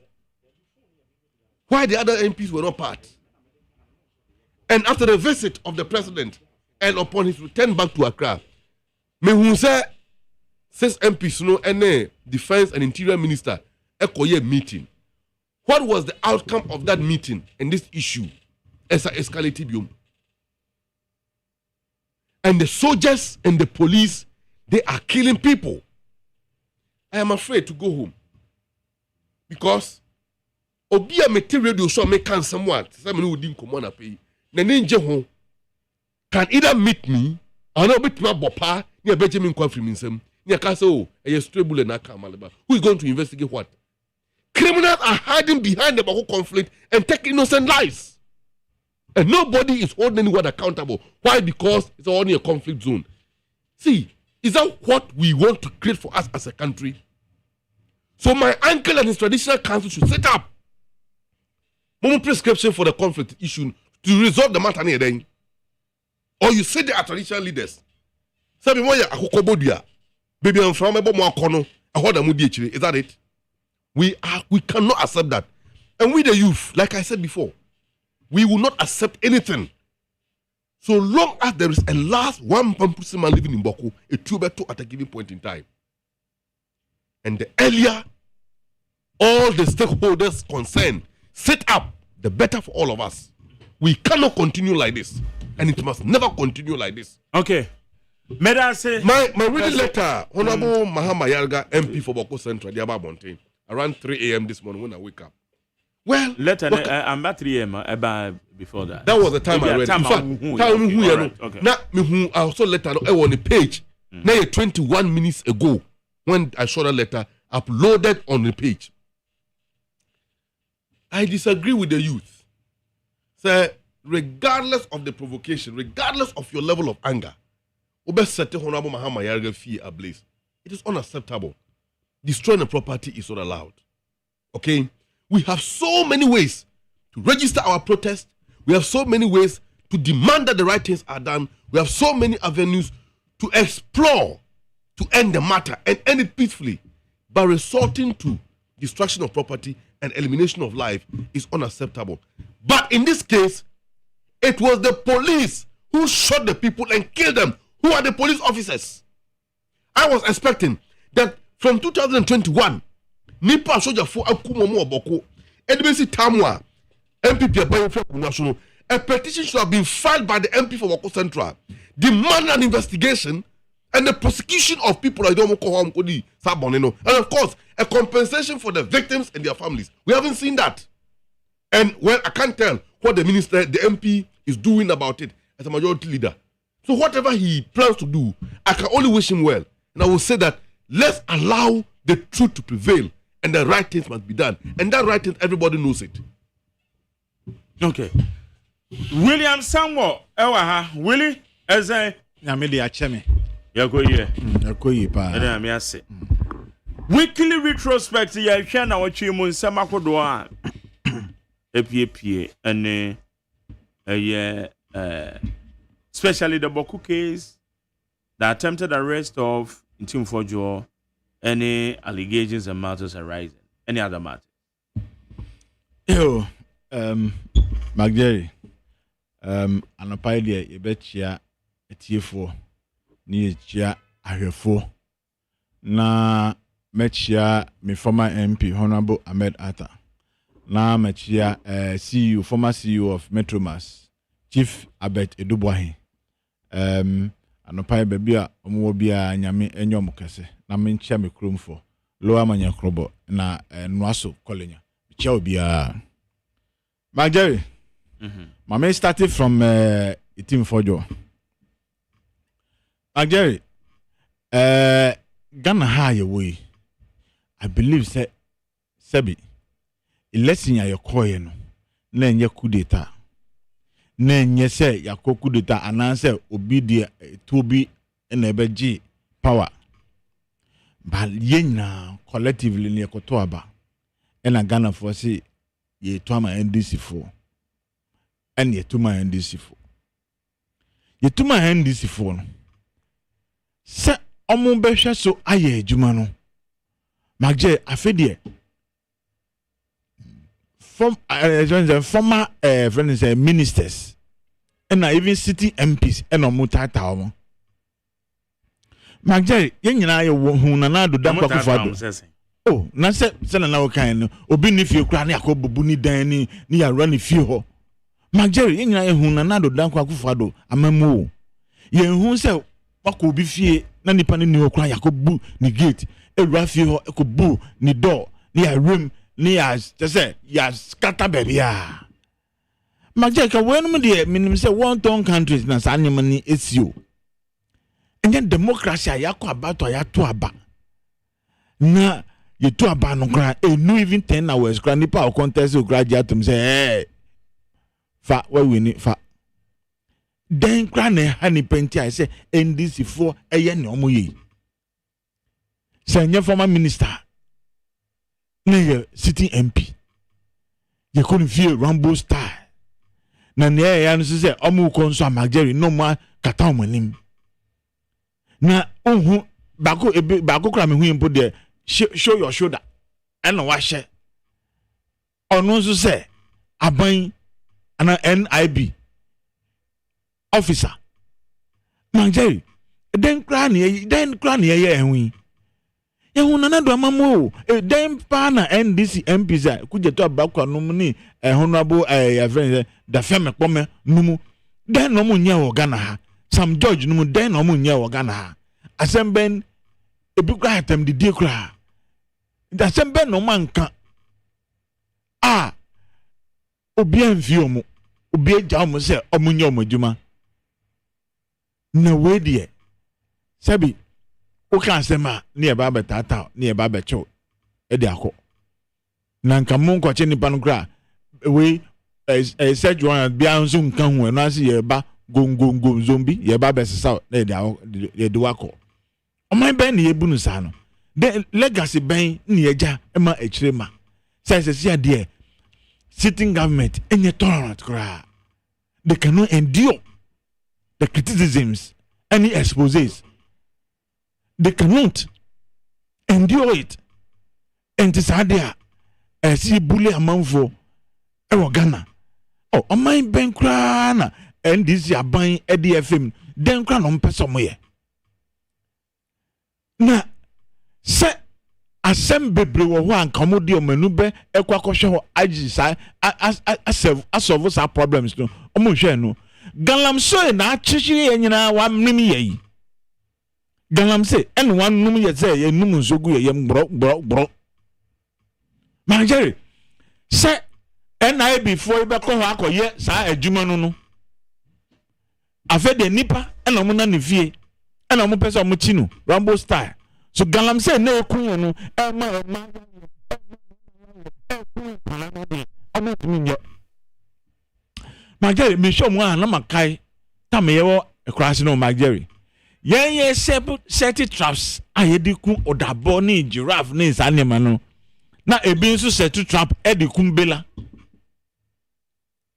eno bi na yan this for eye sa galam say problem wo ho a ombe seti omommema na before na kohonum na kohwem na ko stop no eno asem kese no mo ho omonhwe no bela nipa oti ni fia oni we get man kra team for joy ye yi ni we kra ohun se security bi kra e wo ho a oni yi gadget bi a kase odi protecting ho ono na moni abrene so na asem na eku as say Ghana no de montimi nya onhwe enti sa bela omo set bela trash de sometimes hu mo an wo hire ama for set trap e di protect omo man no eye ne ma papa no na mo de mo set traps edi kochichi former ministers ni city MPs. So you can see say omo friend say attraction and I say omo baby omo ni dano wrong. Sense see ano wa serve aban mu da na te say unam kra hosoro boy bit me sha wo kwan mu baby a magja na di wo wenum esi emre bi na etwem me kase yajayo because etwem nanso jakpa no mo bego akɔhwɛ galam say issue no fe de nipa na onam omufie ehwɛ so obɛkye omo omba so no document nothing just say oman na ye bu no obi asori a otimi ye ni opɛ it magari and this is for some time for the past 2 months there Mama Ghana for ni nji kra says oti baby kra na odin komo kra na usro enti so by na omudi ti oman mu and now say omudi governing this country no e call the wrong direction enyo obi na ka chi omo so omo kotwa yi level mu amageri enne ya twa yi level mu a ahonkyere omo hu kotoko na omudi events enkra gum no ekra gum no afede cocaine no mo ba ba cocaine no ba ba ano pai kra manya intel bi mageri se madina kra no cocaine no bi akopie wo ho ano pai ya e be ba bonti wo bete Now within 2 months, watch cocaine. Almost $600 million cocaine. And then is it say much 11 this a cocaine scan mudiba same na cocaine scan ye di ba be share anan mu 11 anan mu na taxes na omo so mu twem no cocaine scan na ye ba be twem na adan na NDC 2 months yo o ma take over no nyama ekokoso no na o tese na ni enyan na senkra ni se hu se Ghana ni bi kra sanfi akra Nigeria kra yakoche no with cocaine.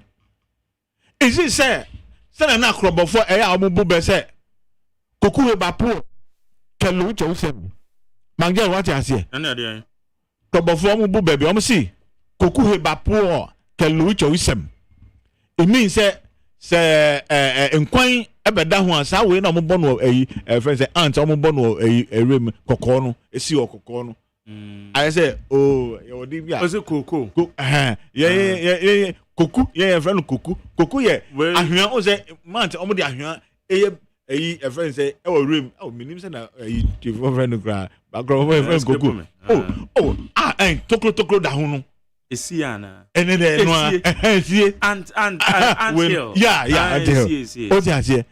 o say ekwa wo ho enti ekwa wo ho no emmoa bia ye den etimi room bi sana ndis aban Ghana for who say ekwa beda ho bebia free range enti cocaine no som de ba onso kra wa se no ma no de aba because omo aban aba enti se nyama na se omo nim se omo ye kra be se Ghana for no enna na omo ye se omo peskanti enna na omo ye enti mangari and this 2 months here scandals no ni issues no doso ama chese also be kankra uni adaje a obetumi ayede aka na nyina sisi ya no omama Ghana aye baabi a sisi ya onam ombi man so kra na yepese he obotom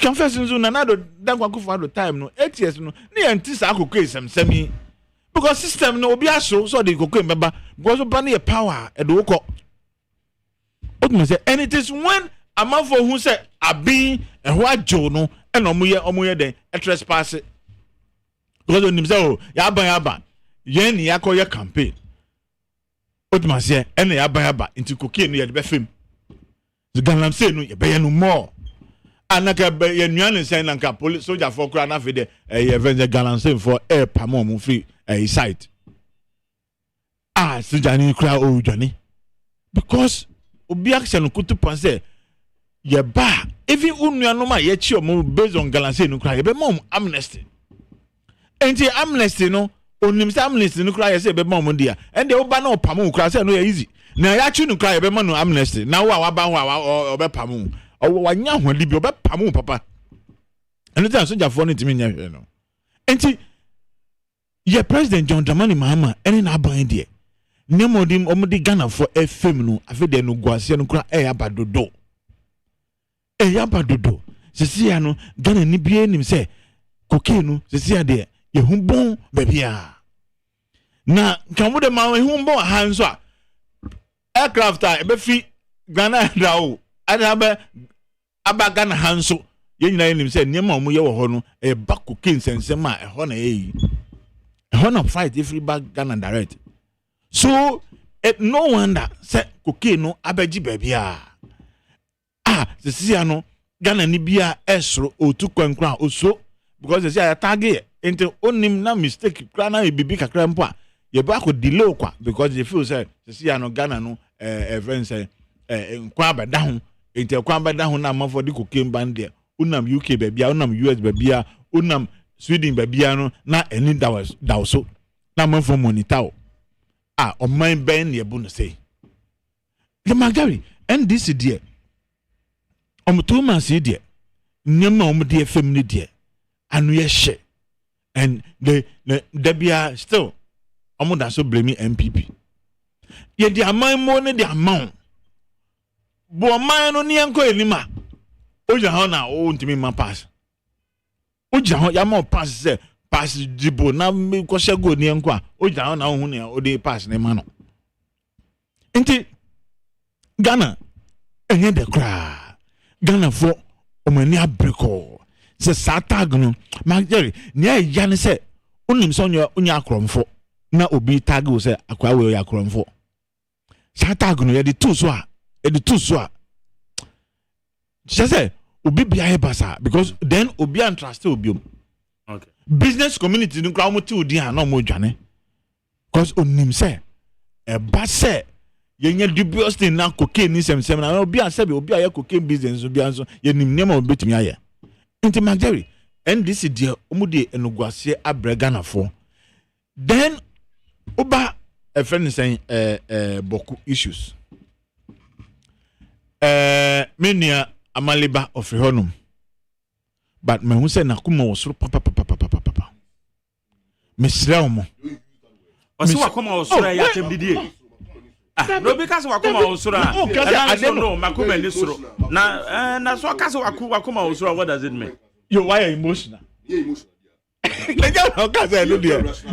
no amaliba ti o mami o kasa me din eye o kasa me din amaliba is okay it's okay tie asem o kan ye o say until man proceed for be free ye be you mu free hono dia to kwa no de enya ida and you see o kan sana emwa because asem aba one on unten obi krum say wa ha greater Accra gadang before ya say say wo other chiefs wa ha ana magja mu ba ana guns nkwan ye ni nkwan ye ti ha say other tribes abeji asase nkran aboso but see en can say we coexist it is the mindset say bia we me papa ade enti me mo bia mfa de enyusu bi oduma say when obia feel say oh yenya Ghana for anything na mami of brother's memory there be na me kai no o say sango say onu nua enya na onim say yo nua obia akra ka say jaye a wo be jaye maga what ma say onu nua nya na onim say eye me nua obia obeka kire say jaye bia wo be jaye but when one can say until one say we oye me nua we nso ono so ye nipa enti ye nyina ye ntra sem no ebekoso sa enta no kan ye sra omo sa obeka se oyi man prosi efi omo land so e de akọ bebia se omo ko ansa na you can obetimi ohun beto wa I think say ye kasa emwa oman no emwa kambo Ghana ha me metutu kwan bebri yetimi ko tamba be kura obi kura timi cha asase oduma se me gandang before oko asin north omo ho oko tamale bebia ye wo community ye ni amanfo etete saa na omo so omo ba ha ye di omo tete oko mikrom nordness ama fa ho nyina ye ni omo coexist they know say ye nyina ye nuanum asemba ye trans ni yaka ni ejem we don't hold on to it to say onte we no mo be fi ha dia ye ahunto ma ana ye nti ye wanse sebi enyina ye Ghana for e be sire mo omanya free education from Kwame Nkrumah time e bomb papa enti ye sire mo se e honu Ghana ye sika na e ko hono abedosu dodo ye sika aban bia ba no abetam de akoho niasi obi ni nua ntokwante soja fo nko tra ho 6 months 1 year no mo ho ni efidi om no mu didi no mu koba ni emamu eye friends traveling allowance so then de account Ghana sika nkan ye dey me develop on mining nyina no it is because tribe decided say omunti om ho ase enti yen sofa wa ha ni etwa tax ni ya na atam na de akọ na o tia bi kra ye pese ye develop o man no adan na one side she north the bia sika ye de ko north sika de bia ye de man security for e de ko north all because of nsem and nipa nya na adwen say ojai sa so ban say nipa da say what you are killing yourself and we are spending money near baba betina and you think we should sit down with that concern Some Monkua, why are you for? I don't say you come in here. Look at graphic. Look at this headline. And you are happy with this? Boku conflict. Claims over 300 lives. Are they? It's a more modern and you can go. It is a nipa being put influence more. What is that? And that we have to say it as it is. Yeah, Magdalene, I agree with you. I agree with you of national interest. I agree with you.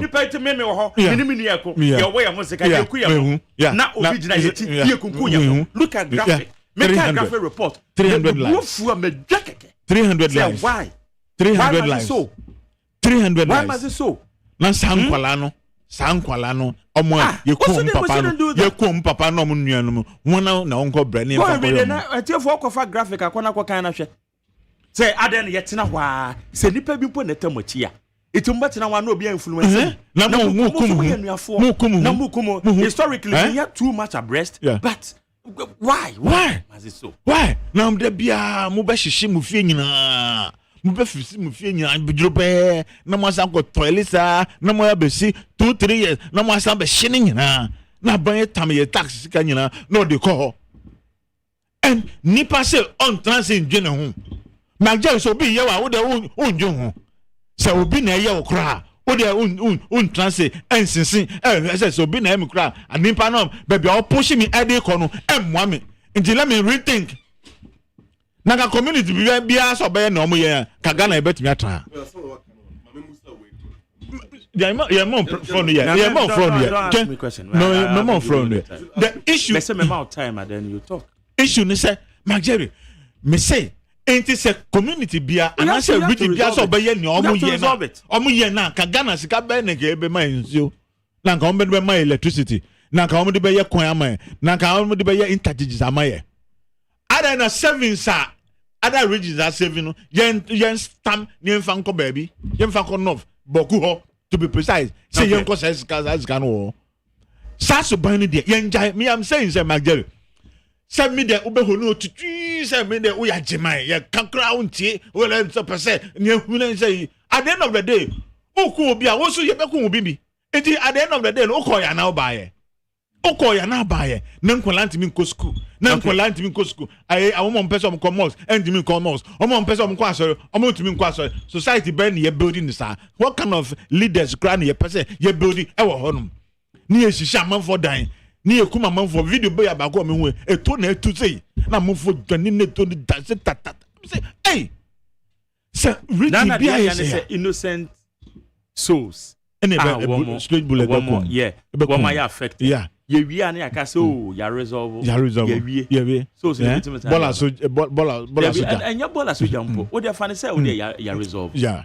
say ye wi ya okay no akra na ya hwere no over 300 people ye betima sand o ma ba dabi 300 meji say dodo na no ye innocent ones hwe woman no wo mu gu bass mi om ko chuo na ya show ya puru ni ba na yakunipa innocent people ni eku na dentia say dent sasa sense sanwa me da say hinienti bisa mo question ni go Papa J yeah we are something yo mi was something say asante ashe dentia sepen entitana that's the history we say go ahead dentia sepen now send the asante de ne ho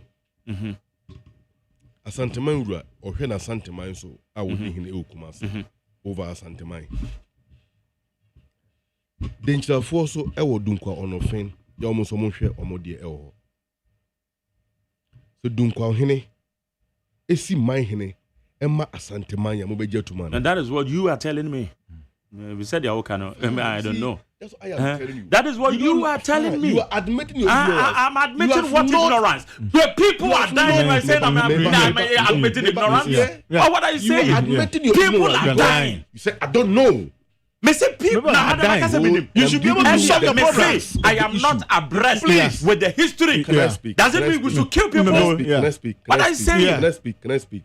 So you are not concerned about things. Go and pick graphic. Listen to me. Don't ask me that question. Just how can I tell the American? Because you are shouting at me. You can shout at me. You shout at me. You tell me.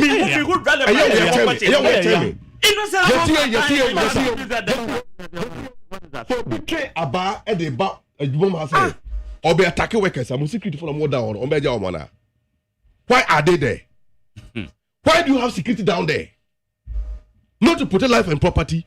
Or be cheap perils in the petrol. So or be shit that's 5 media building. Yeah. Will the security men allow it? There's a security men for Juma. No workers will sit down and allow it. So people should die. Me and Timmy Krum. People should. That is what you are saying. Wait, let me hear the mechanic. You don't want me to talk. They said that is what you always say. You don't want me to talk. Me na make. Like anyone can come in. Can I say how can I come in? They don't make. But say yeah, can be two tribes in the Waha. But then you are not saying when I want two tribes in the Waha to sit before me because they also speak from different platforms. What can we say? They speak from different platforms. They may not come to the for different platforms. But me and you will be all kind of side. Yeah. Me say Nipple life is the issue. Nipple life. Are you saying that? Are you saying that? Me say go have I said that? Have I said that? Yeah, that's what you are applying. Me applying what? Me applying what? Make independence. Me say that is what you are implying. Who is so stupid? Say Nipple wouldn't. Who's so stupid about that? Anyway, that is it. Thank you. My appeal to the people back home is that where we have gotten to, it's very murky and dirty. When they you see, and yet now considering the penis or sunshine for more, or sunshine through the knife of the teacher for more, Shebre na manabanesa, and the people who are behind this issue making the benefit out of the innocent blood. When you couple with someone, that's right. Yeah, that's correct. Because it's very dirty. Benefited because but for the last years, for over 1 decade, for how long? And for how long? And a day will be by church. I ain't me who's standing for church. For how long? Then depending on the last statement, I will end them. No, you are doing 1,000%. Obia was church, be and they saw suffer. For the blood I fear go boku. But Marjorie, you see, and I'm not just so be here until we don't do. We don't found. No, I see. I'm found you. If what you fear anapa. Yeah. Now we never actually kind so be cool family. We sit down and watch it. So there is no the ones. It's not one attempt though. The Kusa have been fighting. No, let me ask one question. One tribe pen no muku mana. What's the name? Is it a killings in a kunkuma? Is it one tribe? It is between who and who? Maybe say a one tribe. And I may say it is between who and who. It is between who and who. Who's asking for? Any man Prissy. Fine. The one tribe have been acting defensively all this while. Who attacks first? Who attacks first? Okay. Who attacks first? There must be a way forward. Maybe problem is there must be a way forward. We are losing lives. The way forward. The state should pull out. I saw your phone approach President Mahama, Independence Day. President Mahama Kasa. My boy and the na why? It says yes, I saw the 4.1 years. You are free. And then I said, see, Walwale and Beboku. Walwale is not east. People from bandit were blocking buses there and killing people. Why? Because they are searching for Kusasi to be killed. When in Flafra when in Burkina Faso, Asante 4 big Kwampo traders on that road, they were affected. I went home not less than 3 weeks ago. 4 buses, Busananake, Miami Nyanake, MPP communicator. Menako I was appealing. Yakotoka Mbakumako 4. Yes, she bas no one speak. What behavior is this? Can we live in the country that because you can't go to your home peacefully and come back? No. So what is the way forward? Maybe what the way forward? I think it's the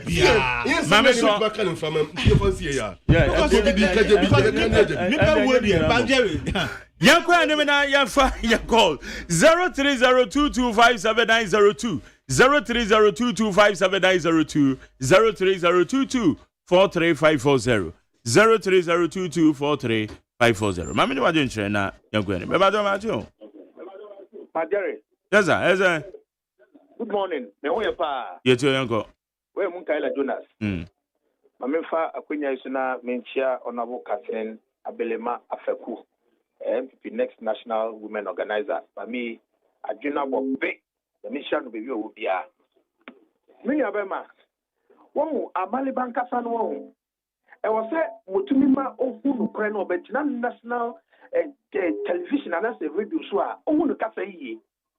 Share from opposition to government. Ne kasa ina ye partisanship. The oka wale why opposition shift ko twa ba omi abubuano. Adan. Na yes I know tell we dey wadwen what na do go ahead. Which na we dey nko. Mageri me to ase. The America twa so no say. Your best friend this before. And yet raiding and ransacking of people's homes ntina ye to abama omo. And now you're trying 24-hour economy no almost omo di bre no. What the education minister say? Until 2027 and on policy double track system. But omo ye campaign no almost omo by on stop it double track. If you so almost say anti President Akufo-Addo on starting free SHS with double track no.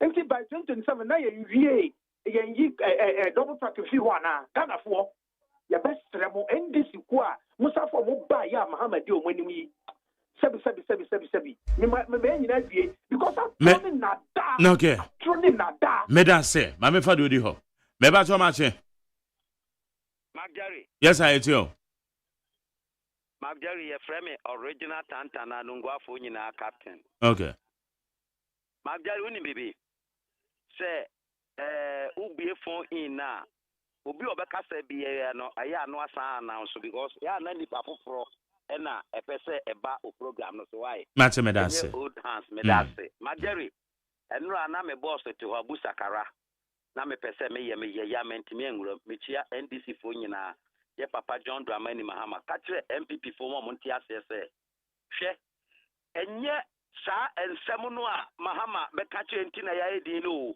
Magari, 2016 no, winning sports minister a friend saying Kofi Adams.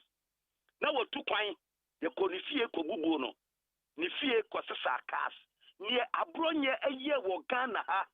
And Nima MPP 4 year pa Senya Papa John Dramani Mahama. Any NDC 24 and no catcher say and yes obedience abo when now so I ni be and a year at the papa.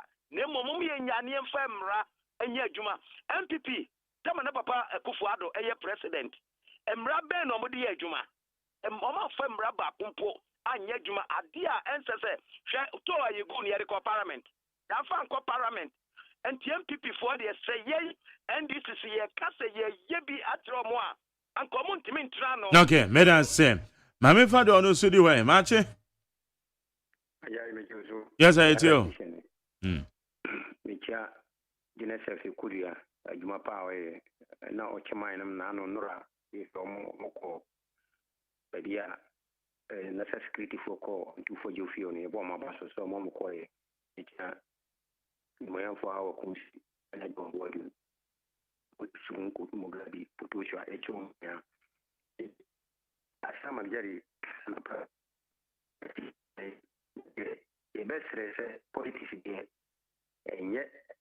Nemum no said ye security for no omo tutu mu ne maye se na ntokwa no na ne amana mi sie enti ye besre an pipi tam le wo an di sitam be baba enye na wo hwe Ghana foto we to abama di si fo a ma je ne ma bibiri wo no ma Ghana fo ye kan ye monti me meka koku ho asem koku ye wo ha na mo kotra bra santa obi koku wo sewi omo ye press conference chinchi na ye kase nyesa omo sesa ene hwede omo de akuyafo omo si MPP nye me de meka se me MPP me mato aba mandi sika party for education ajekunkufu de bae enkenye sanka ye last month kwashima wantima mi school that time no bae ne 150 pesos oko na nimi nsu adwuma no na me master me bona za master baso master less oko 60 ana 60 no no sto osomeso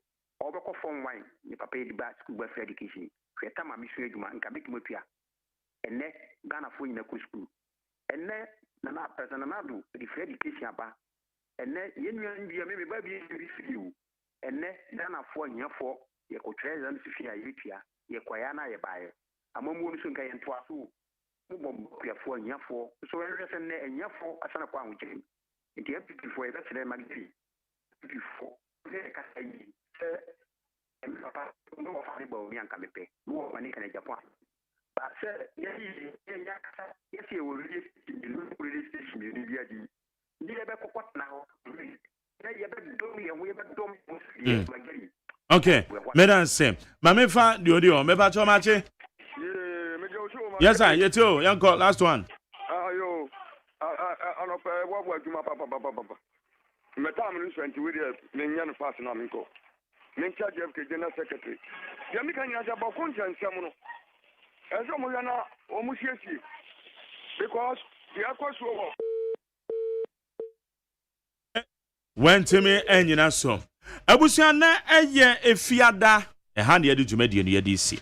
And now me ba ha me discussants eye William Sangwo, member of the MPP communication team. Willie, me dance obai. Me dance obai. Good. Sarah so na ye Kingsley Haruna Amaleba or your member of the NDC communication bureau. Amaleba also me dance on open. A pleasure to be here all the time. That's right. Nyame adoma ye be say hia eye adwada na emomu mami announce ma say enena watche a Good Friday nti enena watche yema enena watche a Good Friday enena watche yema why ye be ba akwa kwesi yawada ne akwa kwedi Easter ne akwa ye be kwa ne akwa dwen Yesu wo no abusa me sorry enya me pa ye be say next week within the Mark Jerry OSEI AGYEMAN media seda Makojo Damiado me producer abena frame abankro ne nana ya osafo woman social media administrators na media sedan so na media makwesi aboaje me supervisor no Dr. Father Dixon na executive producer fully supported by me general manager Kennedy Asante say Michia Mrs. Ofori Joe Mage Kitchens Kuzi ne ma me no Michia pa e bibia wo bia special happy